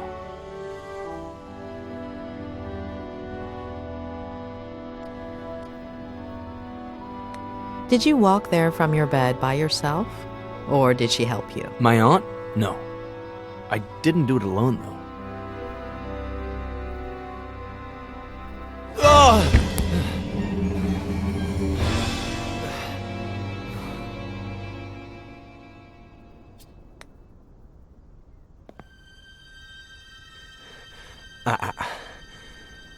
That's how you fix things. By offering to help me. Over and over again. But...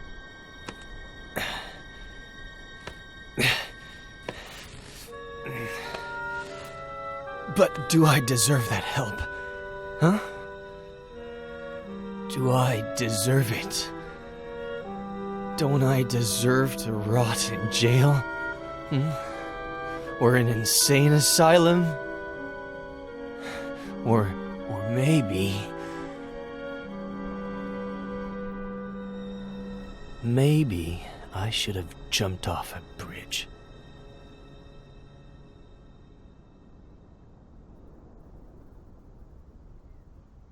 I'm dangerous. It'd be better for everybody.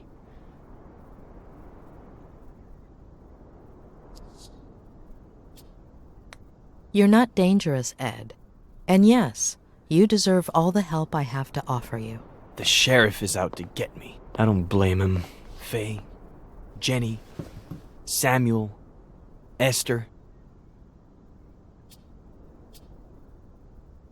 Sheriff Reyes has started having doubts. The sheriff is following a lead, as we speak, that could prove Faye exists. Tell me all about Faye. Even the smallest details could help, all right? Why don't we just get that spiral going and spare us my lies?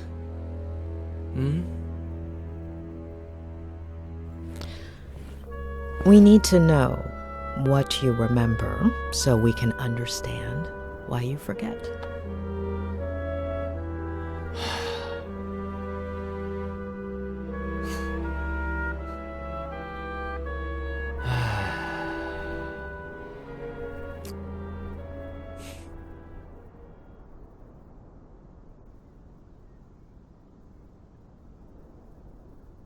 After that one night together, she disappeared, like she'd never existed.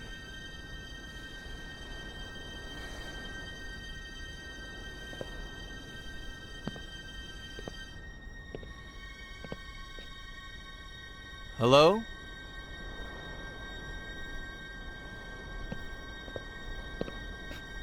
No last name, no number, no message, no address.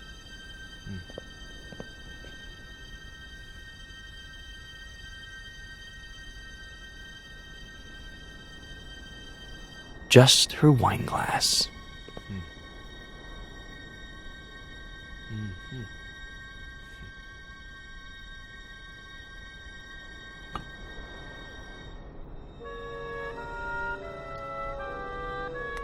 You're gonna love this. I still haven't washed it. Funny, huh? As if it...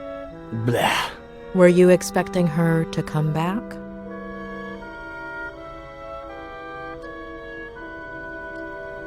I'd thought she'd gone to get her car, or to town, or even to the doctor. I was hoping she'd come back, I guess.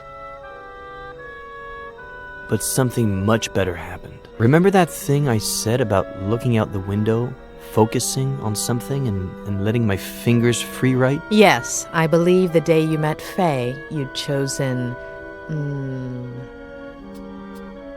a tree? Ha! Who's got the bad memory now? Starting that day, I made it into a routine.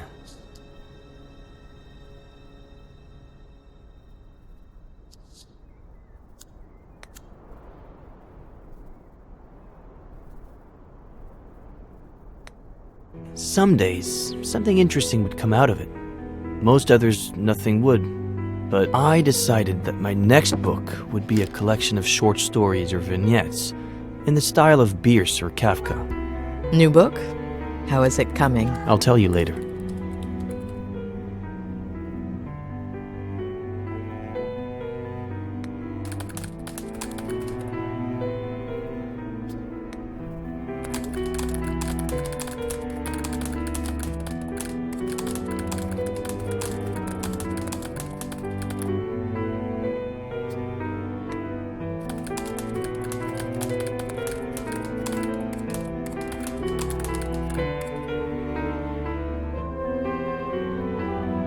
A little over a month ago.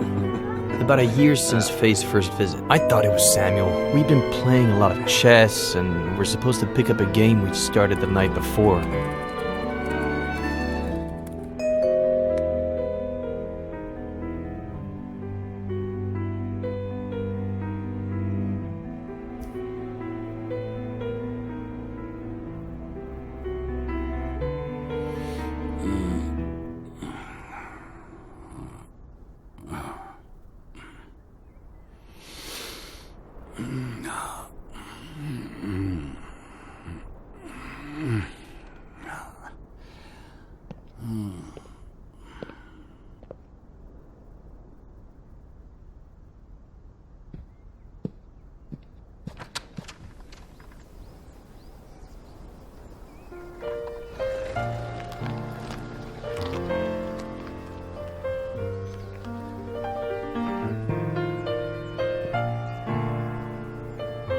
What did you think when you saw her?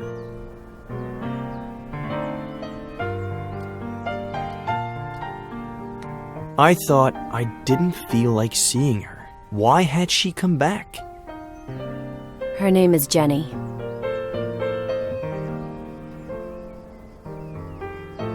She's your daughter. It wasn't surprising to you that she had the same name as your sister? Yes, it made everything even more odd. And so, guess what she told me, Doctor?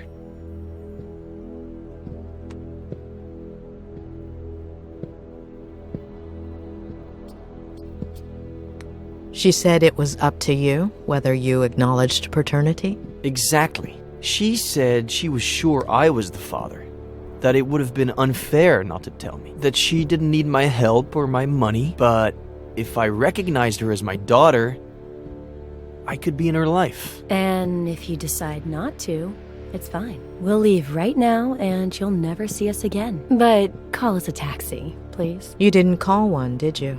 You're on a roll, Doctor. And so, I looked at Jenny. I guess it goes without saying that I've never felt emotional around babies.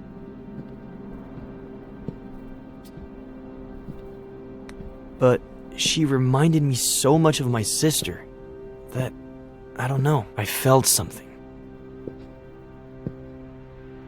Of course, I didn't give Faye an answer. I was confused and I told her I needed time, to give me a few days. I said they could stay with me instead of at a motel.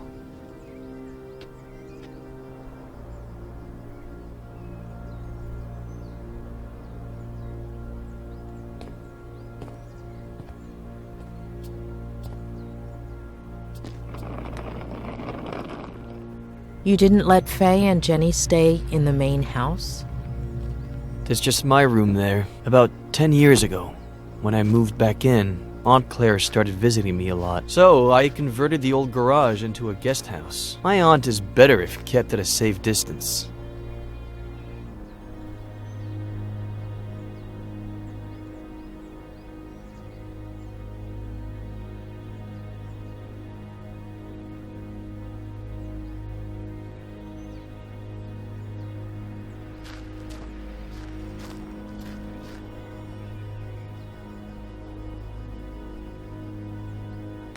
After that first night, did anything ever happen again between you two? No.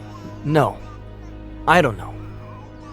It was all so strange, as if we were suddenly 20 years older. It would have been hard for me to see her that way. Not to mention how efficient we were the first time.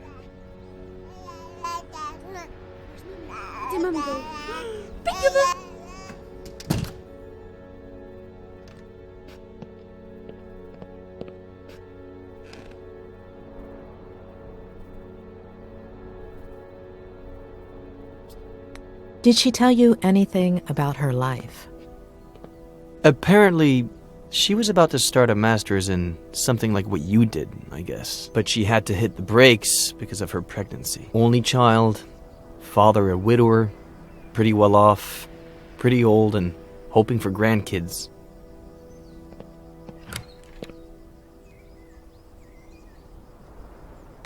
She never told you her last name? No last name, no address. I would have told the police. I didn't ask her for her number either. She never left the house that whole time, and I guess we were past that stage by that point.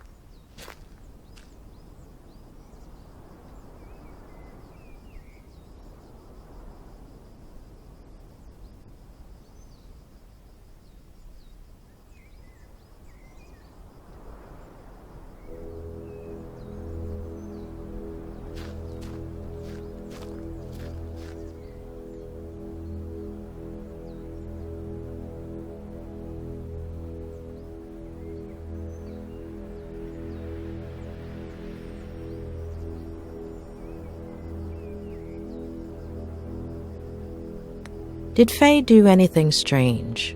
Anything that took you aback? No. She spent the whole day with the baby, taking care of her, playing. It sounds dumb, but I was even a little jealous. We're all dumb.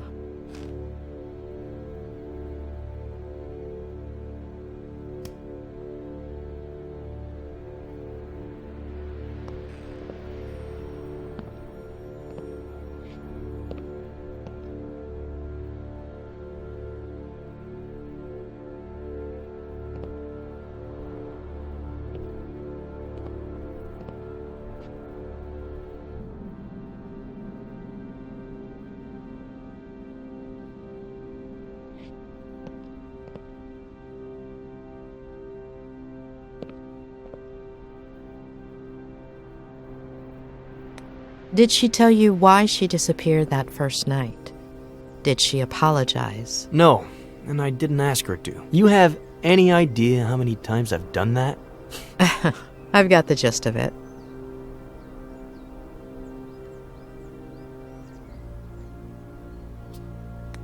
A young girl, single, with an unwanted pregnancy. She didn't think about getting an abortion? She told me that she was going to at first, but after a few days, I think I get it.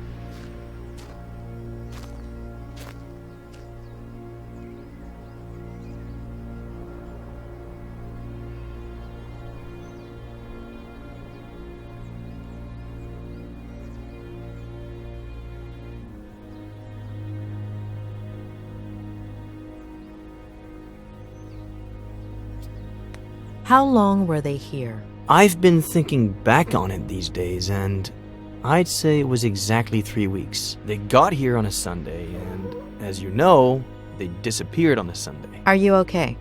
Do you want to take a break? No.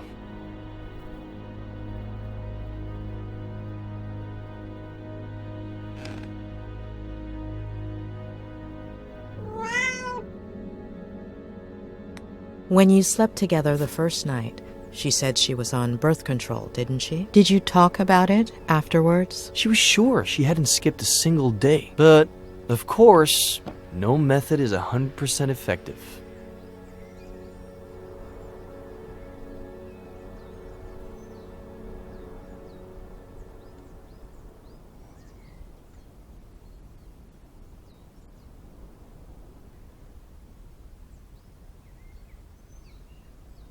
Anyway, the first 2 weeks felt good, but then things got warped.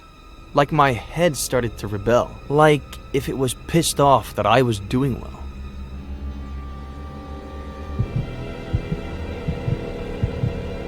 Wake up, Eddie. Wake up.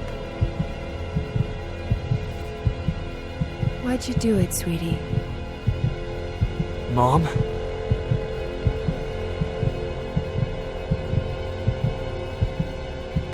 I was mean to Jenny, Mom. I'm sorry. We're doomed because of you, sweetie. You're no better than him.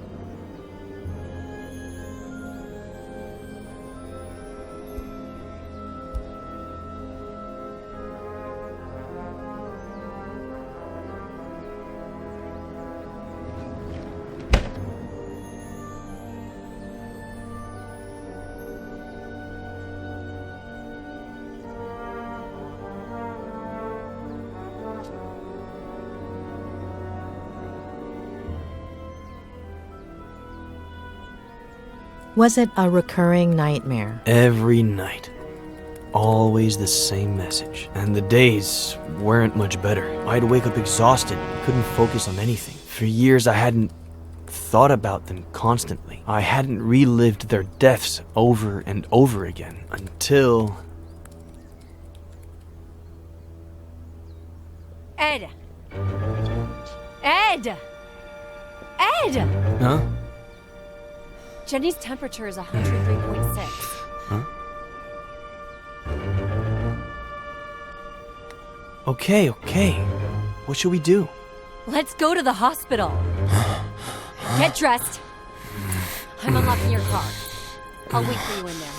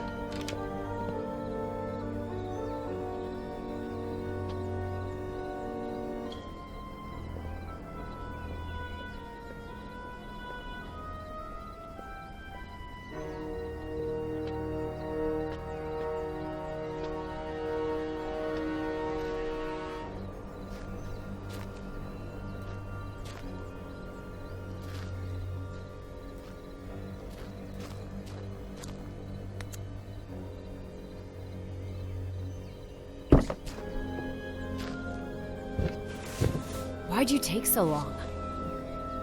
I got the book, just in case. This is not the time for books!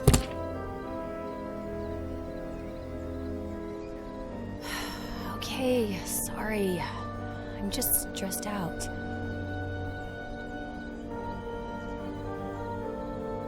Here. Ugh, no.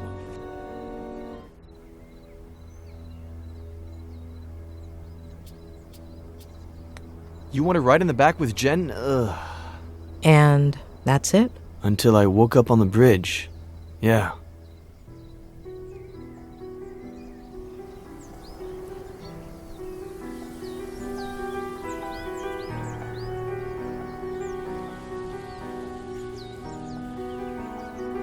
It was like another one of my nightmares. It's clear as day that my car plunged down into the canyon, that the truck driver found me on the bridge, but what I remember seeing...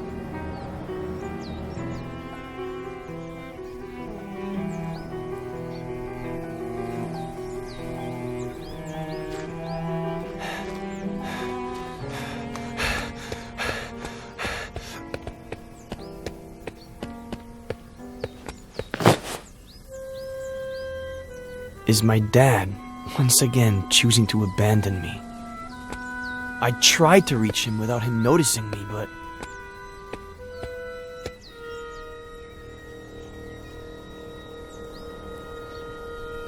No! No!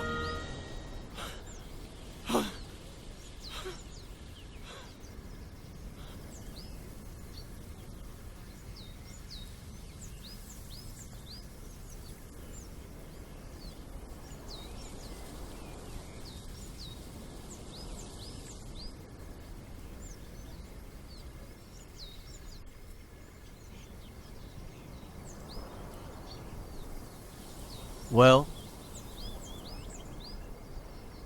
we both know what I remember. Should we try what I forget?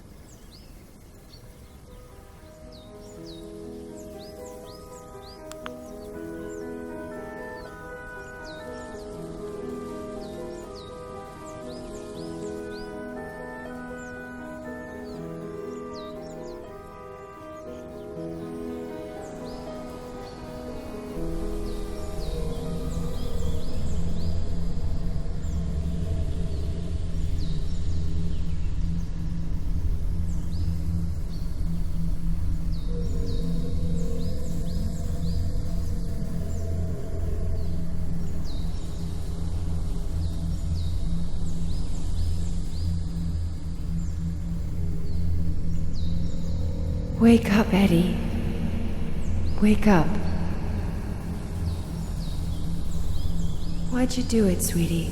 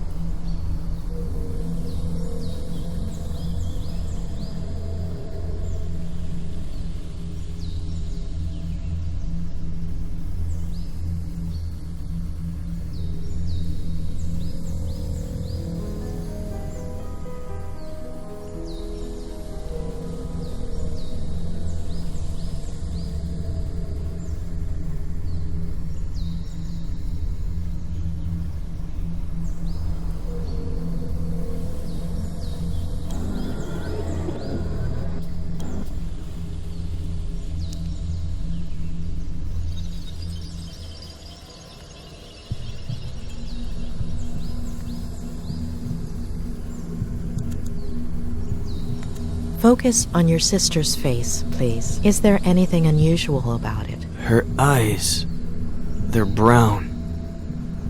They'd always been blue. And do you remember what color Faye's baby's eyes are? Brown.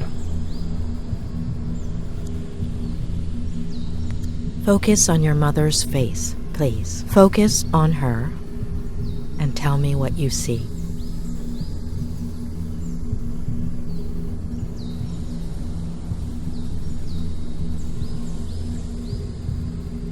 She has Faye's face.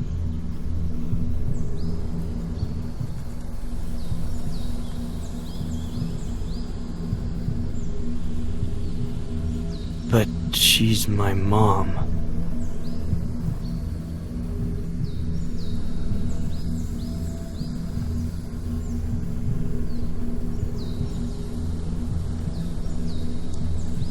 Do you remember what time you went to bed that night? Around 11? Very early for me, but I was exhausted.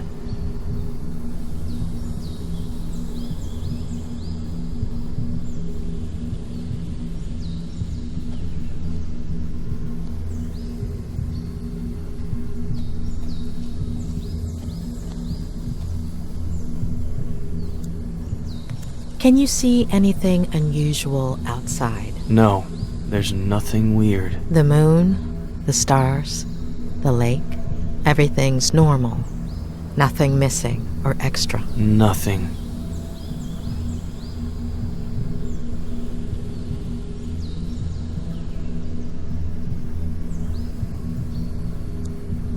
Are those the clothes you were wearing that day? Yes. The exact same ones? The exact same ones.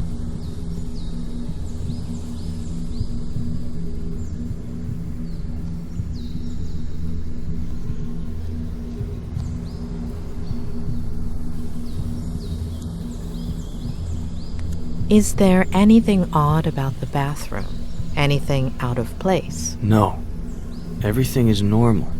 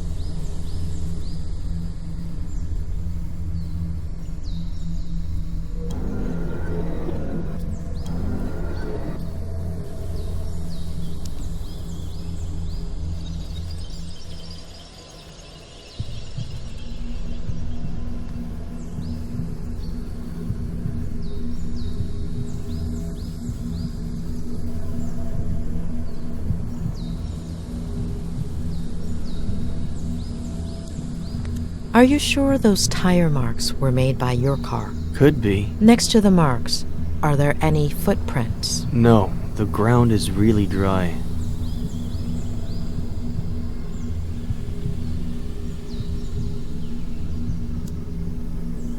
Can you make out your father's features? He's really far away.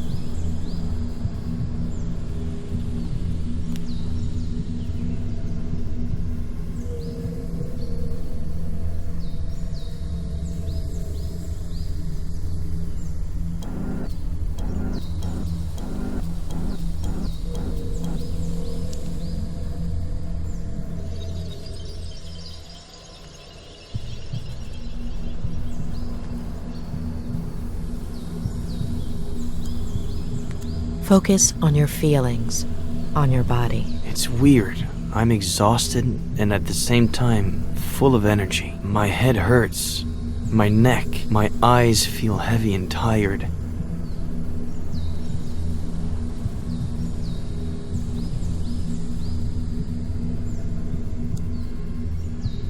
Do you recognize your father, his face? His back is to me. And his body? He looks a little shorter.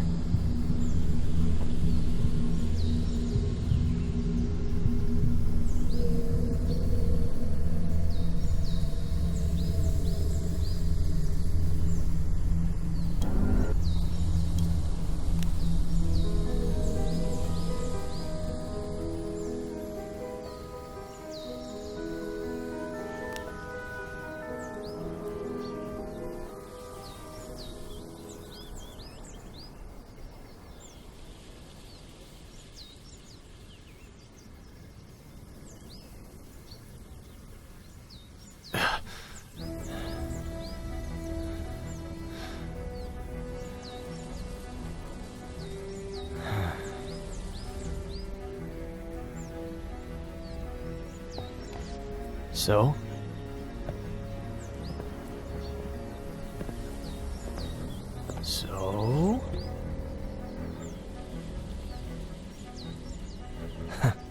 What did I tell you?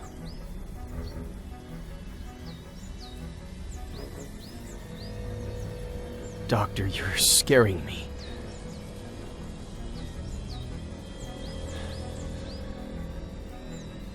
Julia? When we dream, we lose some of the details. We see certain things extremely clearly, but the rest tend to be out of focus. You remember very concrete details, including the exact time down to the minute. Doing the math, the first time you dreamt about your mother, you should have been in stage 2 of NREM sleep. The probability of dreaming during that phase is minimal.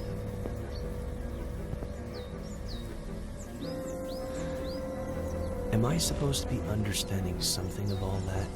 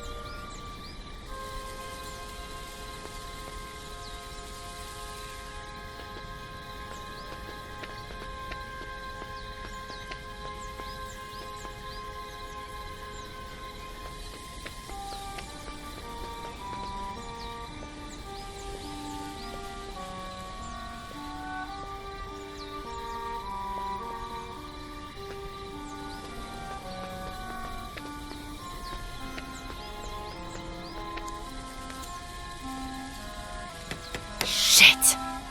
Why didn't I steal his key?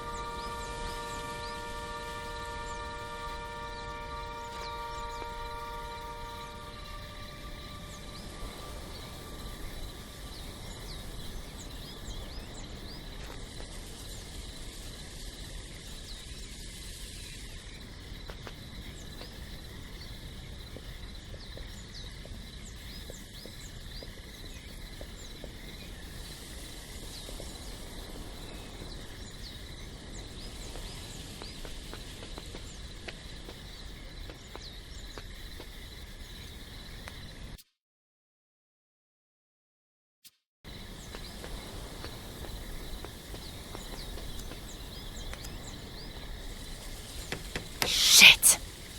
Why didn't I steal his key?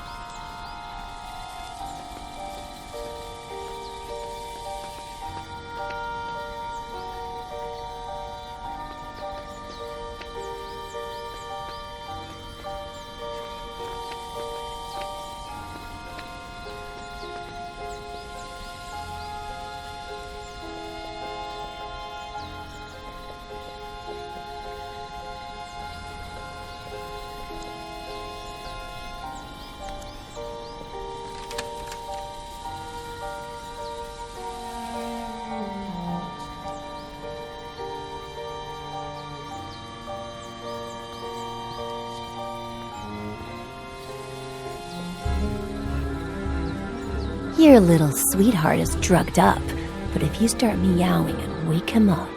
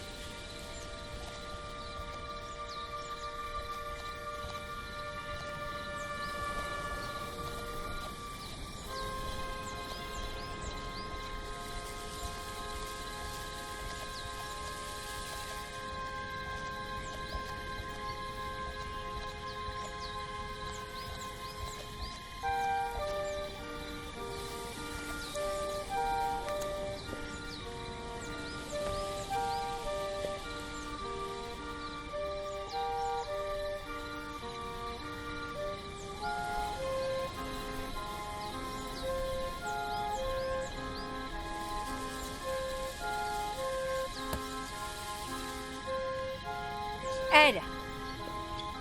Ed! Ed! Huh? Jenny's temperature is 103.6. Huh? Why'd you take so long? Okay, sorry. I'm just stressed out. Here.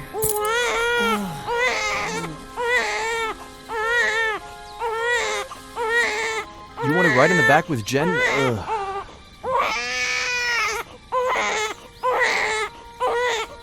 Shut up!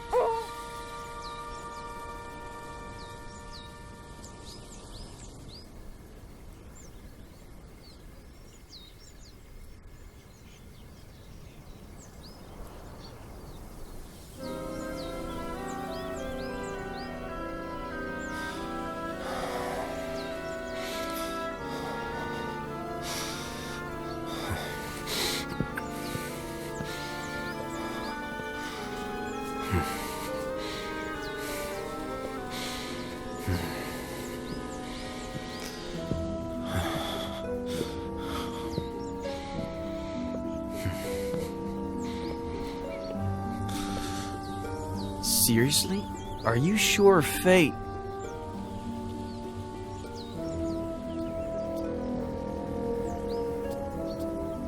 Unless you have a different theory. No, I guess not. So, Jenny, is she alive? Where is she? Who is she? That I do not know. What do we do? We have to find out who Faye is.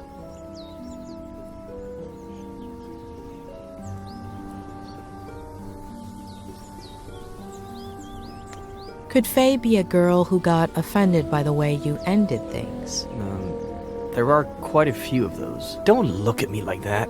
I never make any promises, and I'm always honest about what I don't want. But I know what you're thinking. I could look, I don't know, through my text messages?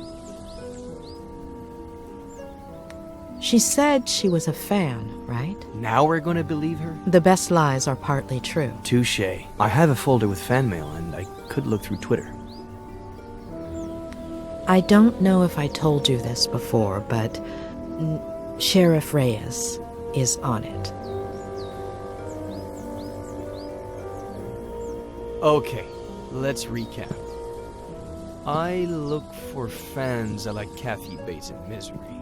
Try to remember crazy ex-girlfriends. And you and your new friend, the sheriff, do... whatever you have to. What? You're walking.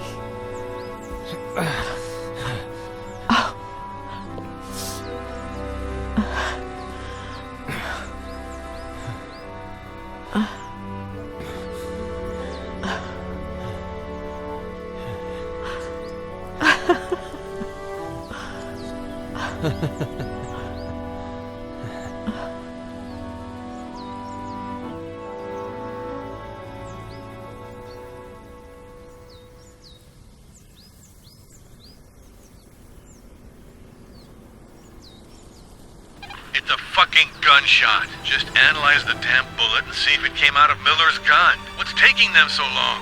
Why don't you call them? Get serious.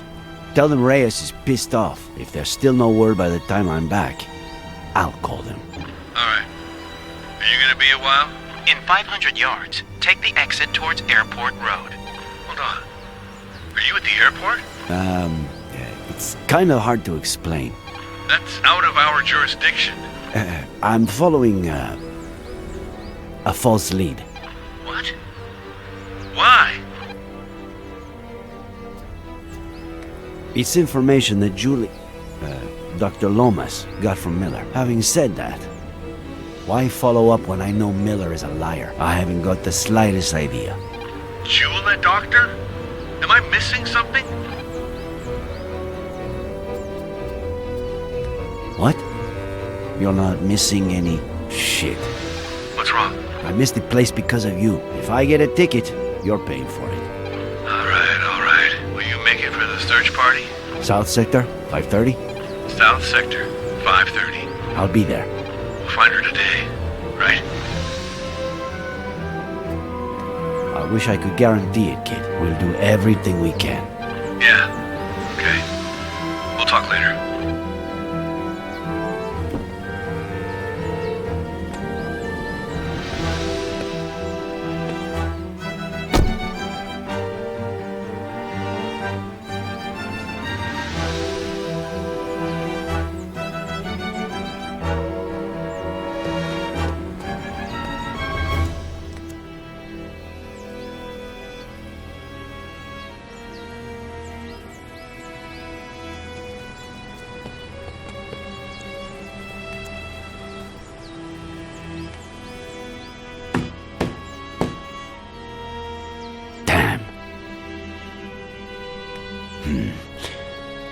What if the alarm goes off?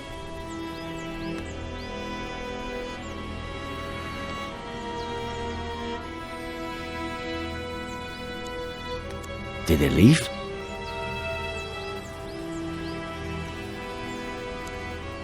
The owner and the mechanic?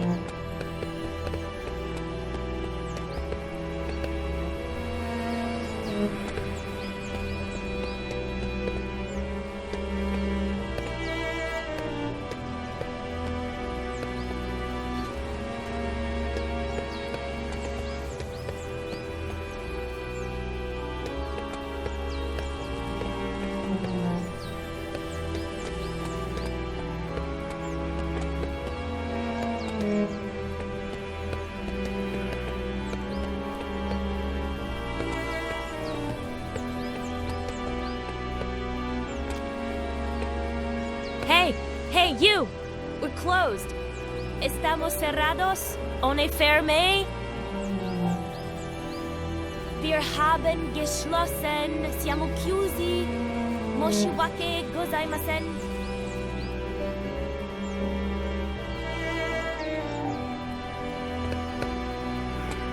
Sorry, sir. Do you speak my language? We're out of cars, comprende? I do. I can't rent you a car. They're all booked. 0 cars available. Well, I should say I have -1 car available, since this one broke down, and they're supposed to pick it up in 2 hours. But I have 0 mechanics plus 1 shitty day, so if you'd be so kind, take a right on your way out. You'll see my competition in 300 yards. Tell them Amber Wong sent you, and that they owe me one. Have a nice day.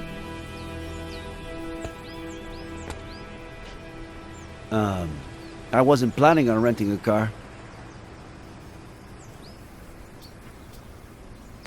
My name is Nick Reyes.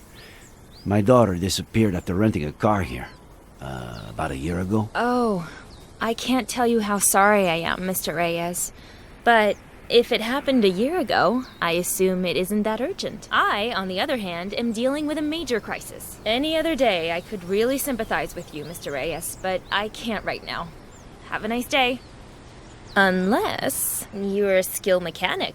Know anything about motors? You think you could fix this car? Please say yes. You're gonna say yes. I wish I could guarantee it. I'll do what I can.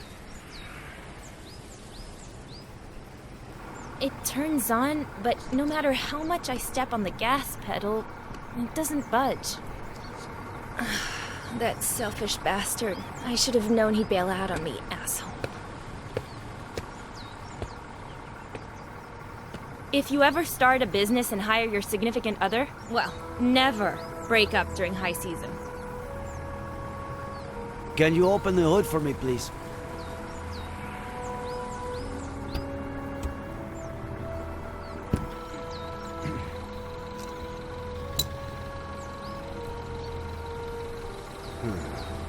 What? I don't know yet. Wow, that's a great start. Try turning the key in the ignition, please. Can you press the accelerator? I just told you the car won't budge no matter how much I press that pedal. Are you sure you know how these things work?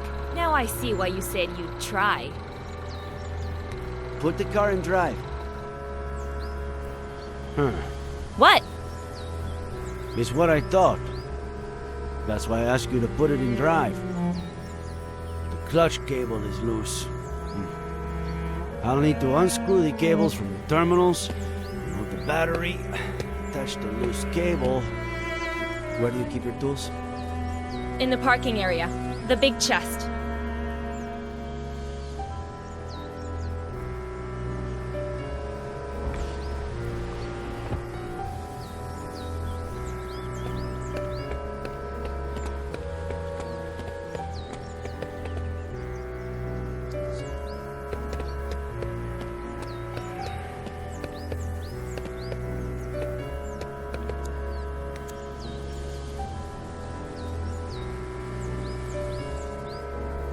Locked? Locked. No worries. The keys are in... No. That son of a bitch took them. And he hasn't answered any of my calls or messages since we broke up. Oh, just wait till I find him. You. Break it, smash it, burn it, bomb it if you have to. Just open the damn box.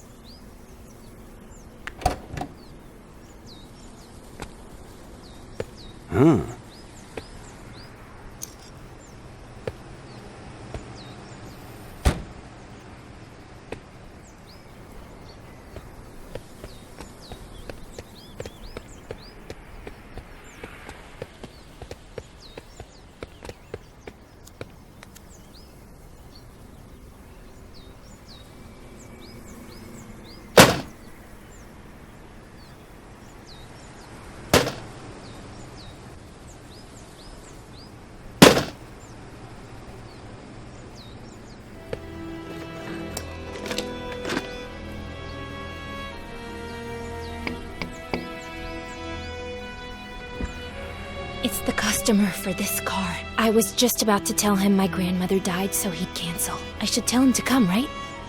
We'll have to give it a shot.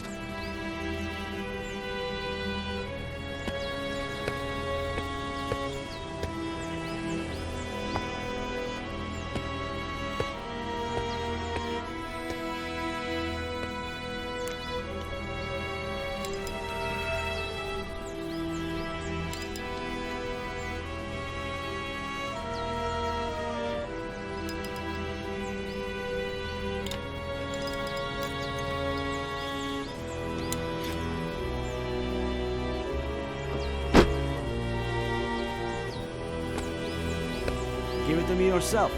Start the car.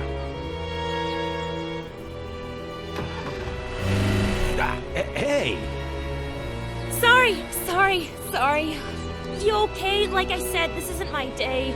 Sorry, I'm so sorry. Are you alright? You know what I'm gonna do? Study mechanics for emergencies like this. I've got 2 college degrees. It can't be harder than making sense of a spreadsheet.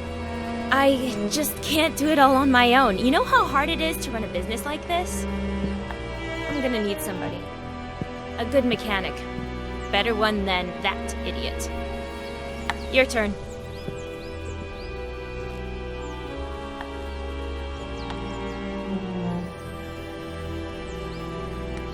I appreciate the offer, but I'm not a mechanic, and I'm not looking for a job.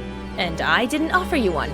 Are you serious? We both know you just got lucky. I mean, about what you told me before. So tell me, how can I help you?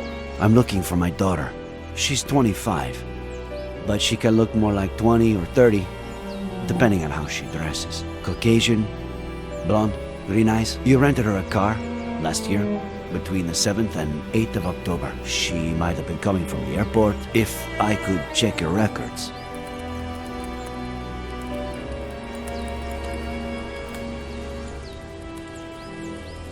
It'll just take a second.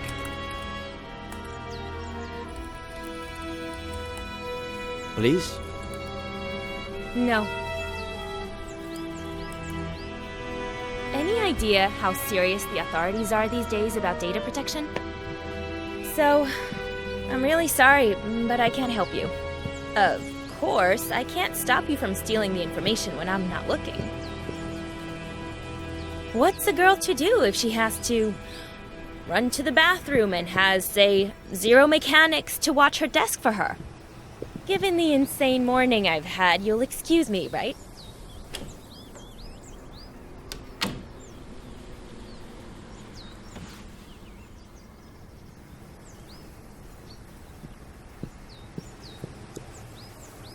A list of customers who rented a car between the 7th and 8th of October of last year. How about that?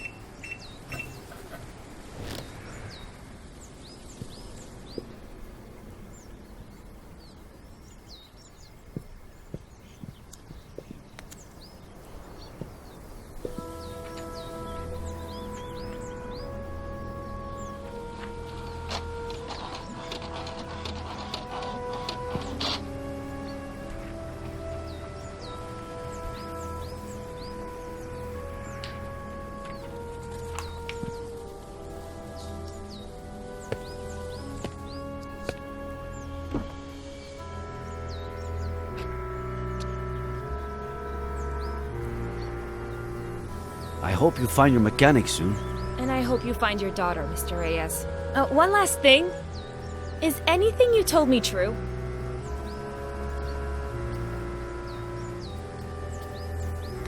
Tell you the truth? I don't know. I hope so. Of course. I'll hold the job for you until Monday. Deal?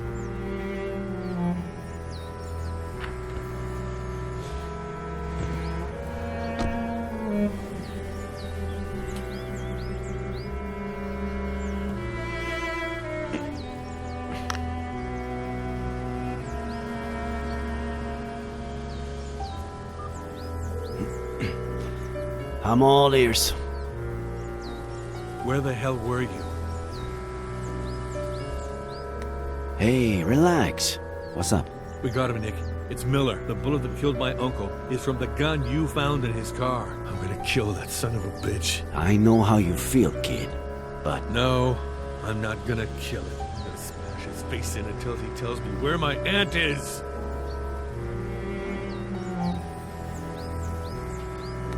Adam, I'm your superior, and I explicitly order you not to do anything. Wait for me at the station. We'll go together, all right? Adam?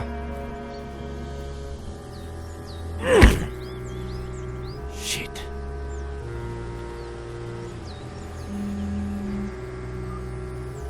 Sorry, kid, but...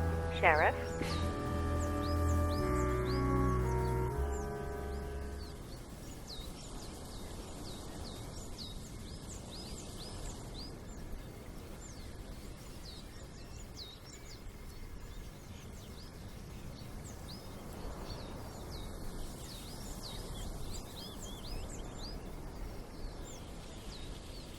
I just received some crucial information. Not only does Faye exist, but... I'm going to arrest Miller. What? No! The gun from his glove compartment killed Samuel Franklin. No, Ed didn't kill anybody. It is what it is. Please, listen to me, please. Okay, go ahead. Talk.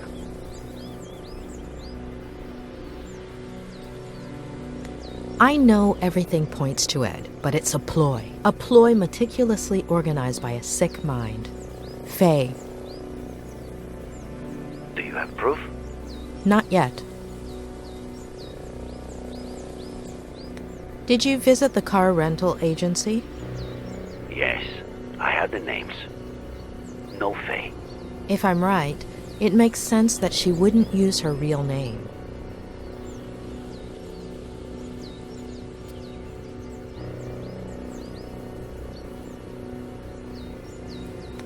I've made a lot of progress with Ed. If you arrest him now, everything I've done will be in vain. We'll be back to square one. I want to find Esther Franklin as much as you do. Arresting Ed won't help. Quite the opposite. Nor do you have evidence that the gun belonged to Ed, let alone that he was the one who shot it. Not yet. So, that makes two of us. I'm not 100% convinced, but what do you want me to do? Could you meet me at the Brody Canyon Bridge in an hour? Okay. Sure. See you there.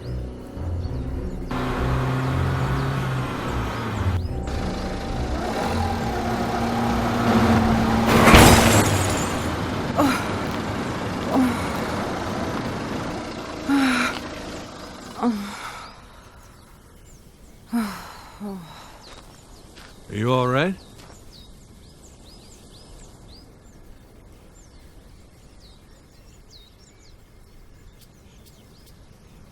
Hey, you dented my car. The county will pay for any damages. What are you looking for? He's at the house, isn't he?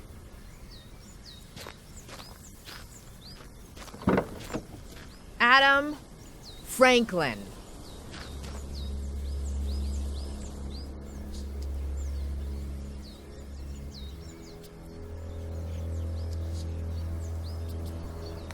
I understand how you're feeling, but don't let anger blind you. Listen to me, please.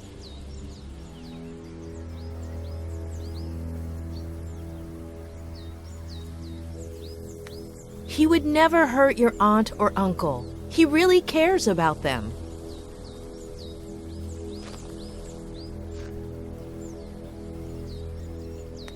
You won't find the person who killed your uncle in that house, but I know where to start looking.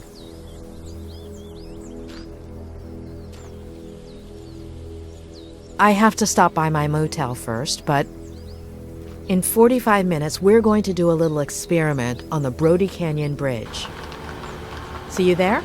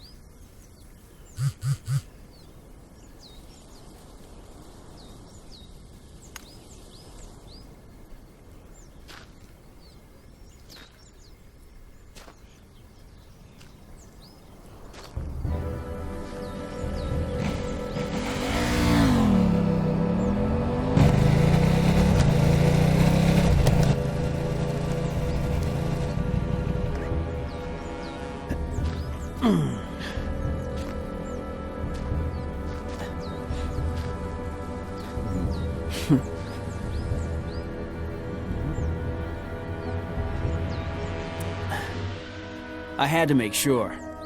You ready? All those precautions, and now you won't even check that it's really me?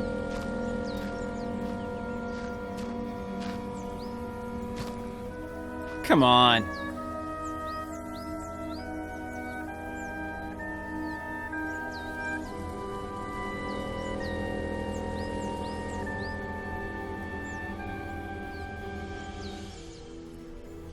Okay. This is where you'll see what I see, which is what the drone sees, but without VR.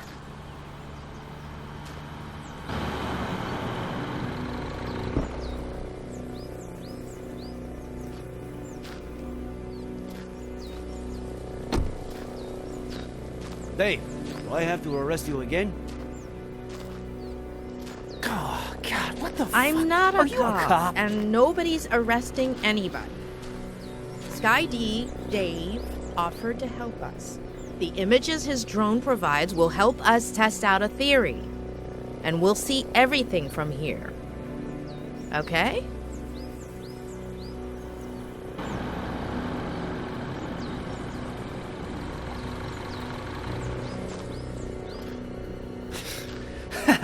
Are you giving away free donuts? Or what?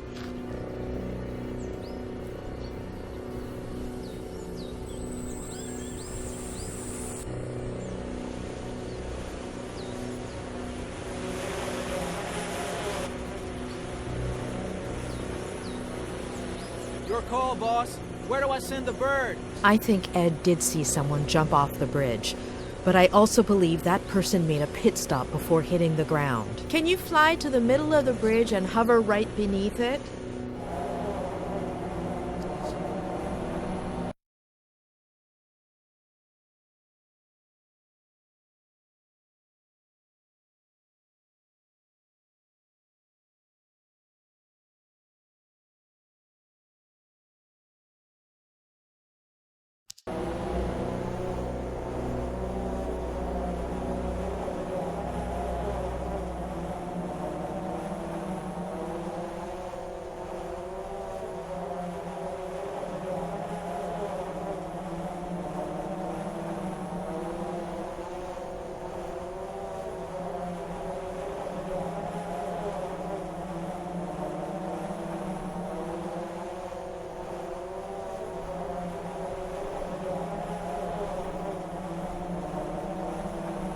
Not that low, Sky D. It's right underneath the middle of the bridge.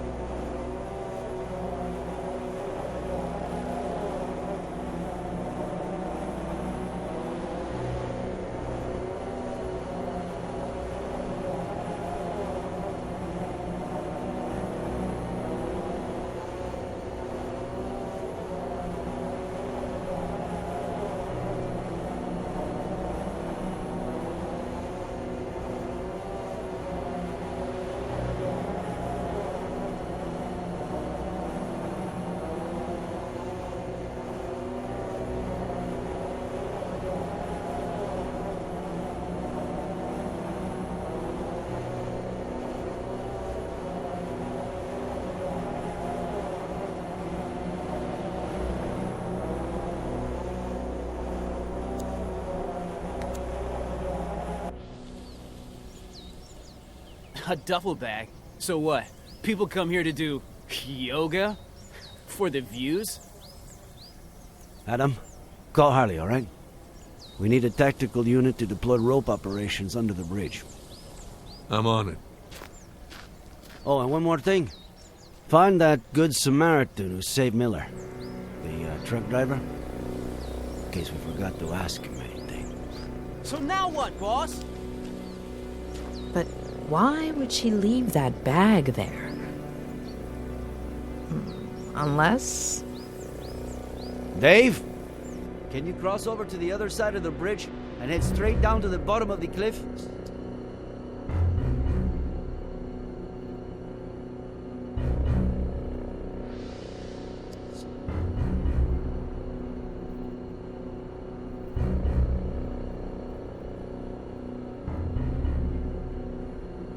Keep descending. You need to almost touch the ground.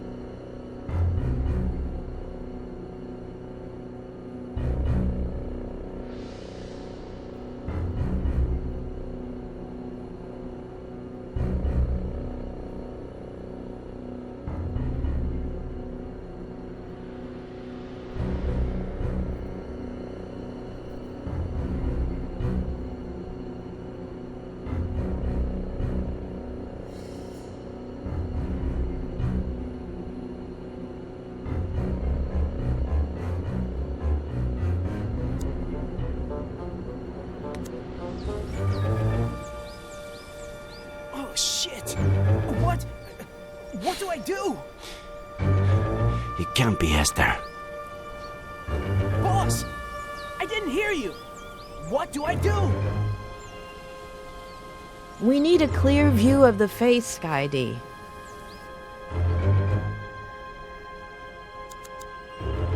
Are you seeing this? Anybody know that chick?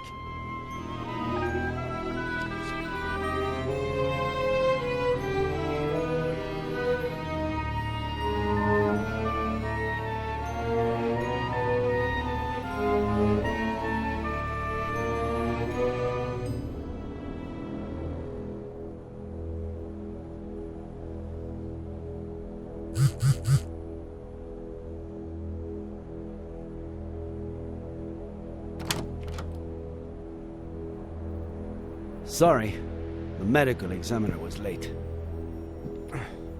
Let's hope she doesn't take too long to determine the cause and day of death. Although, it looks pretty obvious, right?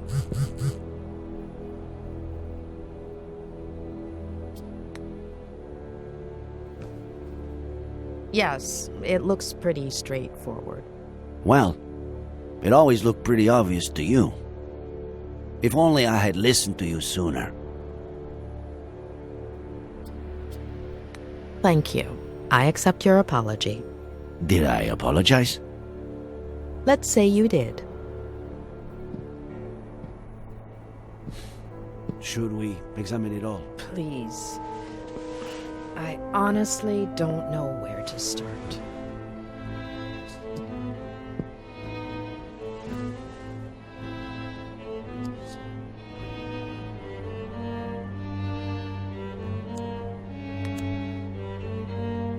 Our hacking specialist unlocked it. Plus, we also got her fingerprints, which are being cross-checked as we speak.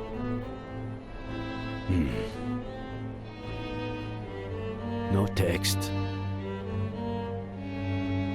No contacts. No calls.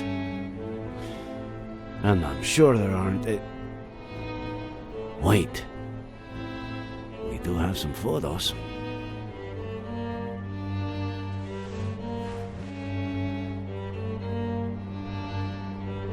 Miller sleeping. Miller on the computer. Miller at the window. Damn, she was obsessed. Miller and... the girl exists? She exists. But where is she? Oh, God. The living room. More living room. More living room. The kitchen. The office. What does she want? To build a model of the house? Basically, a mental one. Her smiling. Another smile. And another smile. Why all this smiling? She's practicing. She may have had difficulty reading facial expressions in others, and therefore reproducing them herself. Seems like a classic psychopath. Lack of empathy, right? There are many causes. Neurodegenerative diseases, autism spectrum disorders. In many cases, the right education might have compensated for this type of condition. Almost all of those who suffer from it are perfectly adapted to and contributing members of our society, and no less happy than you or me. But, yes, in this case, seems like your classic psychopath.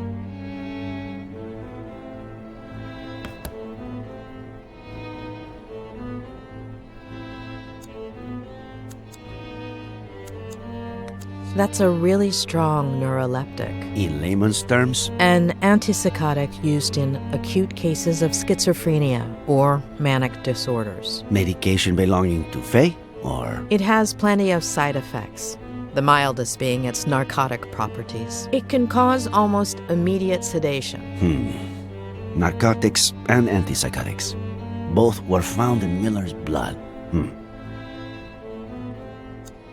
Any idea what it might open? I'd say it's for a car or some other vehicle. According to Ed, Faye took an Uber this time and a rental car the time before, so I don't know. I still have to check the names I got at the agency.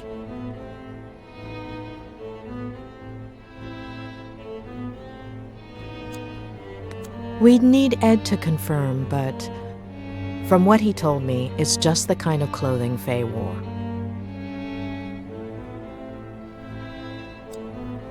Are we sure that Faye used that to pretend she jumped off the cliff when she was actually lowering herself down to the landing where we found the bag? As sure as we can be that the body is Faye's. Wait, you finally convinced me. And now you want me to question it all again?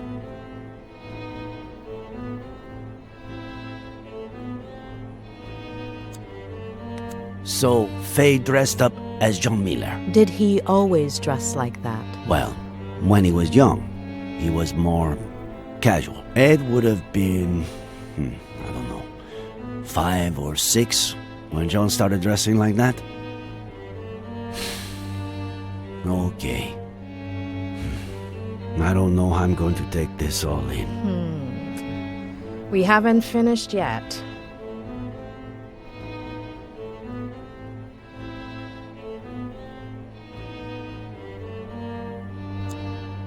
It was in the glove compartment of his car, but I guess at this point, that doesn't mean much.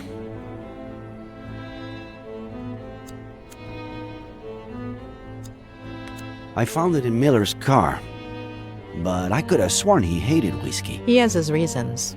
Believe him.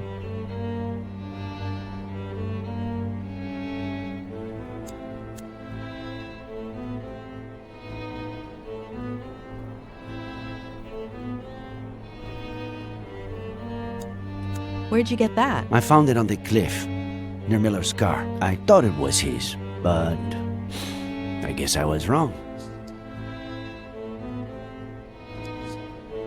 Faye was a psychopath.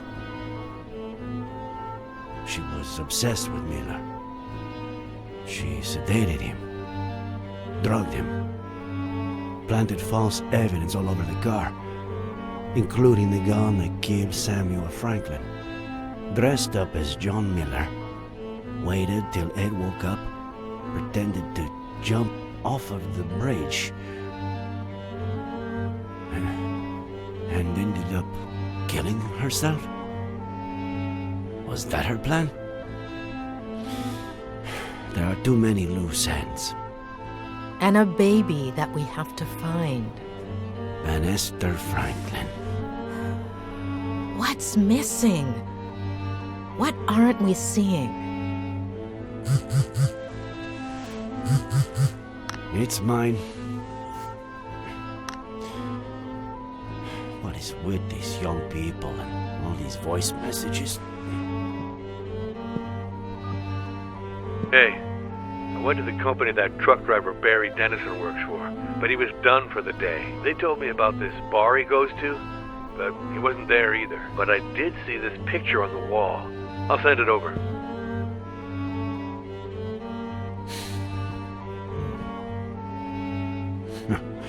What?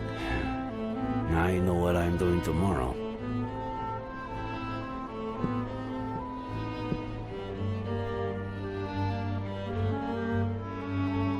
I'd go right now, but I'm hungry as a wolf. And this place, they should have been closed down months ago. Actually, I know some much better places to eat out in this town. Well, it's way past dinner time. If you'd like to, we could eat at one of those places you mentioned. Good idea. Mama Louise makes the best almond chicken stew in the county. It's a short walk from here. Who could say no to the best almond chicken stew in the county? Wait, we haven't even looked at the list of drivers. We can look at it tomorrow. Afternoon? Afternoon.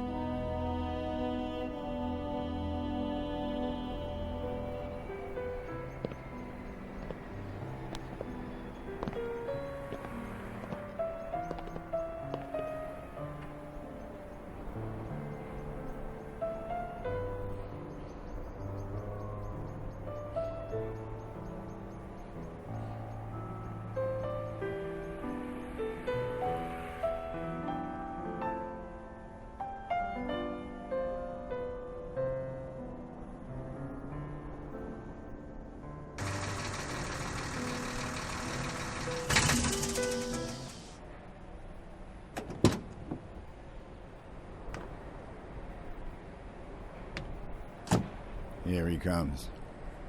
Careful there, old geezer. Late again, Dennison. I had a rough night. Okay?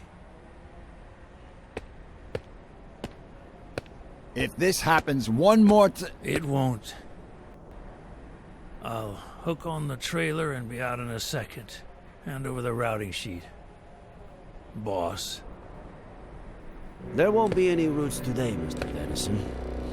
The county, in appreciation of your work as a good Samaritan, on the 20th of September, on the Brody Canyon Bridge, would like to offer you a guided visit of the police station. Bastard.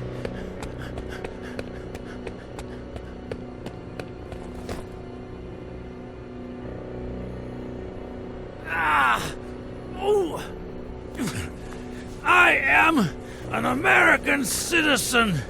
I have rights. Does he? I do. And now I'm one driver short, thanks to the county. Fishing this Sunday. I'll get the bait.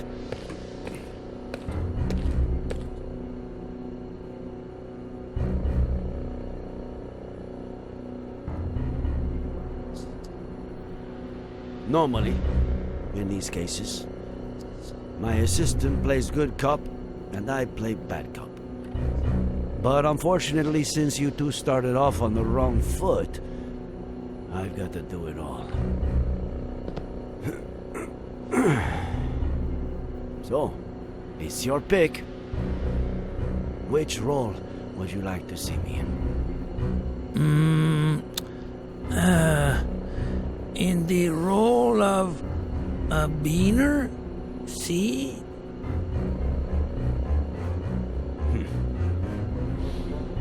I pick.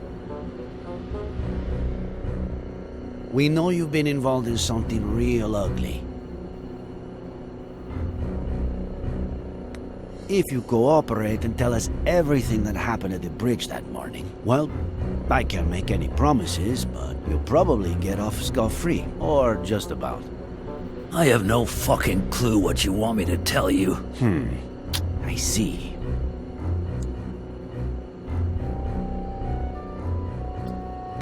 I'm sure you know the minimum sentence for what you did, and I'm assuming you also know that a lot of the guards at those Big Sur prisons are... How did you put it before?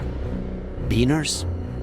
I'll personally see to it that they know what you think of them. That is, unless you tell me everything. I guess good cop didn't work.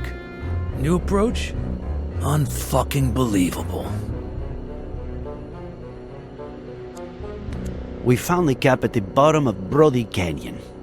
Are you going to deny that it's yours? Must have fallen when I was saving a goddamn life. I found it over 200 yards from where you held Miller down. It was windy, for Christ's sake. True. A little. Blowing the other way, though.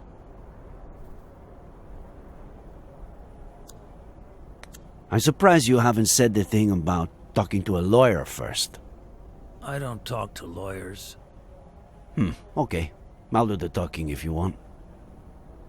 They're all a bunch of... Hey, what are you doing with my phone there? Saving you the trouble. I have my rights. Let's see. Lawyers? That's illegal. I'll report you. Now you need a lawyer for that. Any favorites in your contacts? Son of a bitch. I'll pick again. In fact, I have a few candidates right here.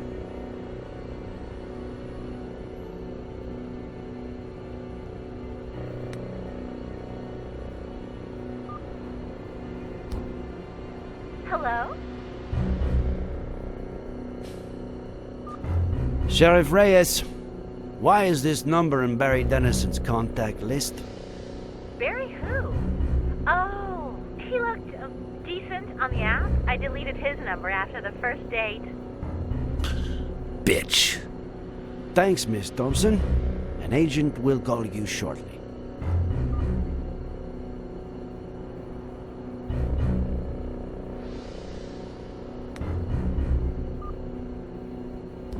Hey, how's my favorite customer? Detained. Sheriff Reyes speaking. And you are? Oh, Tom DeLucci, owner of the Golden Blonde. So, what did he do? And why is he your favorite customer? Yeah, sure. Always happy to cooperate with the police, Sheriff. Been a regular for a while, but he spent big money recently on girls, drinks. How much is big money? Almost 10 grand. Listen, if he stole it, I had no idea. My clients prefer I don't ask, you know? Fucking greaseball. We'll be in touch, Mr. DeLucci.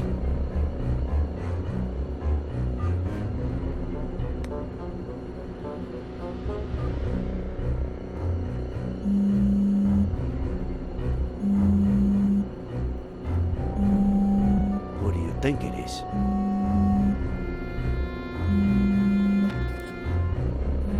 Oh boy. Looks like someone named Brainless Loser Barry is calling crazy bitch.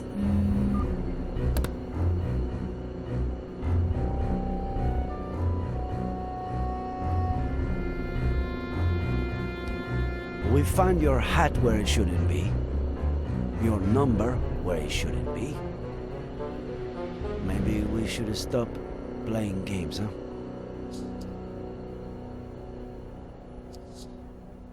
Sheriff, I just... I've got your lady friend's body over in the morgue. And good cop or bad cop, you're looking at a first-degree murder charge.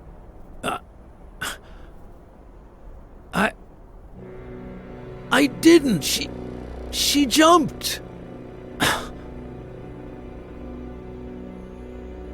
From the beginning, Dennison.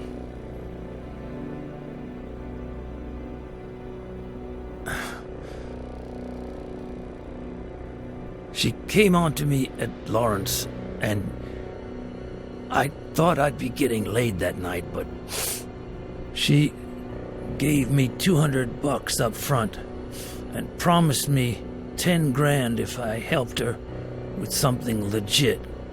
No strings attached.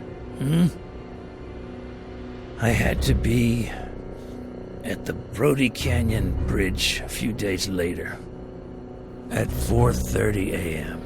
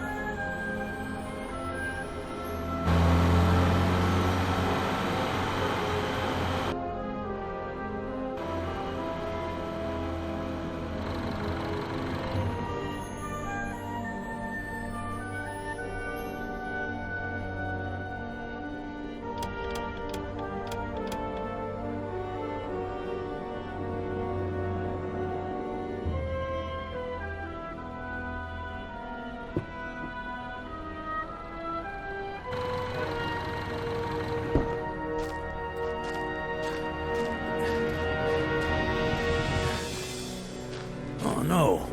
What the hell? Is that a stiff? Darling, you can count me out. No way.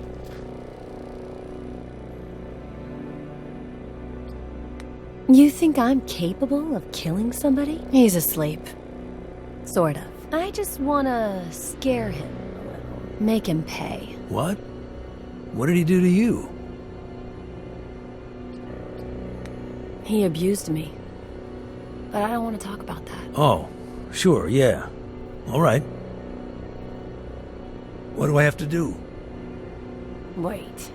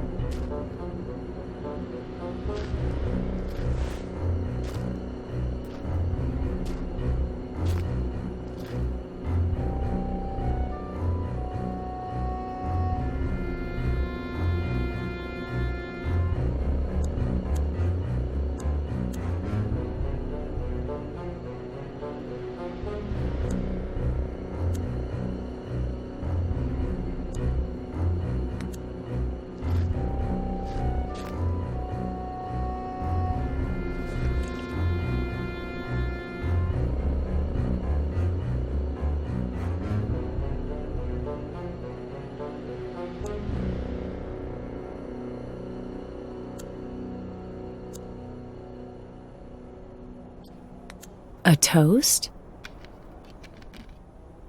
Consider it my way of saying thank you.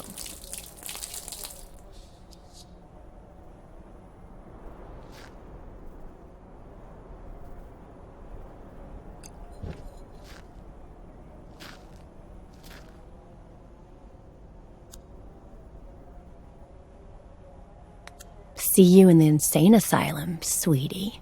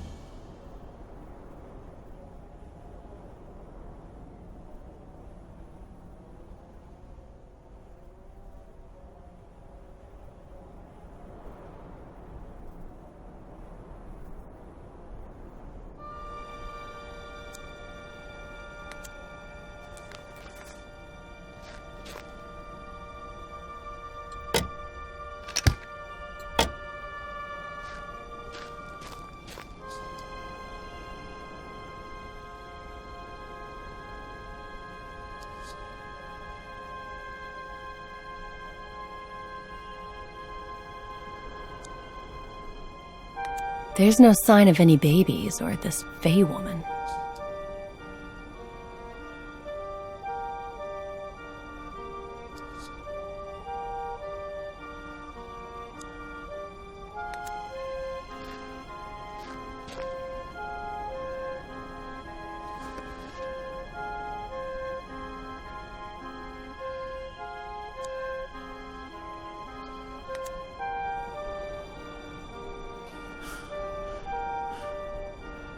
What is it?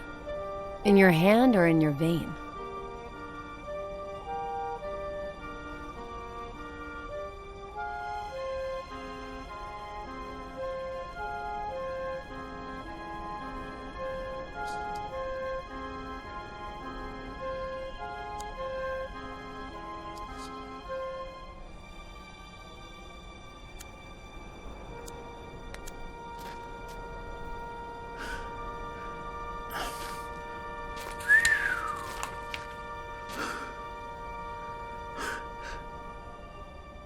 It's a lot of money. If you mention any of this to anyone, you won't have time to spend it.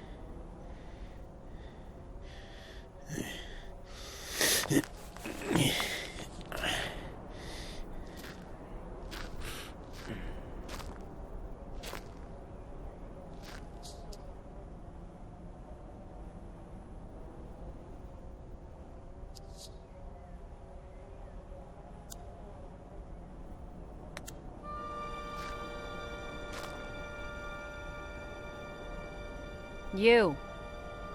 Come.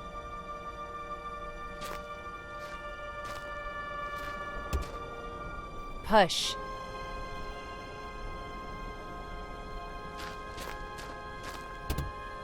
Come on.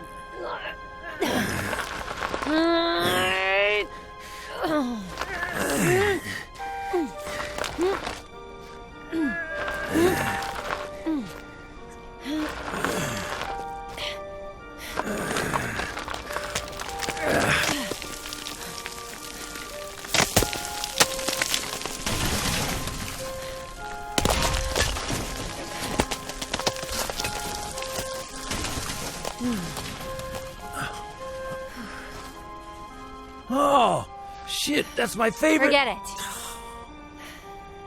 Wait here.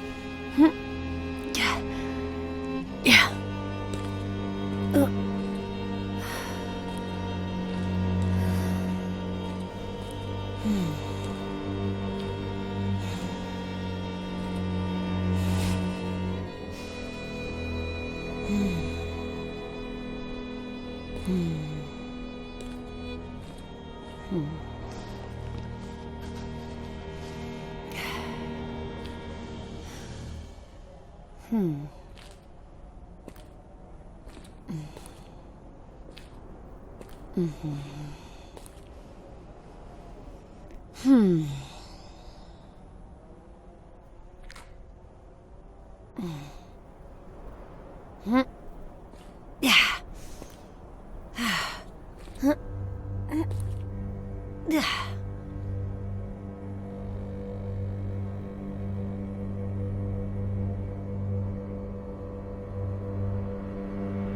He'll wake up.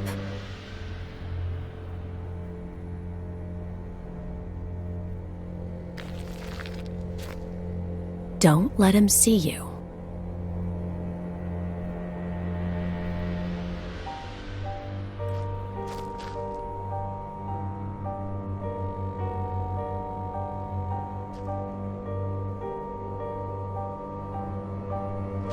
He'll end up coming towards me. Follow him.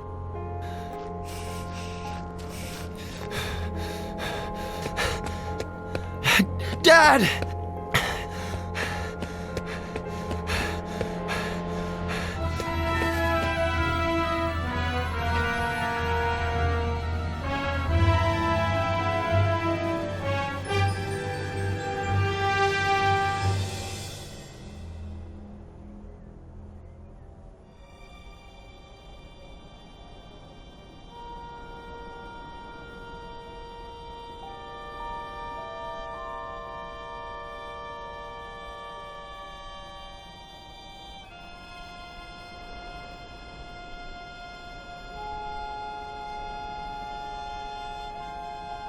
Make sure he doesn't kill himself.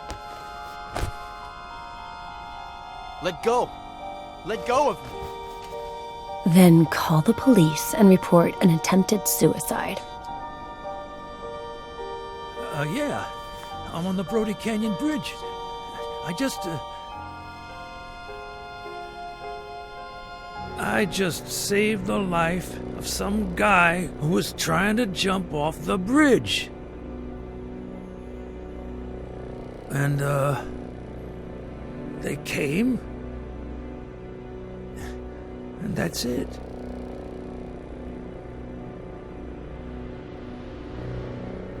You know what, Dennison?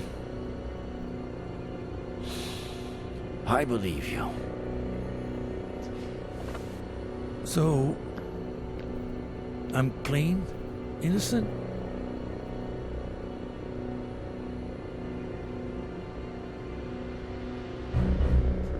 How could you have left out the part about the baby? What baby?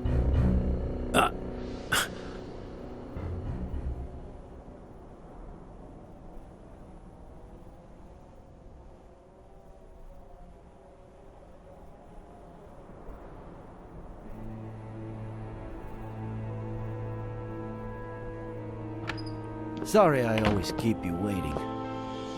Harley was still printing the Horowitz file for me. Whose file? Lisa E. Horowitz. One of the 3 women to rent a car at Wong's just before Faye popped up at Miller's place. And considering her age, the only one who could be our buddy. I asked Harley to get us some details on her.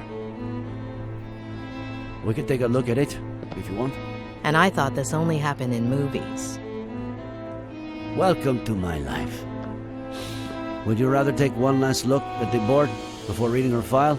Do a run-through of the investigation?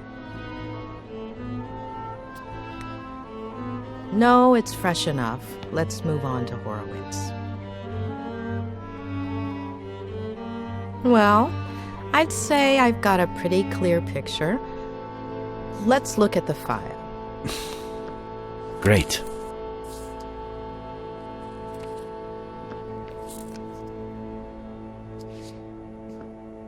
This is Lisa Horowitz, the day she graduated from Yale as a psych major, also as valedictorian. Anything come to mind?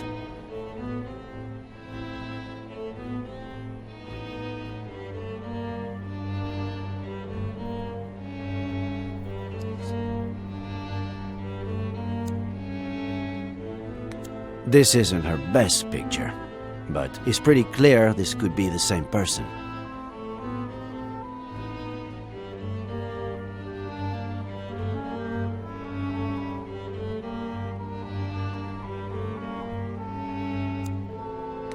Faye told Ed that she just graduated as a psych major. So, it all adds up.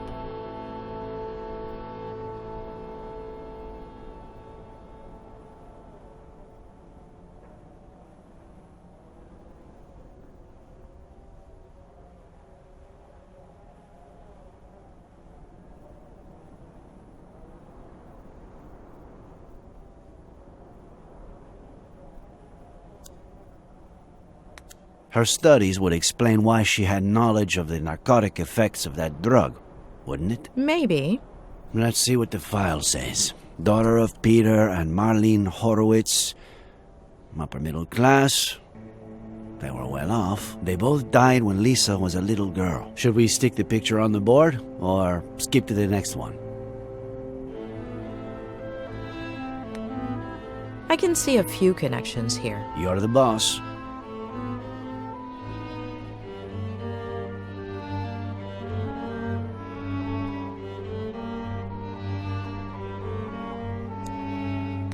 They didn't die in a car crash, did they? No.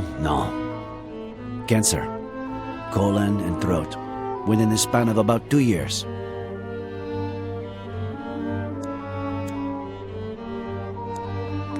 I guess her family's social standing explains why a 23-year-old girl would have $10,000 on hand to give to Dennison. Right. Though, with everything she seems to have done, I wouldn't be surprised if she got the money through other, less legal means.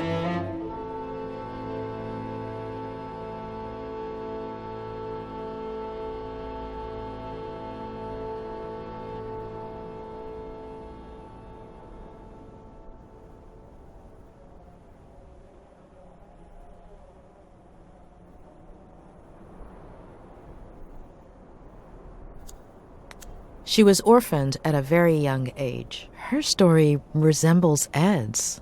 Now for the fun part. After her parents' death, she became depressed. Self-harm, suicide attempts. She spent several months in the New Jersey Psychiatric Hospital. Possibly the most expensive one in New England. Rings a bell. I think a patient of mine went there. Who was it? The night before she was going to be released, her best friend from the hospital got drunk and jumped off the roof of the building.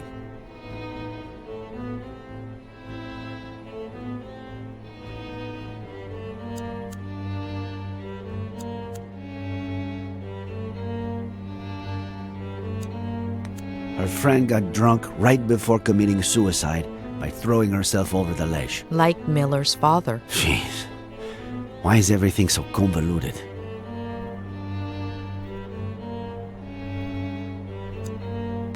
Did Ed Miller, after everything that happened to him as a kid, never go to a psych hospital? He almost did, but his Aunt Claire kept it from happening. She took him home to San Bernardino and essentially brainwashed him, burying most of his negative memories.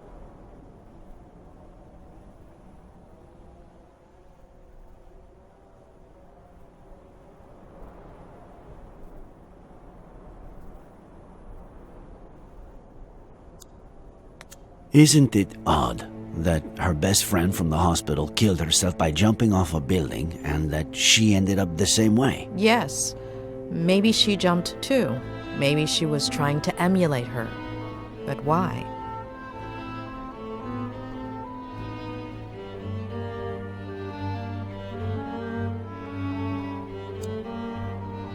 Isn't it ironic that a former psychiatric patient would pursue psychiatry? It makes sense.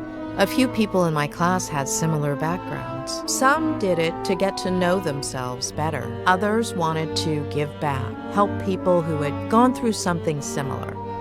When she was released, Lisa went back to New York under the guardianship of her paternal grandmother, Diane Horowitz, who a few weeks later fell down the stairs, breaking her neck. What do we do with this one? Stick it there or pass? Don't you feel like her grandmother's death is too much of a coincidence? Yes, absolutely.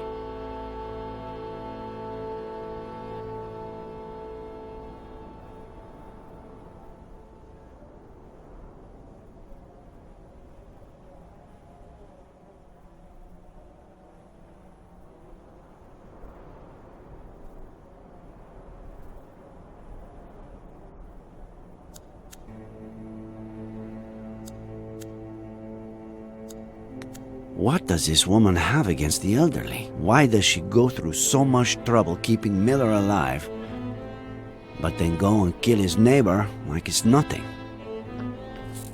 This is from a couple of years ago. A climbing wall in her neighborhood in New York.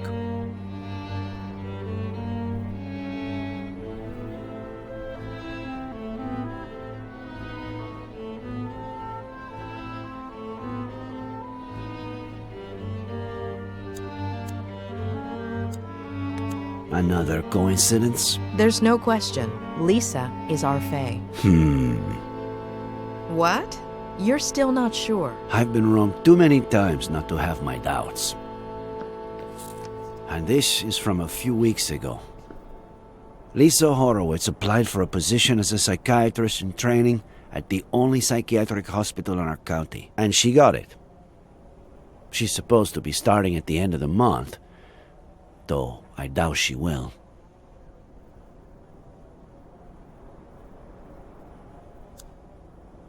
Why would a wealthy young woman from New York with an outstanding academic record want to work at a hospital with such a poor reputation and so far from home?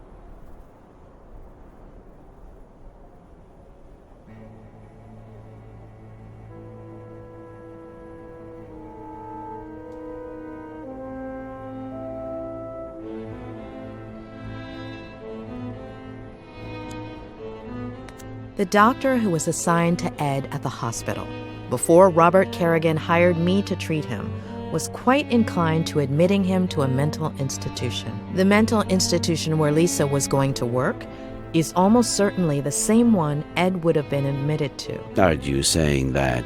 That was the last part of the plan. Become his psychiatrist and torture him. Let's take a look at her medical record. She weighed almost 9 pounds when she was born. At age 11, her appendix was removed. What is it?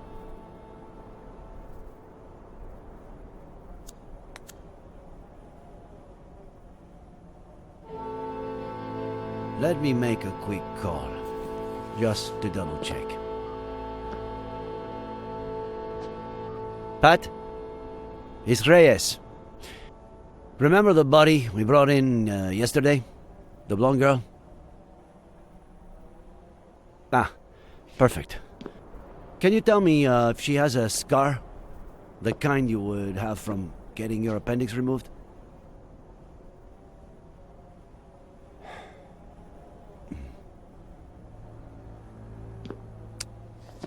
Are you sure? Okay. Thanks, Pat. I can't believe it.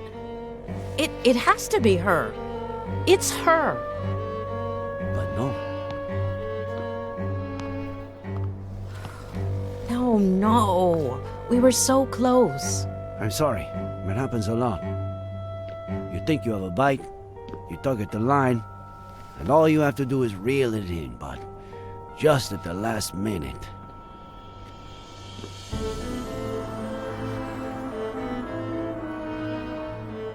I wouldn't give it too much more thought right now. We should get some rest.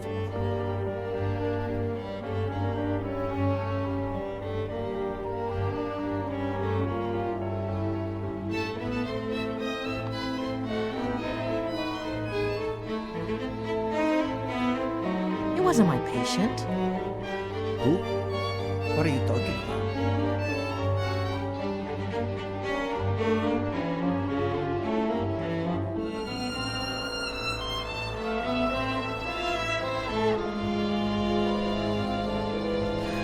How long ago was Lisa Horowitz released? Why is that important? 8 years? 8 years. What was her friend's name?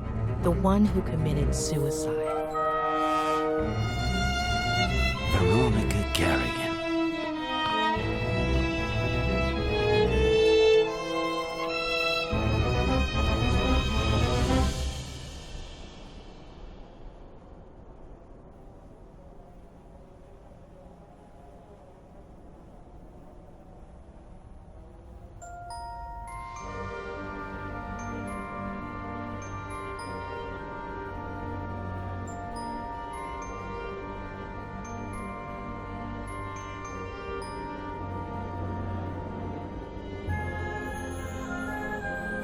tremble not,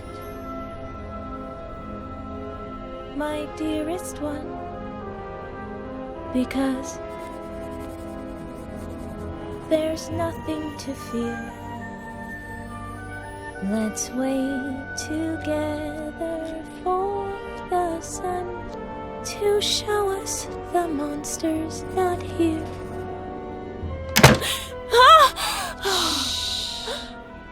They're gonna find me. You scared me to death. How'd you get in? I stole this from Mr. Fatbutt. What if he notices it's missing? He got really sleepy all of a sudden. He'll be in bed for a while. If they catch you... I wasn't about to leave you all alone on your last night here. Are we best friends, or what?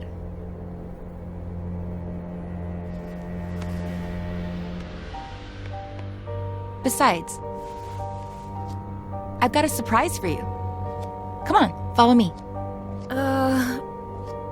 But I'm not sure if...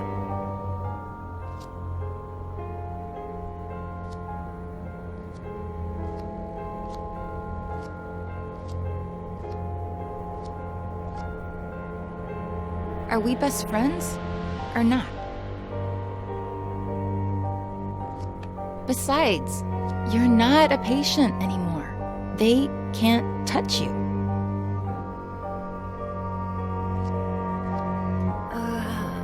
All right. But I have to finish writing my diary entry for today. It's my routine. It's your routine. I'll wait for you.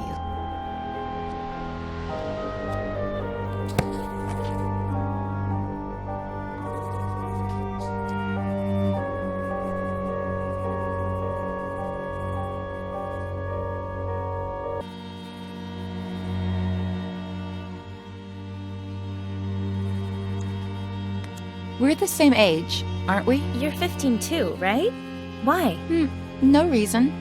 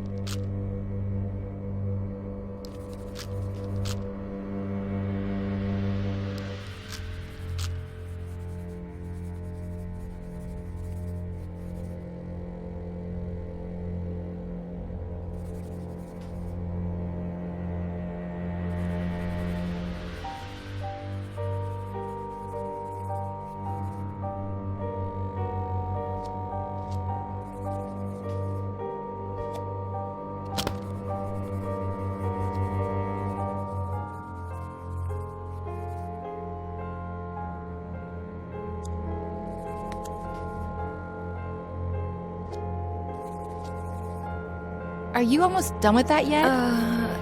Yeah, just a minute.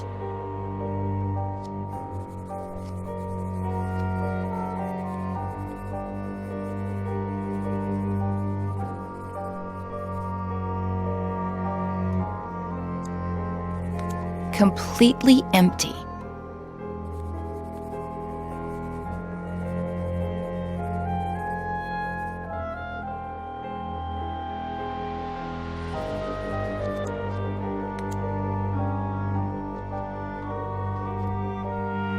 They let you wear earrings that aren't clip-ons?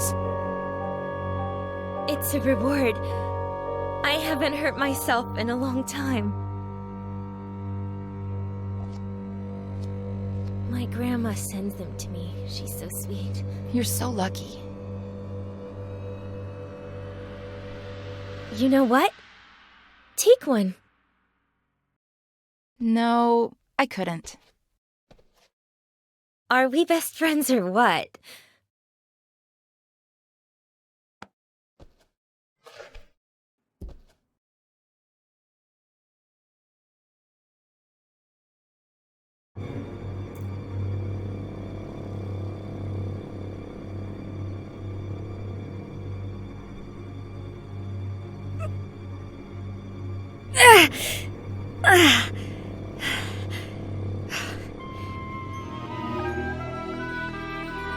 So? You're so brave.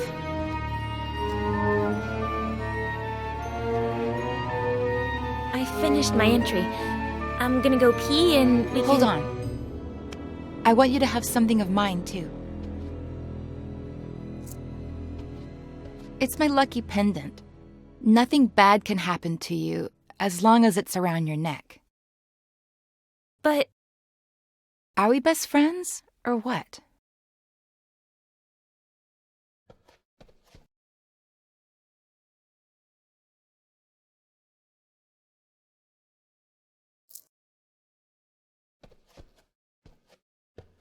That looks so freaking cool on you.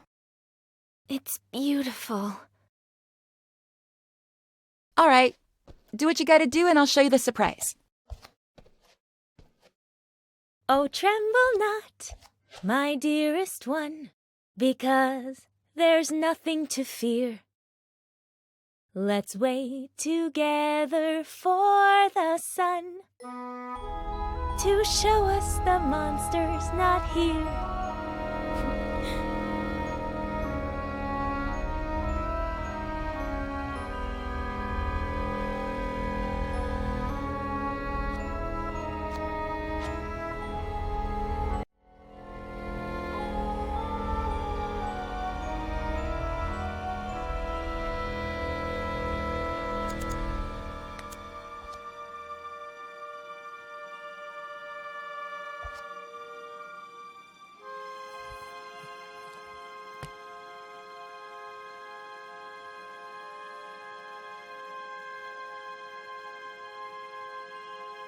Starting tonight, you're my new best friend.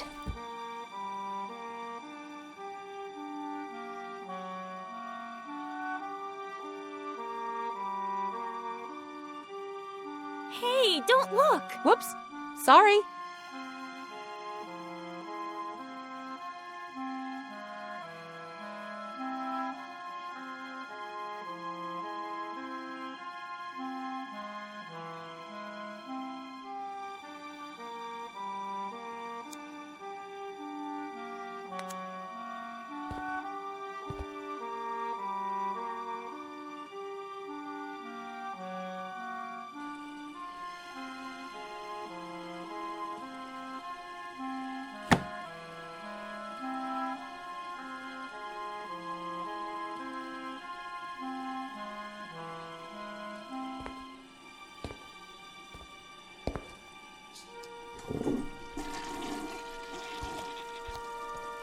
That surprise?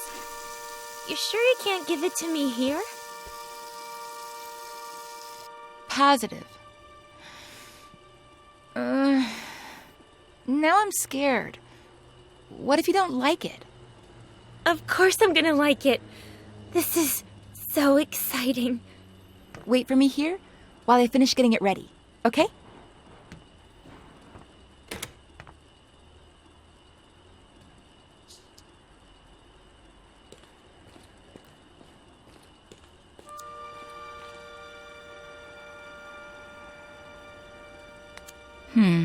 Not here. You wouldn't fall far enough. If there's one thing I'm going to miss, it's climbing therapy. I know what I'm going to do first thing when I get to New York.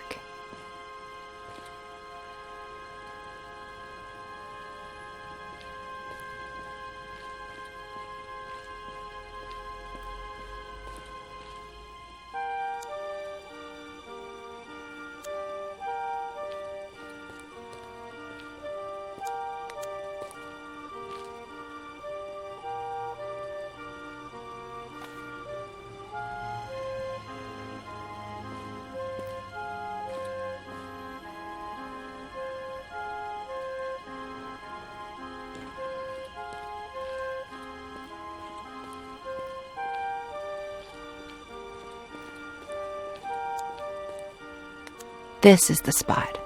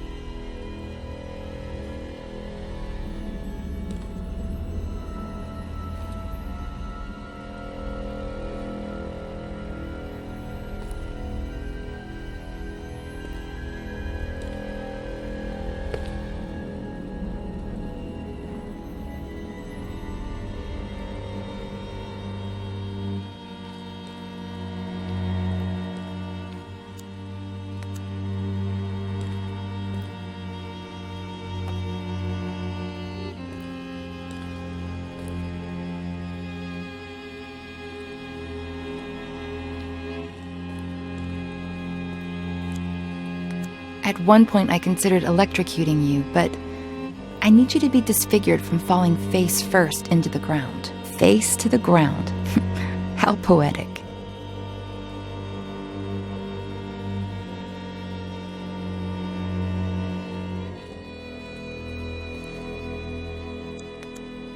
No?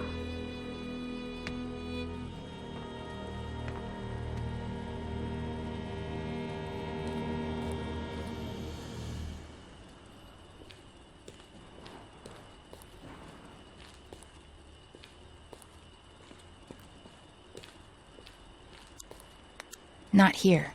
You'd only fall one story.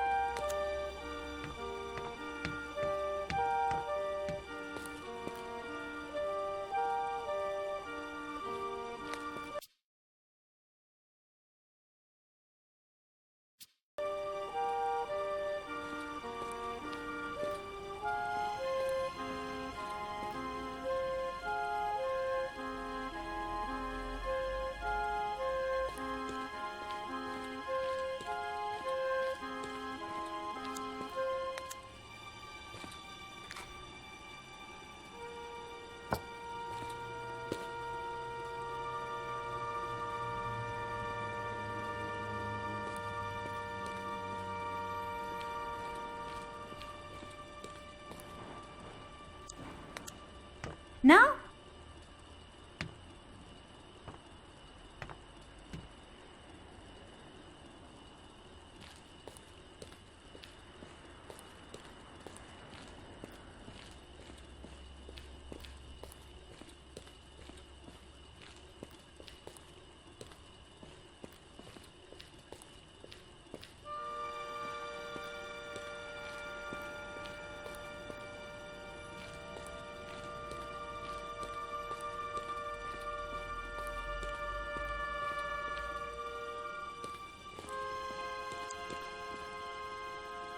Still missing a few things.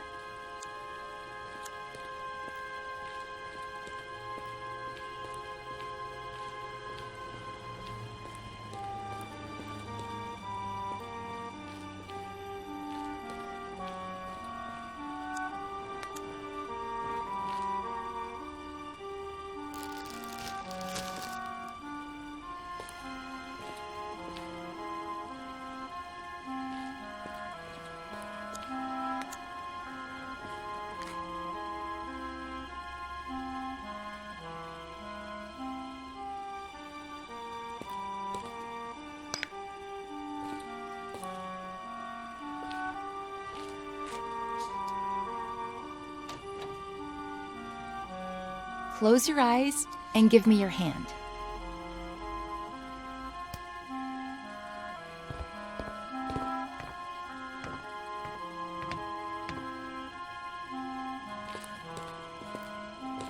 Don't open your eyes yet.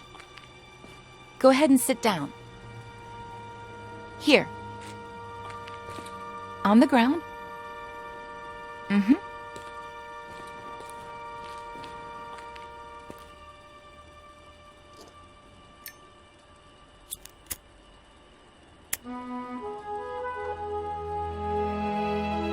Ready.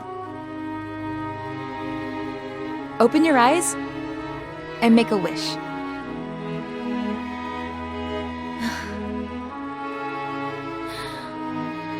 I'm gonna miss you so much. Blow.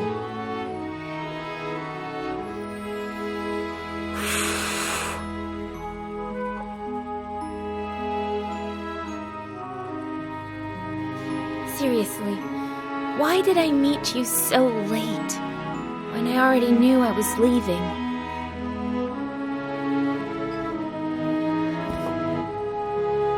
Want to open up a little more? What's that? Consider it my way of saying thank you. For the best week of my life. But, Veronica... Come on. You're out of the loony bin tomorrow. It's your last chance to do crazy stuff. I've never, ever tried it. Ooh, are we playing Never Have I Ever? My turn to drink then. Never have I ever...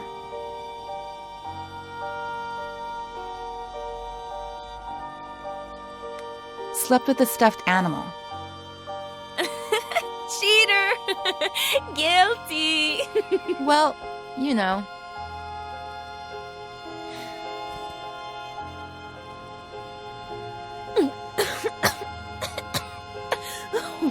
This is disgusting! You get used to it. Your turn. Never have I ever kissed a boy. What about a girl? Veronica! Well, either way, really.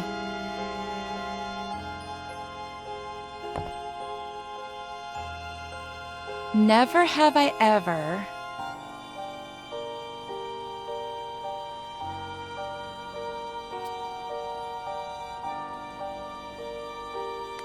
had a room to myself. You haven't? But here... Here doesn't count. This isn't real life. Ugh. I had a really pretty room at my grandma's house. And now you're going to be living there again. Tell me everything about it. So yeah, it's a really sick house. New York's so cool. But it's my turn. Never have I ever made my own breakfast. You haven't? Back home, the maid did it. Here, who knows? Well, I've never made my own breakfast either, so I don't drink. Never have I ever lived with my grandma. Ha! You're saying that because I told you I lived with my grandma before coming here. You've barely told me anything about her. She's cool. I don't know. And now you're going to be living with her again? I want to know everything about her. And she's a cool grandma. She doesn't even look like a grandma. She goes up and down the stairs like she's Rocky. My turn. Never have I ever... Come here. I want you to feel the coolest thing you're ever going to feel in your life.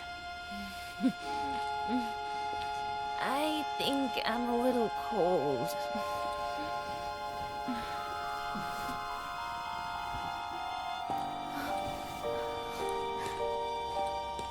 Follow me.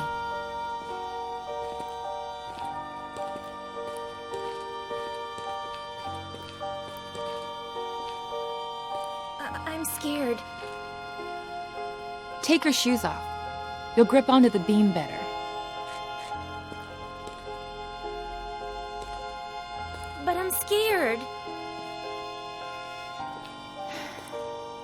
What did we say? That this was my last night to do crazy stuff. Plus, not only am I your best friend, but also the best climber in this madhouse. Who would you be safer with? But I'm a little drunk. Give me your glasses. That way, you won't see so blurry.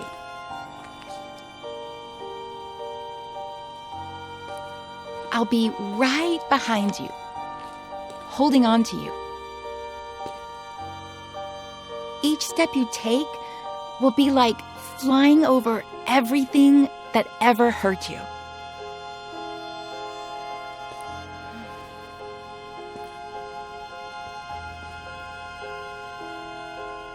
Veronica? When I'm not here anymore, will we still be friends? You'll always be a part of me.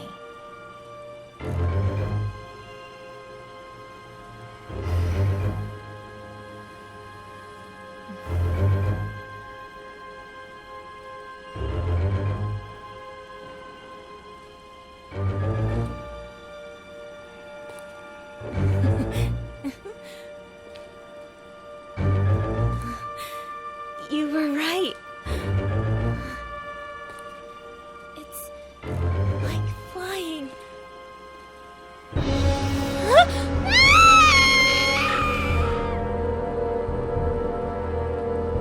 Face to the ground. Look what you've done.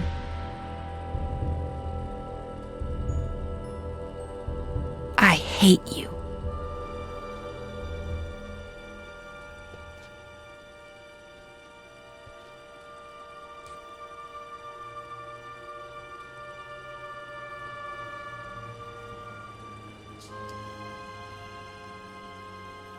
Oh, tremble not, my dearest one, because there is nothing to fear. Let's wait together for the sun to show us the monster's not here. I have to talk to Ed.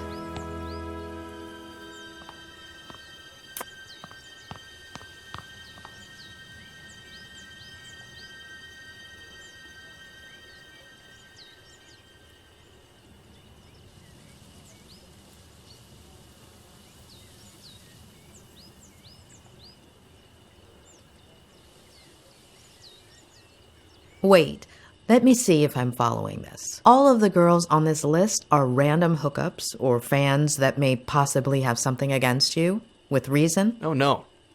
Oh, no. No. No way. Oh, I was worried there. It's 3 pages long. Those are the ones I remember.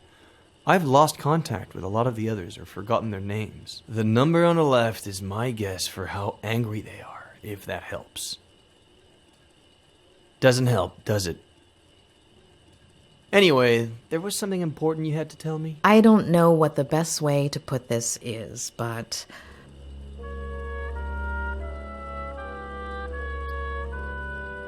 Why isn't Veronica Kerrigan on the list? What?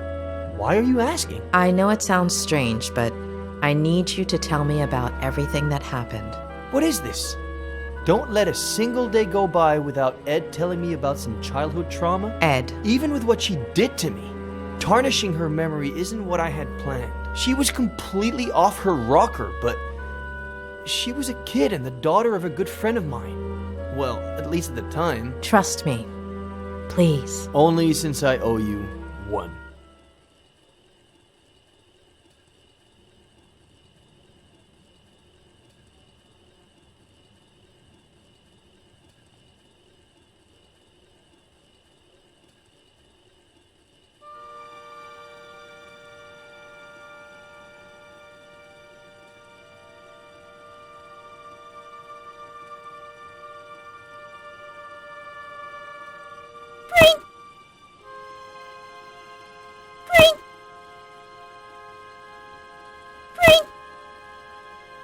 Sweetheart, What did the bread do to make you want to torture it like that? I don't know. It's fun. Can we go to the movies? Yeah, sure. If you take your medicine, we can go this weekend. Oh, Dad. What did the doctor say?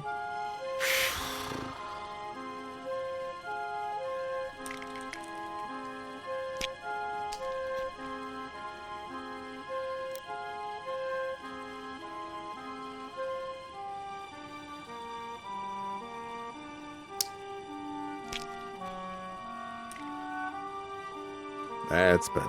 Can we go to the movies today? Oh, right. Not today. I have to work. You always have to work. Sweetheart, I'm meeting Ed Miller at 5, so... It's always Miller. Did you like our vacation last summer?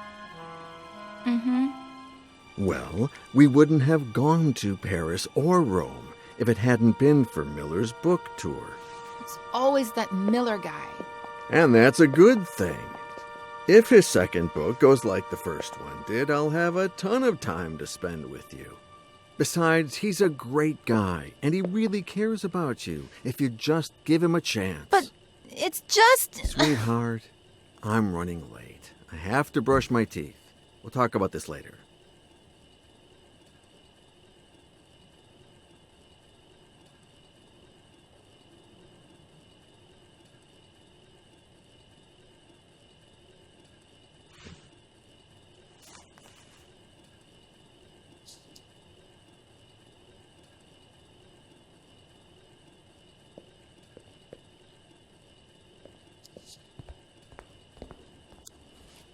Pick a wine, Ed. We have to work late anyway, so why not enjoy it? You should get to bed, Veronica. It's late.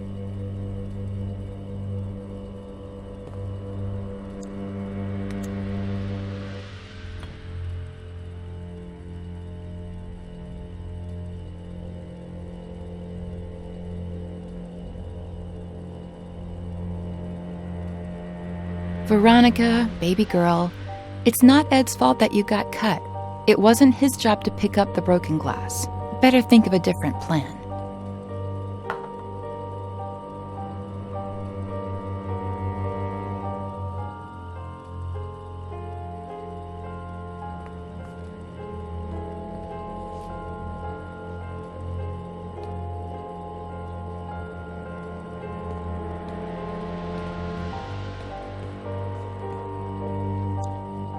I'm not gonna let them. Not the doctors, not Miller, not anybody. No one's turning me into a lame brain or stealing Dad from me.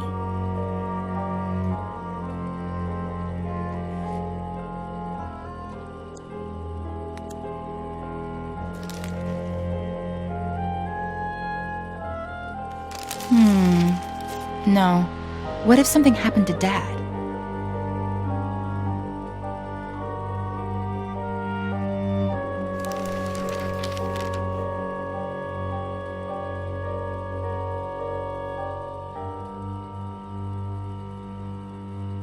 I have plenty of pills, but they'd know they were mine.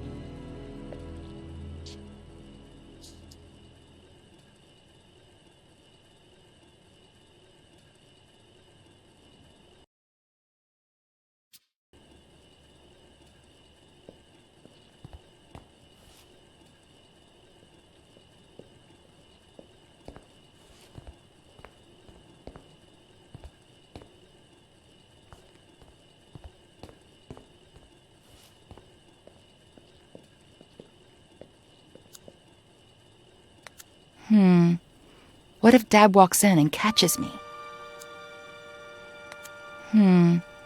What if Dad walks in and catches me?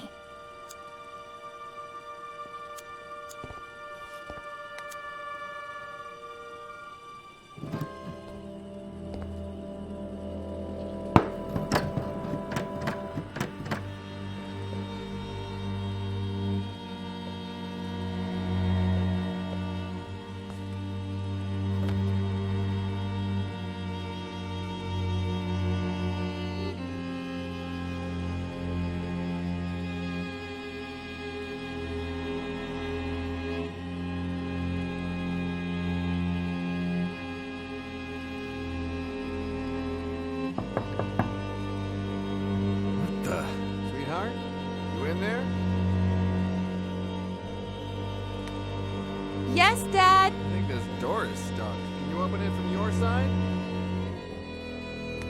I'm turning it, Dad, but nothing's happening. Okay, I'll keep trying. Can you, Dad? No, I can't. You try again.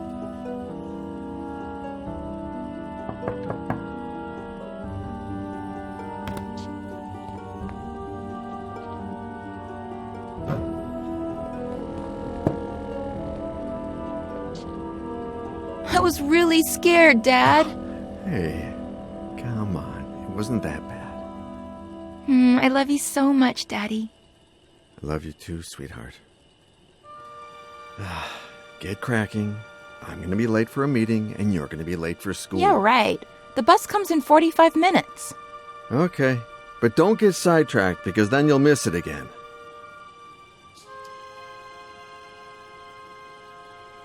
Don't stare at it like that. Be patient.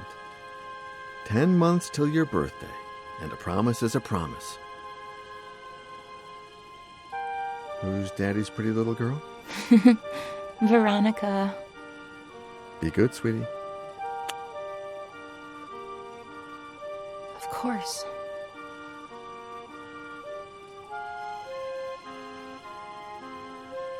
"45 minutes.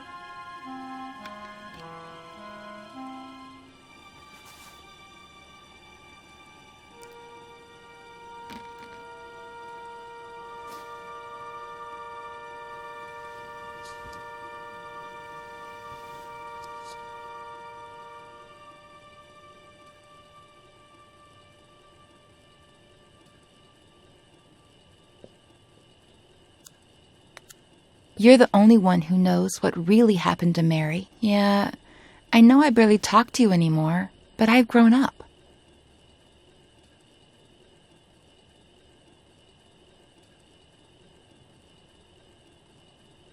There we go.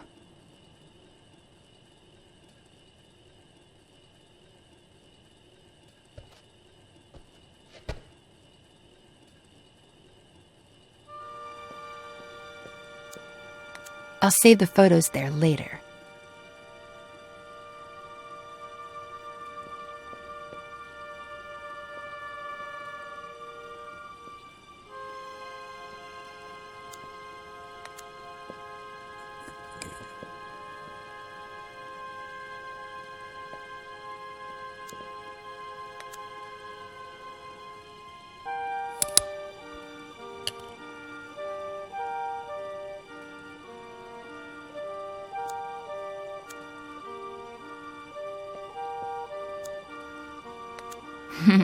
Those were good times.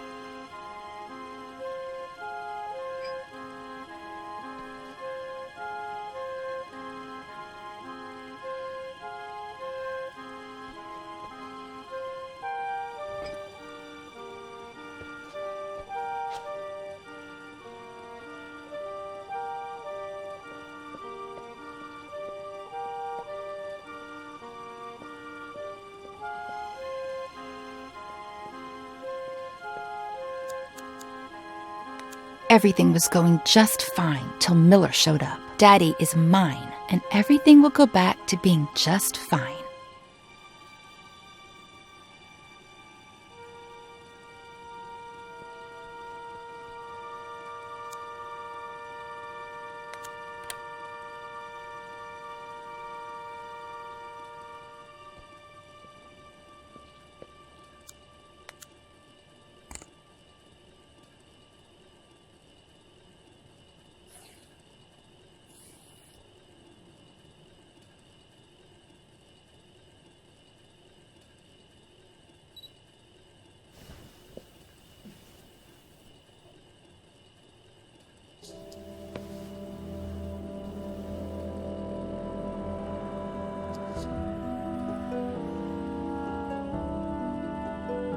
Veronica! The bus!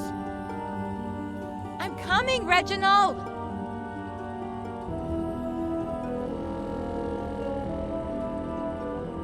You're going to miss it again! School's going to go by so slowly today.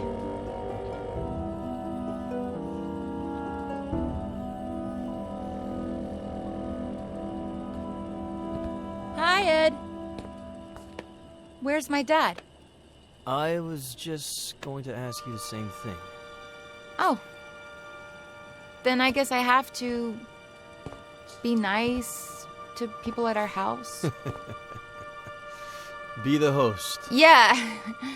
You writers are so cool, knowing all those complicated Well, words. you know, we're not that cool. Should I tell Reginald to bring you something to drink? That's okay. I'm all right. Oh man, I want to be a good host. Oh. Well, then. Yes. Whatever you want. Okay, thanks.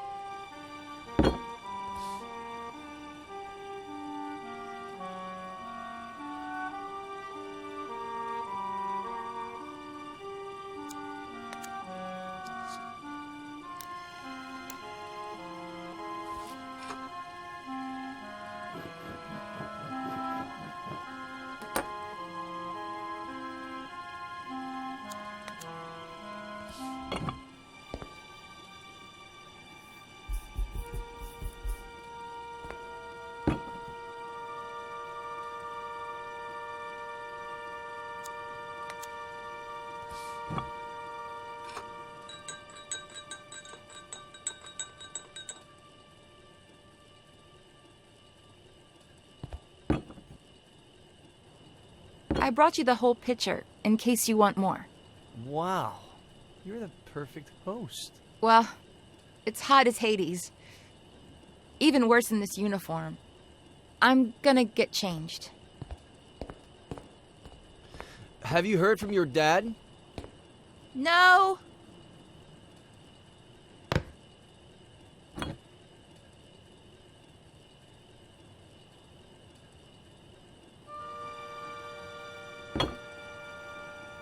Where the hell are you, Robert?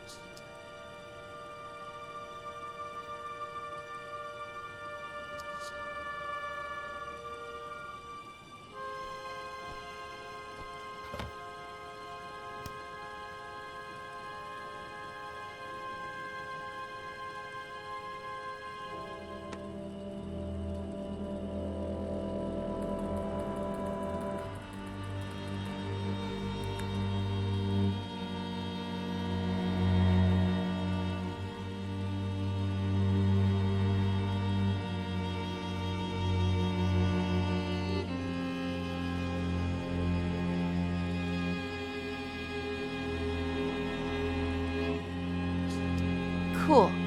It'll be our little secret. I won't tell a single soul. Huh? Oh, Robert. Finally. Dad! I didn't think you'd be here so early. You told me... What are you two up to? What's your little secret? Secret? Veronica? Ed got here a little early because he wanted some pictures of me in my school uniform for something in his book. And he just took them on his phone, and they turned out super, super cool. You want to see them, Daddy?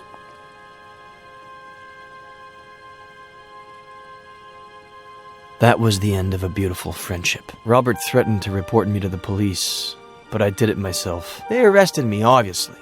But when they inspected my phone, the picture's metadata indicated that the photos had been taken with another device. Plus, the time didn't match Veronica's testimony either. They found the same drugs in my blood as the ones present in Veronica's meds, as well as all the pills she hadn't taken still in her room. Robert apologized, but we decided not to continue working together. We grew apart. Not long after that, Robert checked Veronica into a mental hospital when I heard about her death. I called Robert in case, I don't know. He thanked me. We hung up and haven't spoken since. And that's it. I have no idea how Robert's been these last few years. I do. He came to me shortly after Veronica's funeral. He needed help and told me his story. Veronica was 2 years old when Robert adopted her. I never looked into her previous life, nor her biological family story. But I have a friend who might... Doctor, are you going to tell me what on earth Veronica has to do with any of this? Veronica did not die in the psychiatric hospital. She died 2 weeks ago. What? Veronica is Faye.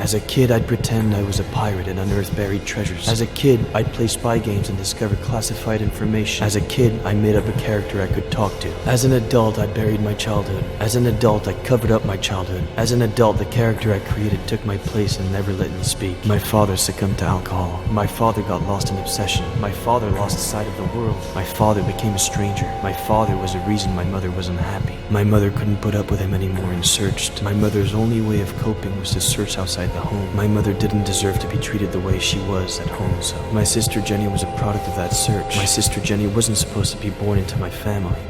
My sister Jenny was the only thing that... My father reacted in the worst possible way. My father caused an accident that killed. My father deliberately killed my mother and alcohol led my father to cause an accident. Obsession caused my father to react. My mother and my sister died at the Brody Canyon. My mother and my sister were murdered at the Brody Canyon. My father wanted to liberate himself jumping off of that same... My father didn't have the spine to own up to what he'd done and jumped off of that same... Remorse led my father to jump off of that same... I'd forgotten how I felt. Did I feel furious? Afraid? Sad? Did I feel hatred? Did I feel alone? Did I feel nothing?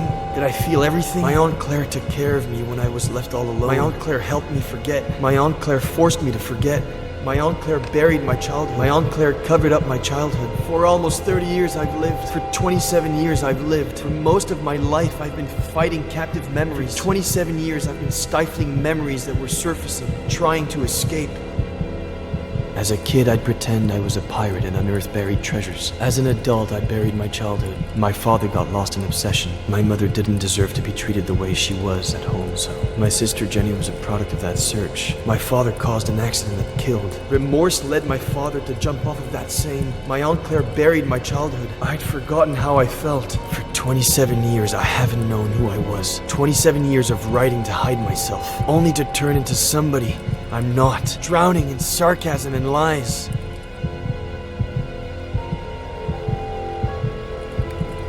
It's over.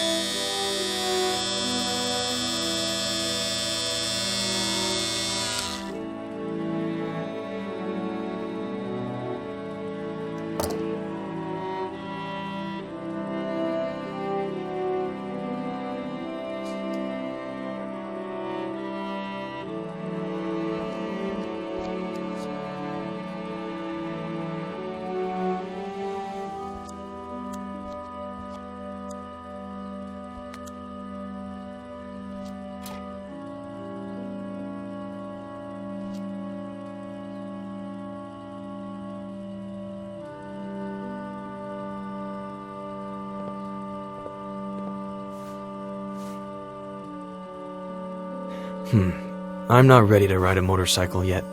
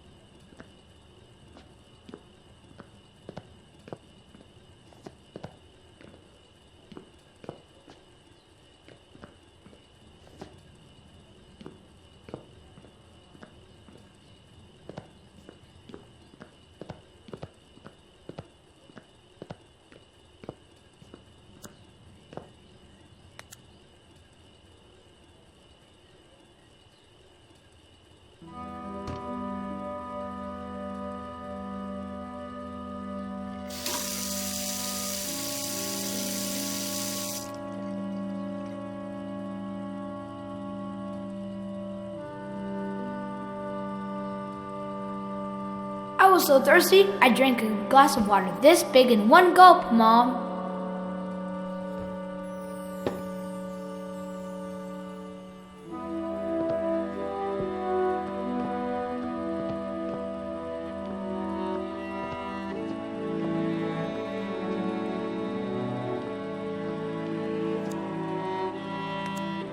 What did you say your name was? I didn't say what my name was. Oh, thanks, Mr. Mysterious. I'm Faye. If you could bring me some ice. How did she do it?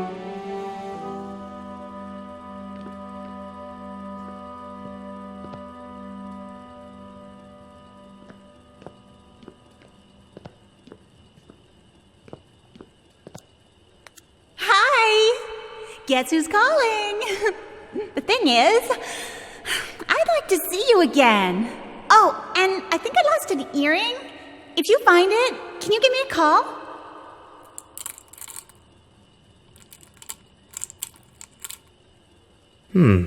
Maybe.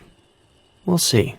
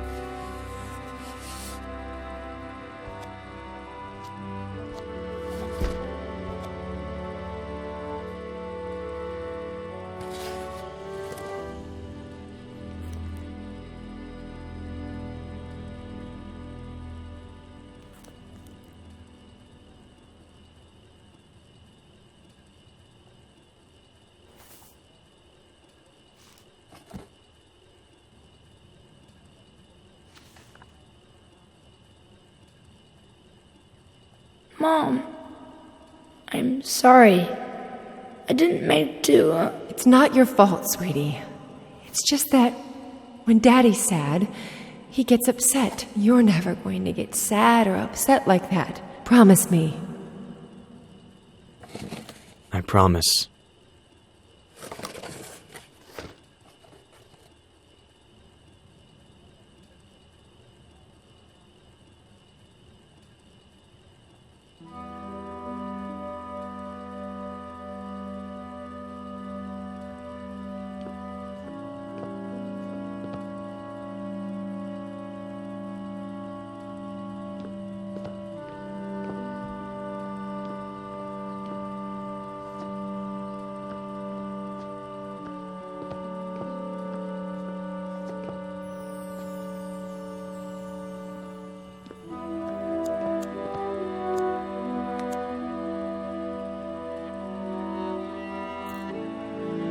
Knight to B6, Sam.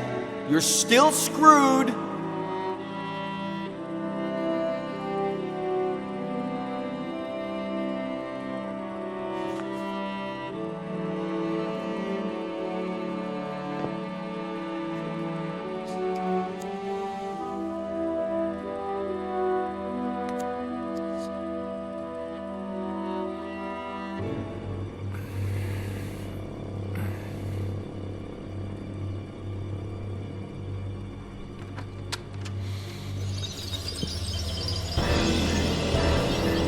Where do you think you're going?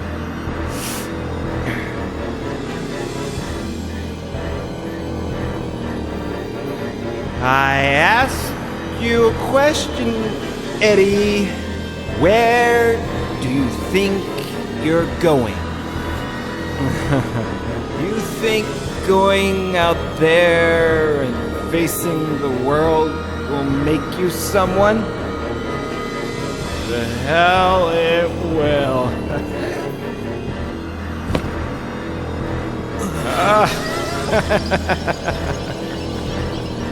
I know you, kid. You're a piece of junk like me. You're useless.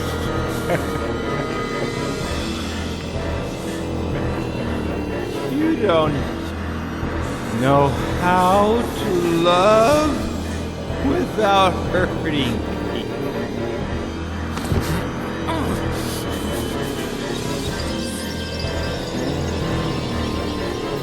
You ruin everything because you don't really care about anything but yourself and your pain. You become. I'm not going to let you go around hurting people like I did. Just end your miserable life.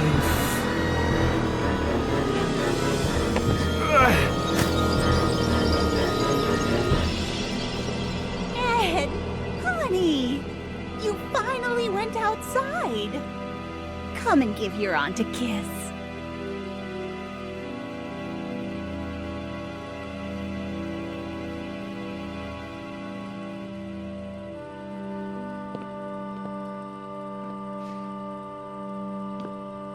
I knew we could do it together, just like we did last time. Whatever you say, Aunt Claire.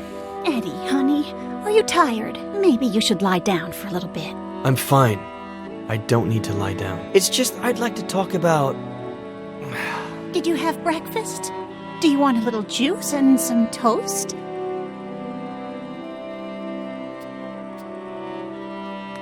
Why did you make me forget everything that happened? What Dad did?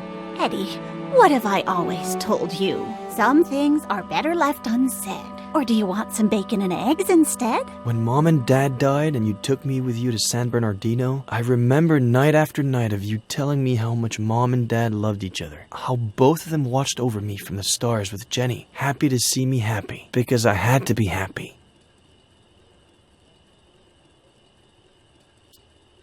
I understand why you did it, but those buried memories slowly ate away at me from the inside. I'm tired. I'm going to lie down for a bit. Aunt Claire. There are eggs in the fridge and enough oranges. After the nap, I'll make some 3-bean chili. We ate some not too long ago, but it's your favorite, so I guess... Aunt Claire.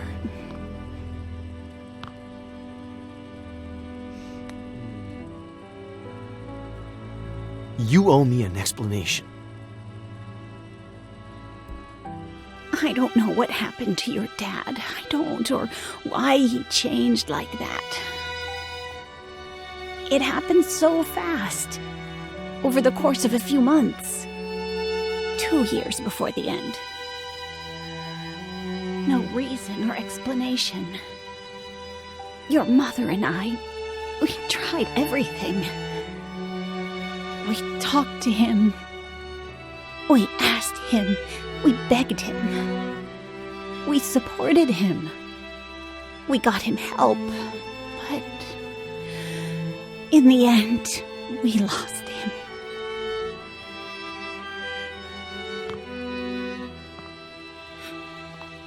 All your mom had left was you. The possibility that you could still be happy in spite of it all. And when we lost her, I did my best.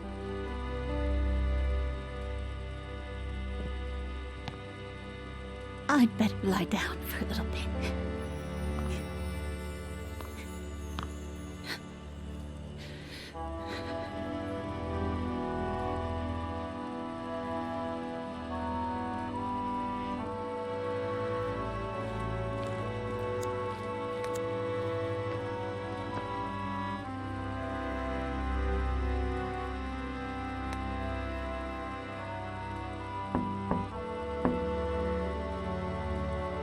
I guess she needs a little time.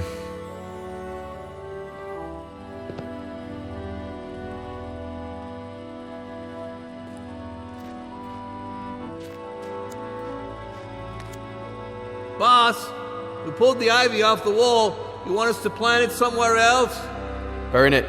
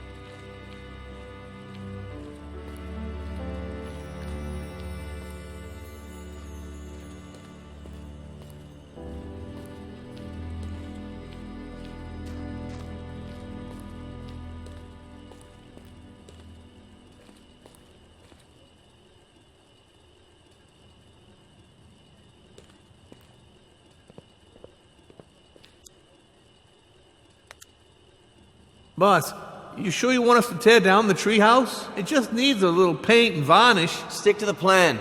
Tear it all down. Whatever you say, boss. But any kid would be thrilled. Where are you?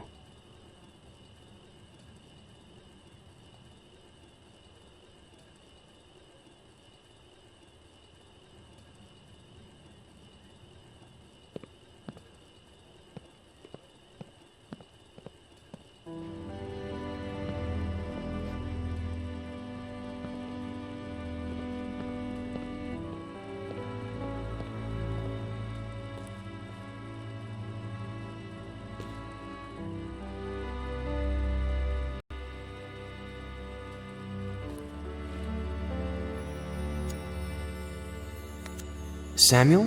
Does it always go like this? What do you mean, like this? You get the bait ready, throw the hook into the water, and wait, and wait, and wait, until, if you're lucky, you get a bite, and then wait again? You've just described a perfect, relaxing day of fishing.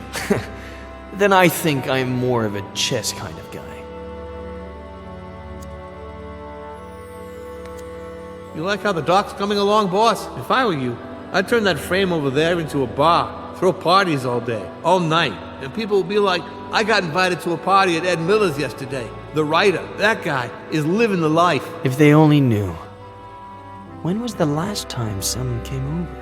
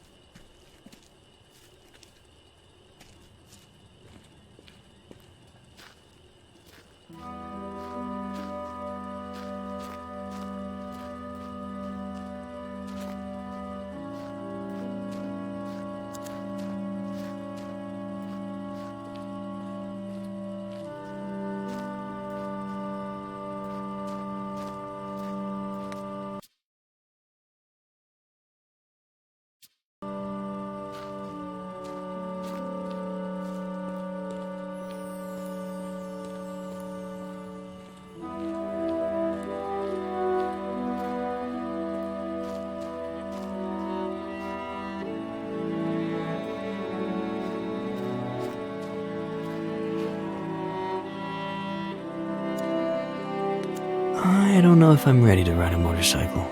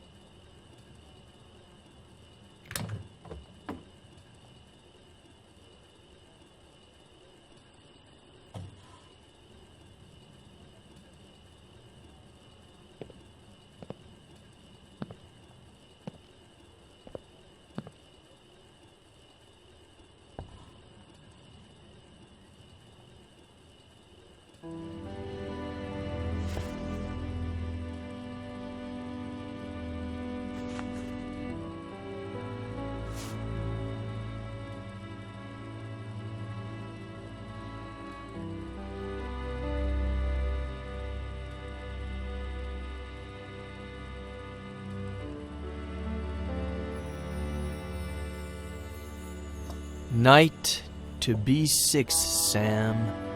You're still screwed.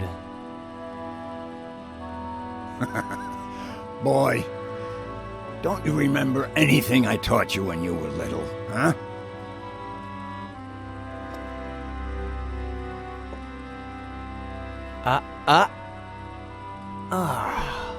Why do I always forget about castling? You always defend by attacking, okay?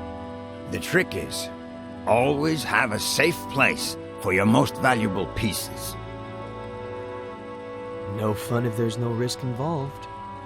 No game if there are no pieces.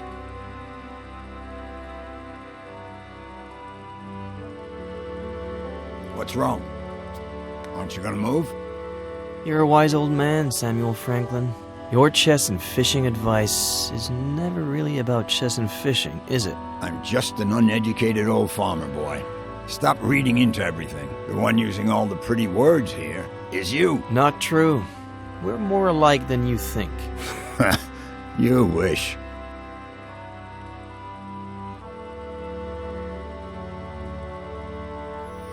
By the way, I know it's not your birthday or anything, but I saw this the other day in the window at the antique store on East Main, and I thought, well, Frankie Lane, chess, so, I don't know.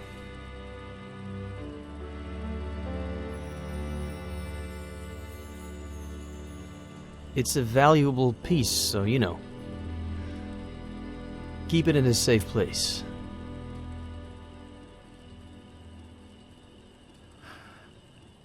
Know what?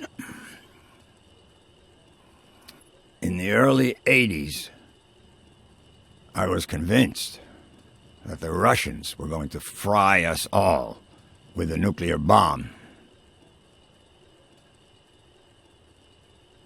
So I built a bomb shelter under the ranch. I built it myself, with no help from anybody. You're kidding me.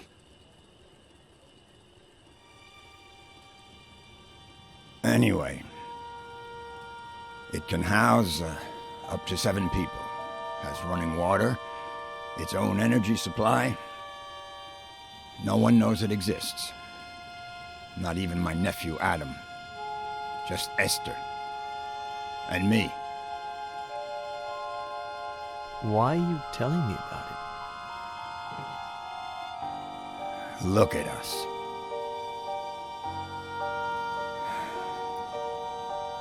Look at us what? Neither one of us has... I mean... We're both missing... We're family.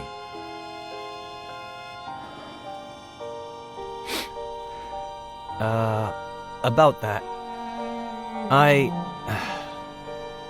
met, no.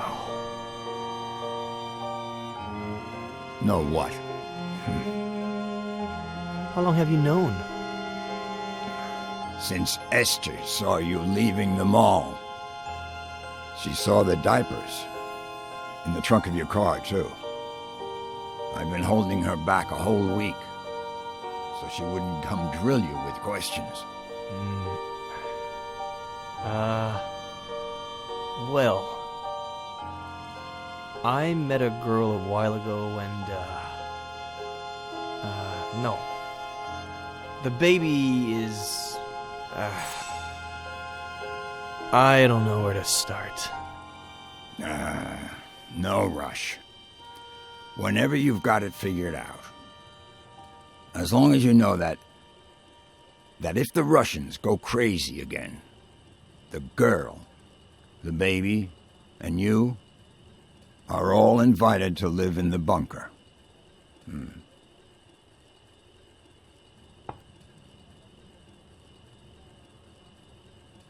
Anyway, boy, your turn. Are you gonna make a move or what?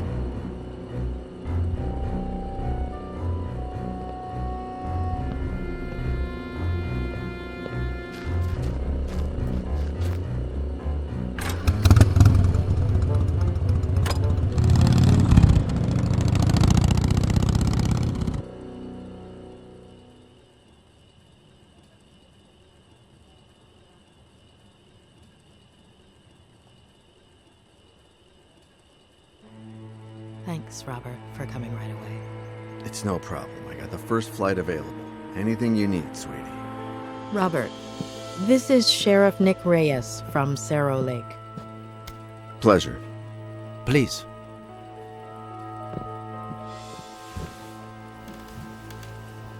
So, why the urgency? Is this about Ed? Has he gotten worse?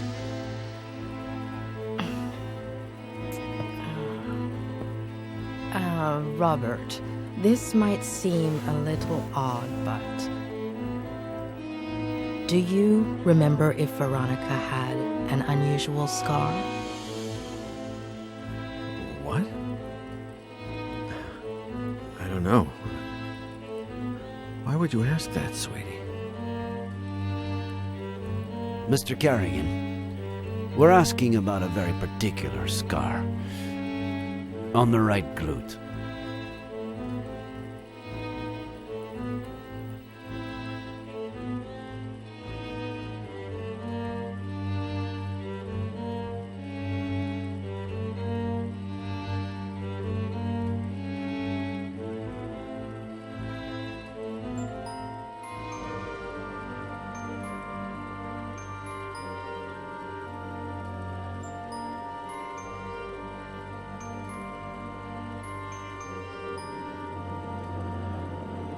Barking too much. Honey, you can't just barge into the Cerny's yard without permission. And you certainly cannot take Skippy. But he was hot. He's a puppy, honey. He doesn't know how to swim. And that pool is really deep. Dear God. If I hadn't been there. Miss Cerny said I was a bad girl. Oh, you're not a bad girl, honey. She was just upset and said some things she shouldn't have. That's all. But she won't let me play with Skippy anymore. She's a stupid old fart.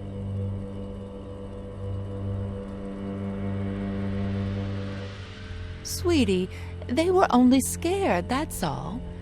They thought you wanted to hurt the puppy. But I...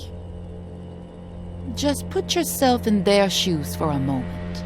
Imagine if someone took you to the park without your dad's permission when he wasn't around.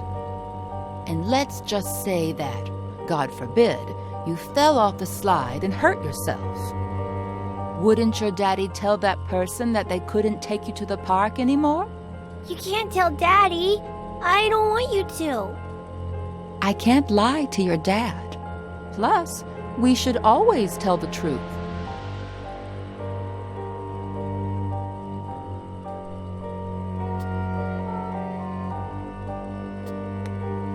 my mother. You can't tell me what to do. Of course I'm not, honey. But sometimes it's wise to listen to your elders. Okay, here's the plan. I'll put the dirty towels in the wash while you think about what you'd like to eat. Then I'll fix it up for you in a jiffy. What do you say?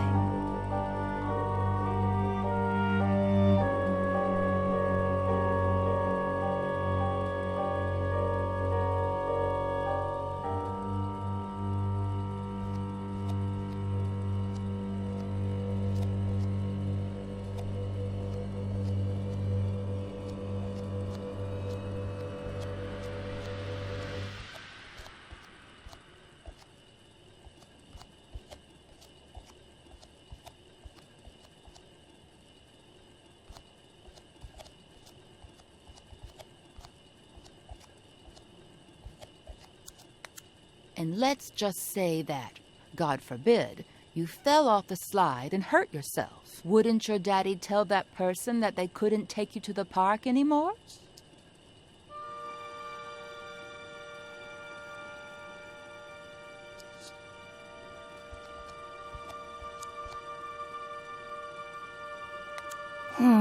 It wouldn't hurt me that bad, and how would I blame her?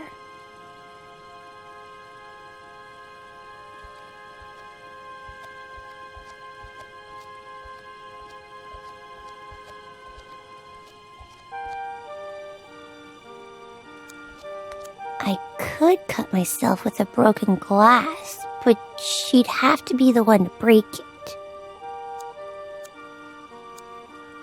Gee, why do they always set everything up for the grown-ups?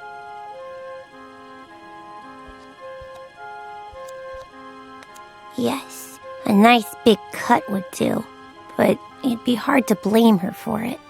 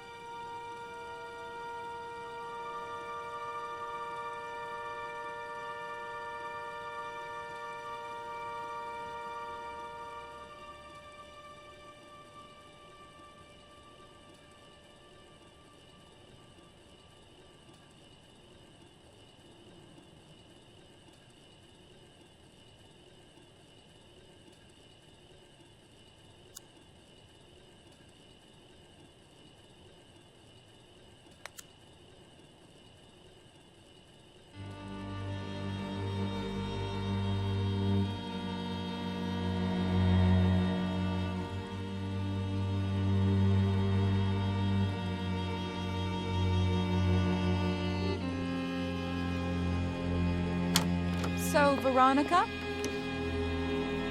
what would you like to eat? I want a PBJ and a juicy red in my fruity glass. Oh, a PBJ and a juicy red in the fruity glass. Everything tastes better in that fruity glass, doesn't it? Oh, what a klutz! I'm sorry, honey.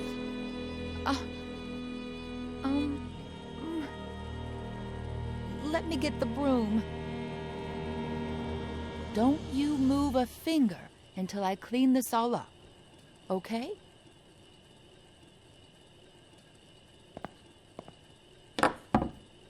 I'll get you another glass just like that one before you even know it. They sell them at the... Oh, look! That must be your daddy.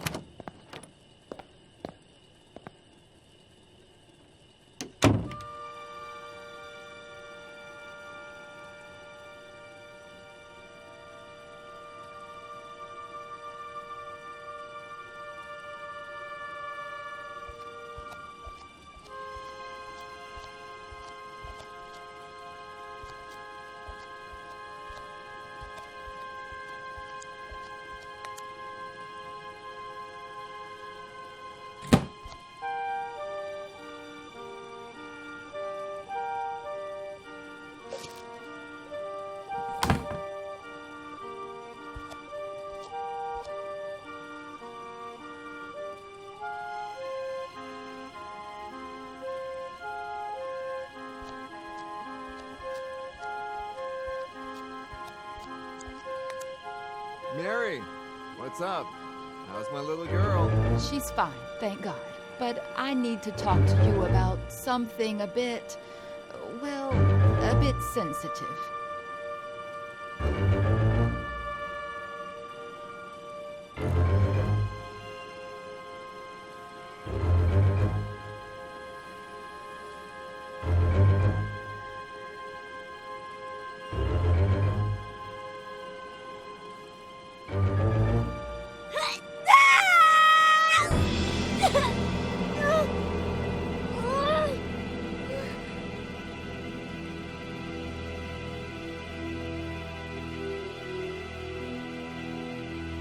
Daddy, will it leave a scar? Did you know that most brave little girls have scars? Now you'll have one too. And you know what else? It'll be shaped like a V. V for Veronica? Yeah, V for Veronica.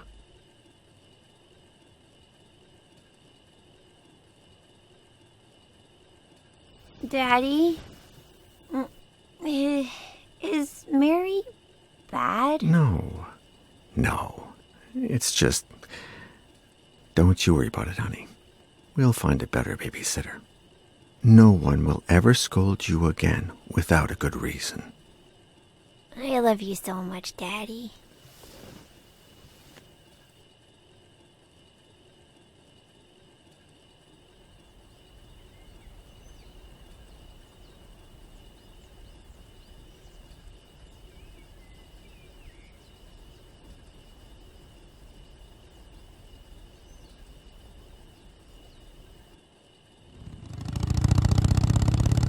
Where did you build it, Samuel?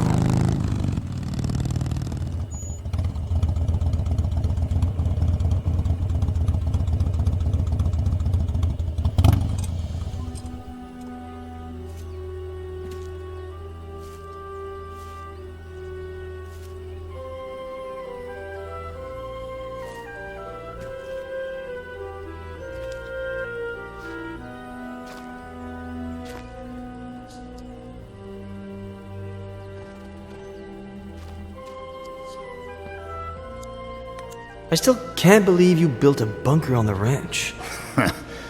Neither can I. There's so much to keep in mind. For example, it has to be close enough to the house so that you can get to it quick before the bomb goes off. But it can't be right underneath the house, because that's the first place they'll look. Knowing you, nothing in that bunker was left to chance.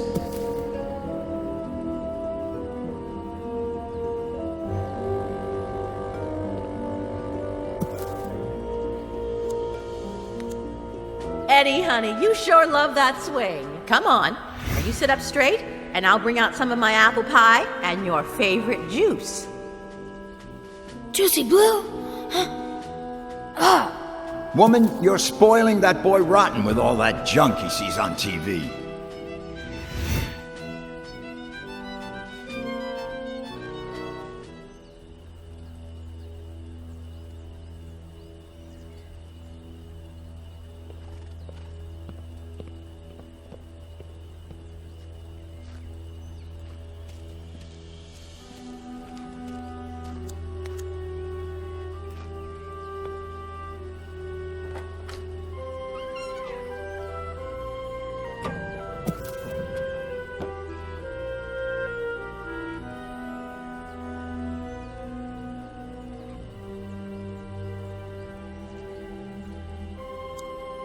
Knowing you, nothing in that bunker was left to chance. You bet.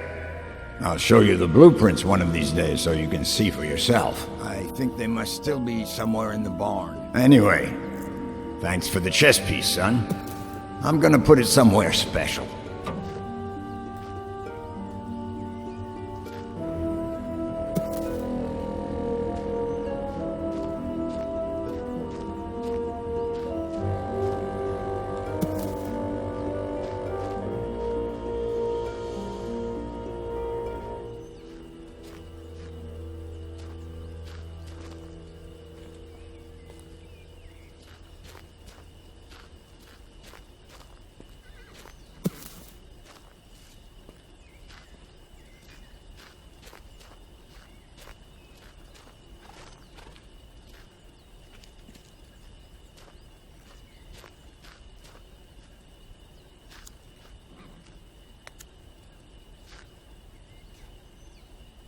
bunker entrance could be anywhere. Can't hurt to try.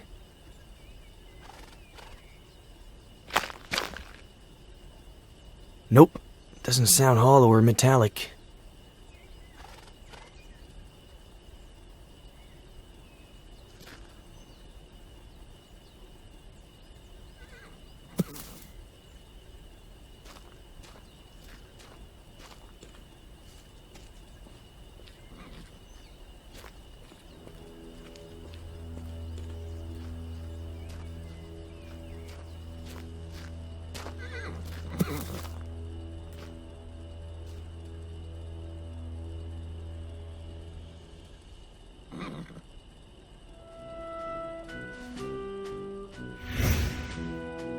Come on, say it. Okay, but then off to the shower with you, or your mom won't let you come over.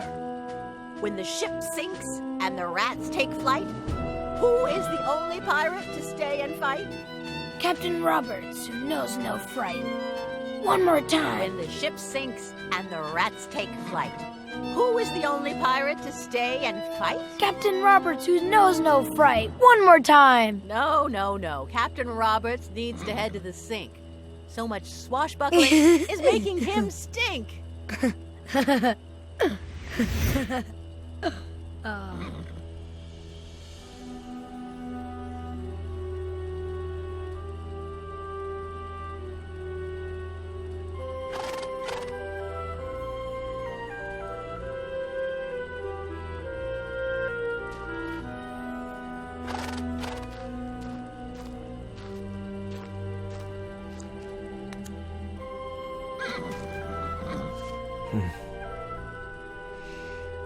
You miss them too, don't you, old pal? You look well. You've got fresh water, you're nice and clean. Who's taking care of you? Hmm?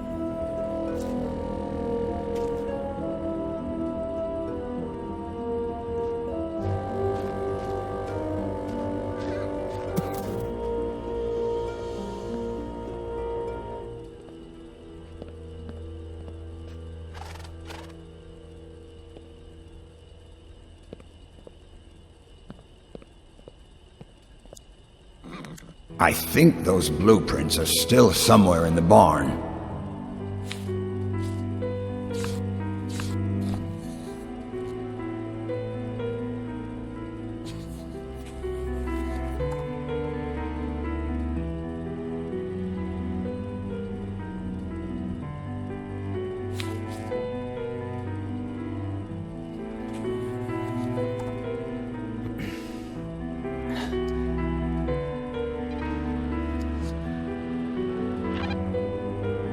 Anybody there? Sheriff?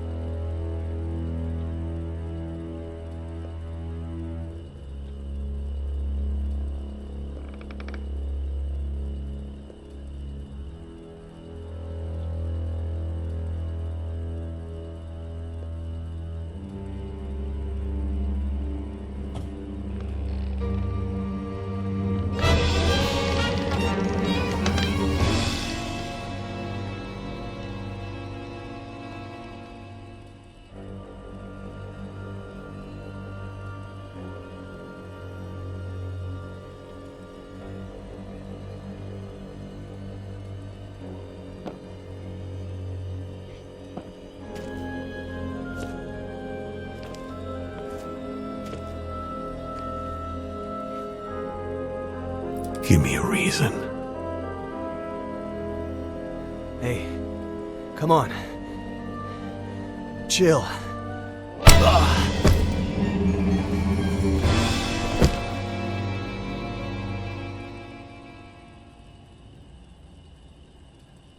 Robert. She was 2 years old when I adopted her. I always thought I'd be compensated somehow for not seeing her birth. And yet, I've seen her die twice. Mr. Carrigan, I beg you. You don't know what it's like to lose your daughter, Sheriff.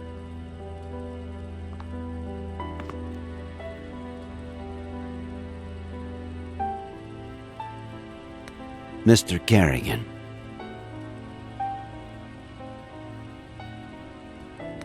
I do know what it's like. In fact, I relived it not too long ago. Sorry. I can't, Julia. I just can't.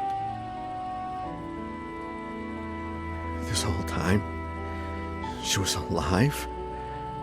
Not a single call in 8 years. It can't be her.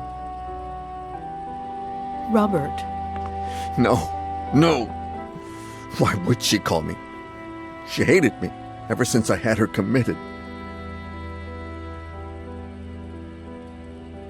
How did she die? What was she doing all these years? Was she happy?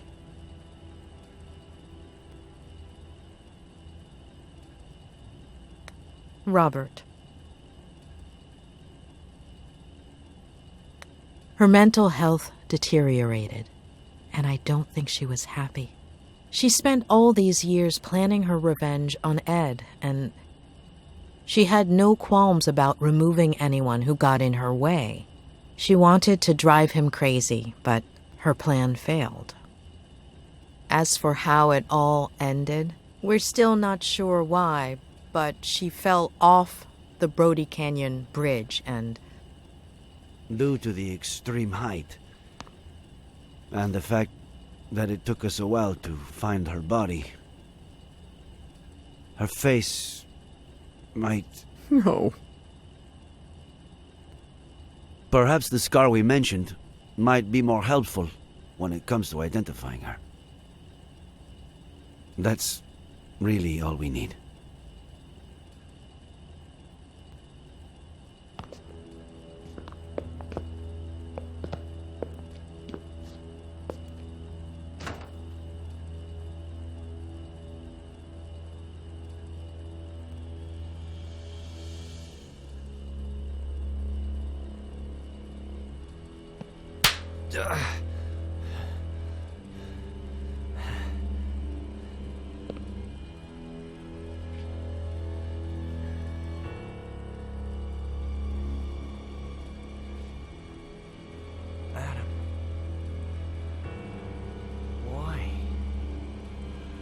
Why?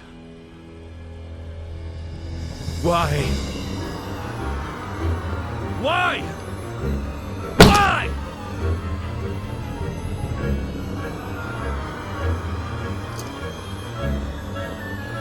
Those fingers you're right with. You better start explaining why. Why? Please. Why did you kill my uncle?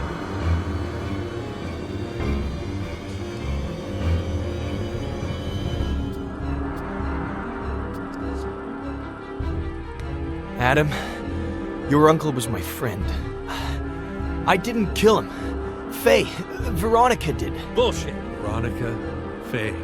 Who pulled the trigger doesn't really matter. You're an accomplice in his death. An accomplice? Adam! You always wanted to get rid of me, as a kid and as a grown-up. You took them away from me. You stole their love, fishing, chess, the shared afternoons. You took them away from me, and you still weren't satisfied. You wanted the ranch, but I was going to inherit it, wasn't I? You wanted to threaten him to change his will, but never had the balls to. Because you've never had the balls to do anything. Your little friend did the dirty work for you, and it all got out of hand. She killed my uncle, and you killed her for screwing up, out of rage, to tie up any loose ends. Adam, that's insane. I'm done.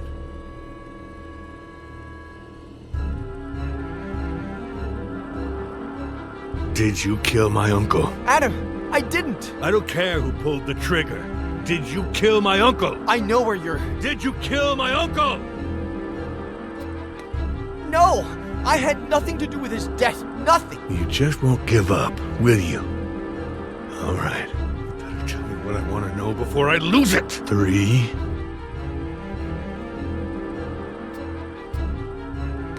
This is not who you are, Adam Franklin. You're a good man, but if you do this... Don't you dare talk to me about good men.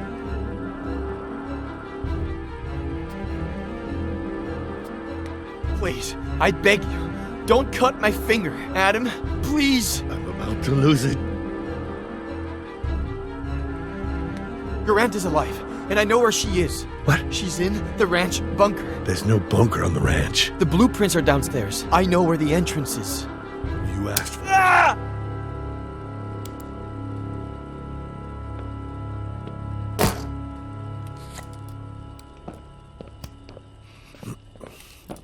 There's a bunker? You prove it. According to the blueprints, it should be here.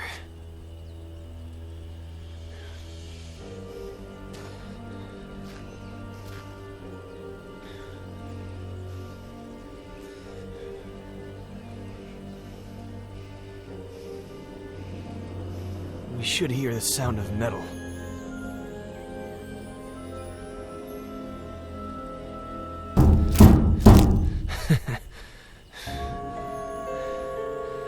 It's right here. There's no doubt about it.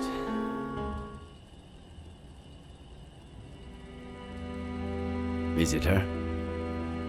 Did you know that most brave little girls have scars? And now you'll have one too. And you know what else? It'll be shaped like a V. V for Veronica?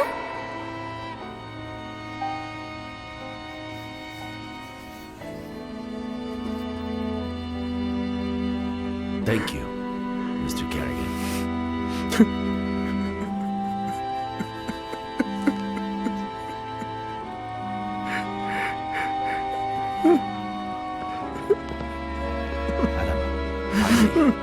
Where were you? What? With Miller? Please tell me you didn't... What tractor? Come again? That has to weigh a ton. How did you plan to... We got the key. I'm on my way.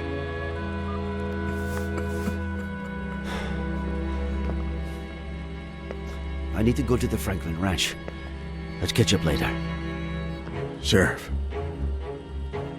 can I stay a little longer with my daughter? Mr. Kerrigan, perhaps... Would you like to meet your granddaughter?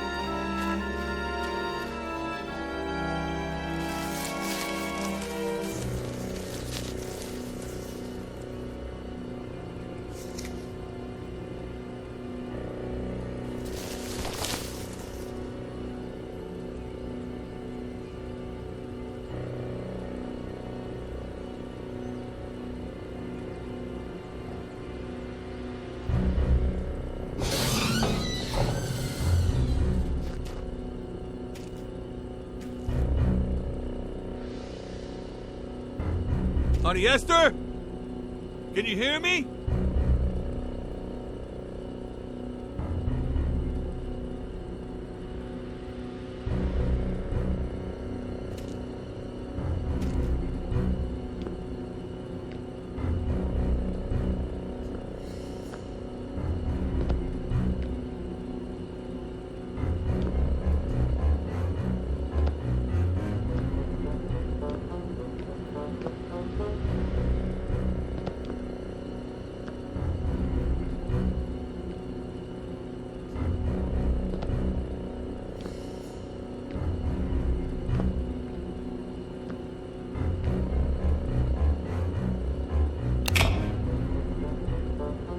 Auntie? We're going to get you out of there!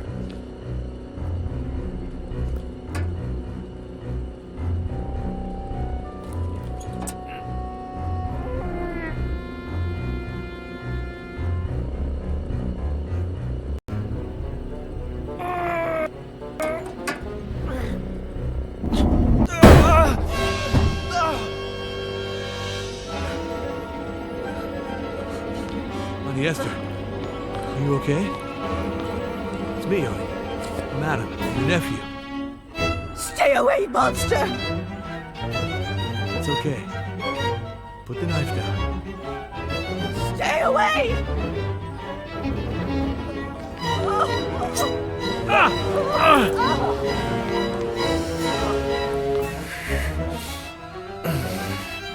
Go get her.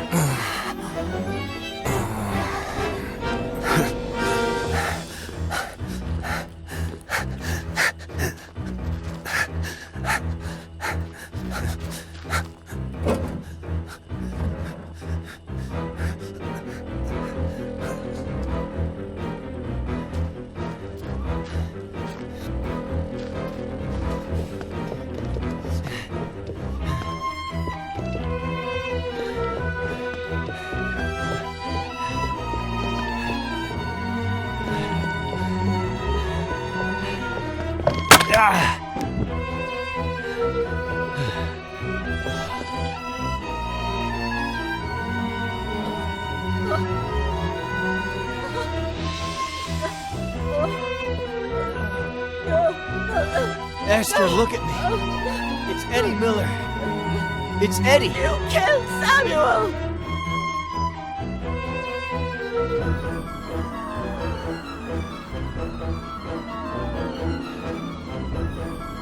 When the ship sinks and the rats take flight, who's the only pirate to stay and fight? Stay away from her, you monster!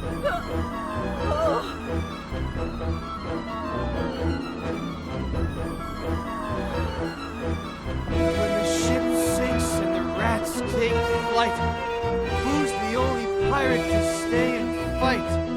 Captain Roberts, who knows not fright.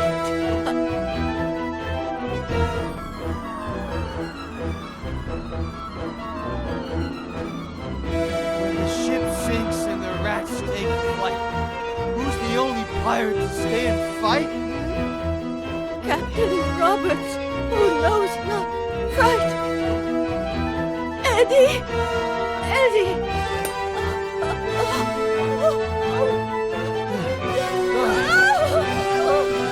Give me your hand! Esther! Give me your hand!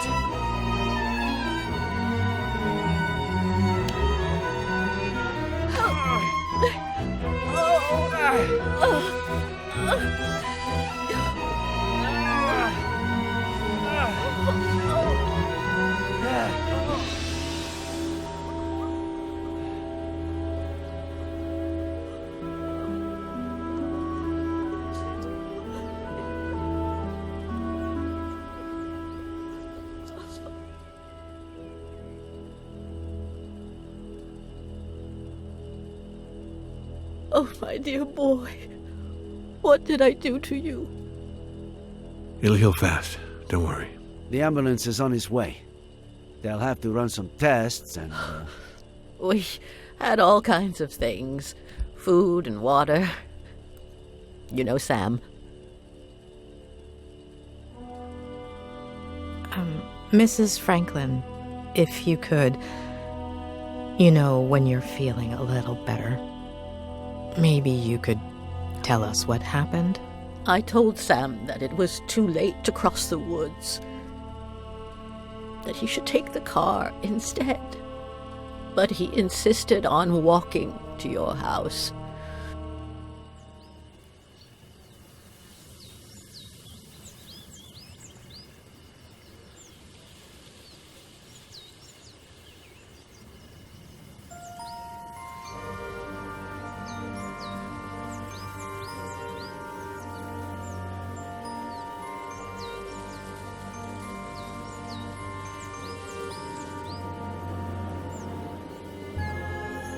He said he wanted to remind you about your fishing plans. But I know that he just wanted to have a beer with you. I was surprised when he came back so soon. He wasn't himself. I said, Sam, what's wrong? What did you see?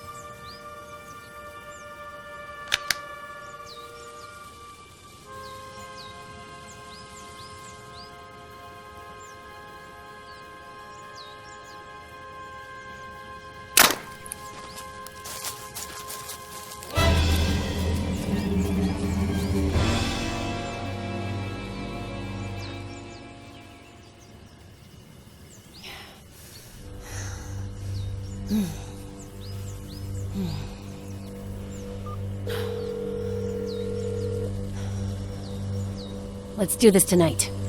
Same time. You better not be late.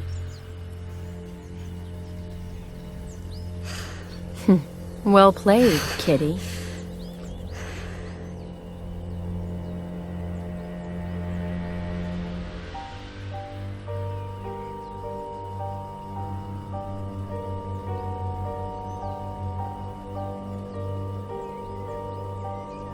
I told Sam to call the police right away, but you know how stubborn he was. He said he'd tell you the next day when you went fishing. He didn't think much about it. He said a lot of youngsters did target practice in the woods and that she was probably shooting at squirrels. We didn't sleep well that night.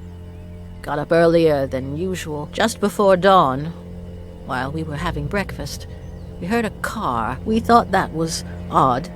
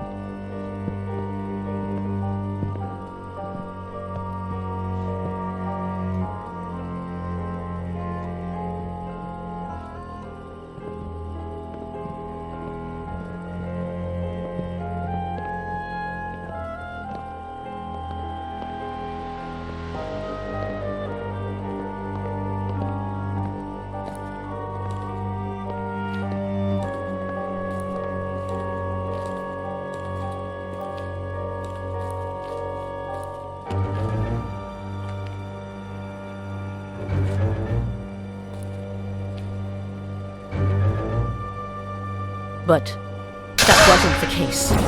Sam! Oh my God! She made me cover him with a blanket, and then she dragged me away from him.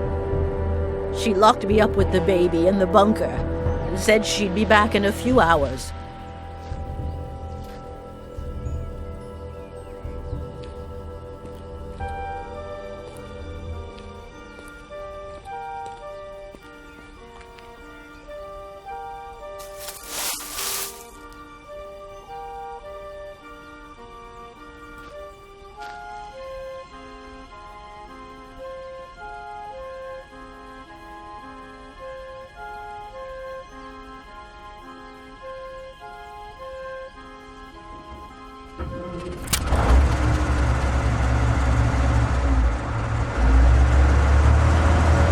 Sam had installed a phone down there. I tried to call the police, but I no longer knew what time it was, so I braced myself for her return.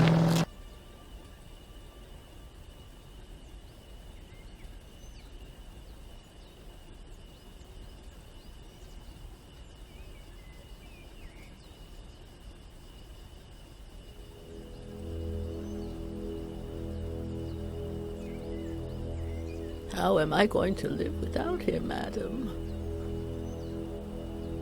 What will I do? Well, you could get ready for dinner. Otherwise, Jenny will be asleep when her grandma gets there. Oh, I forgot about Eddie's apple pie. I hope I didn't burn it.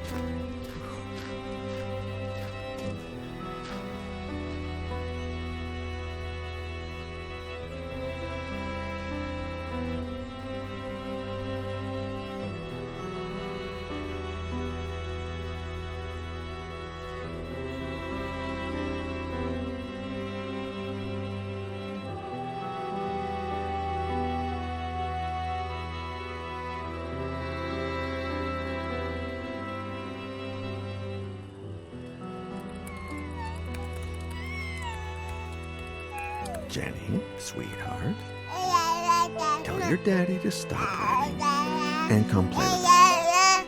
He's ignoring Grandpa. Huh? If you keep that up, you'll finish writing that novel in record time.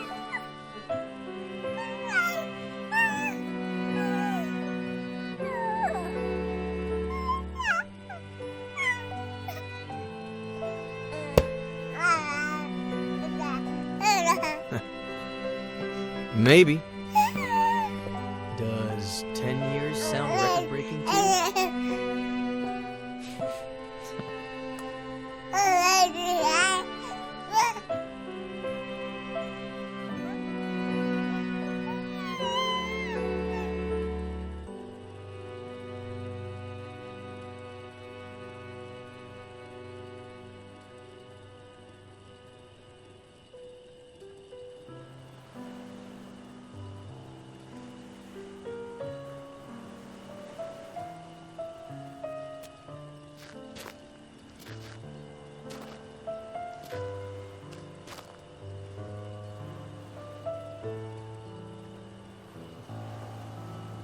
What's on your mind? This morning, I finally got a call from my acquaintance at the state adoption agency. It seems like the agency that Robert hired for Veronica's adoption hid relevant information about her biological family. What? They molested her.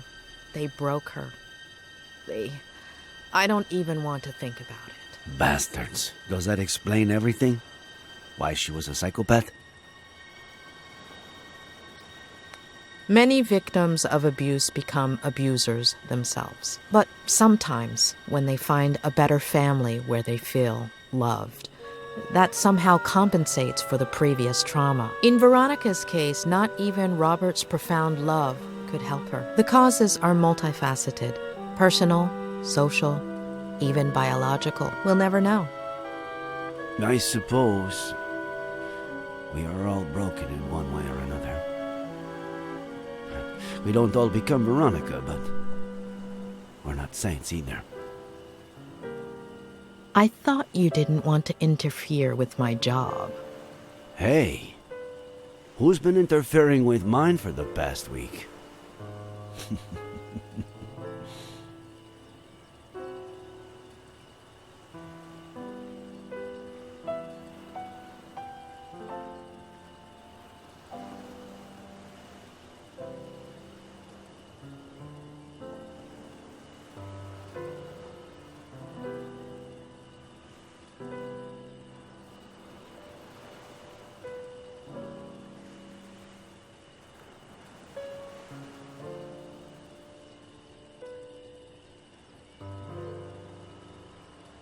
When are you leaving? This afternoon.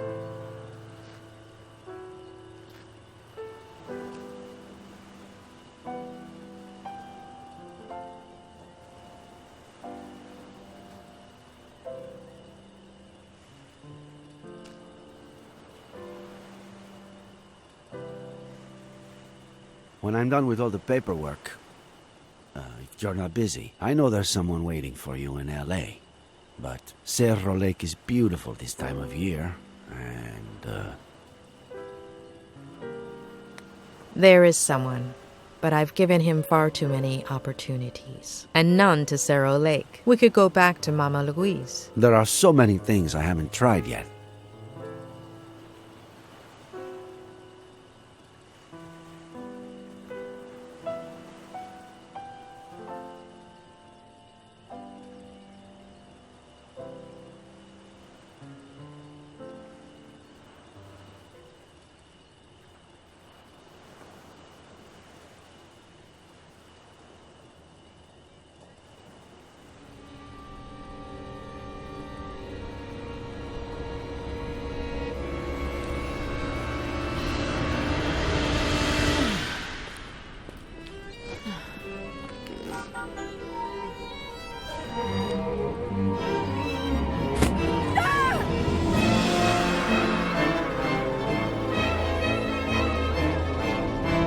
Fair is fair.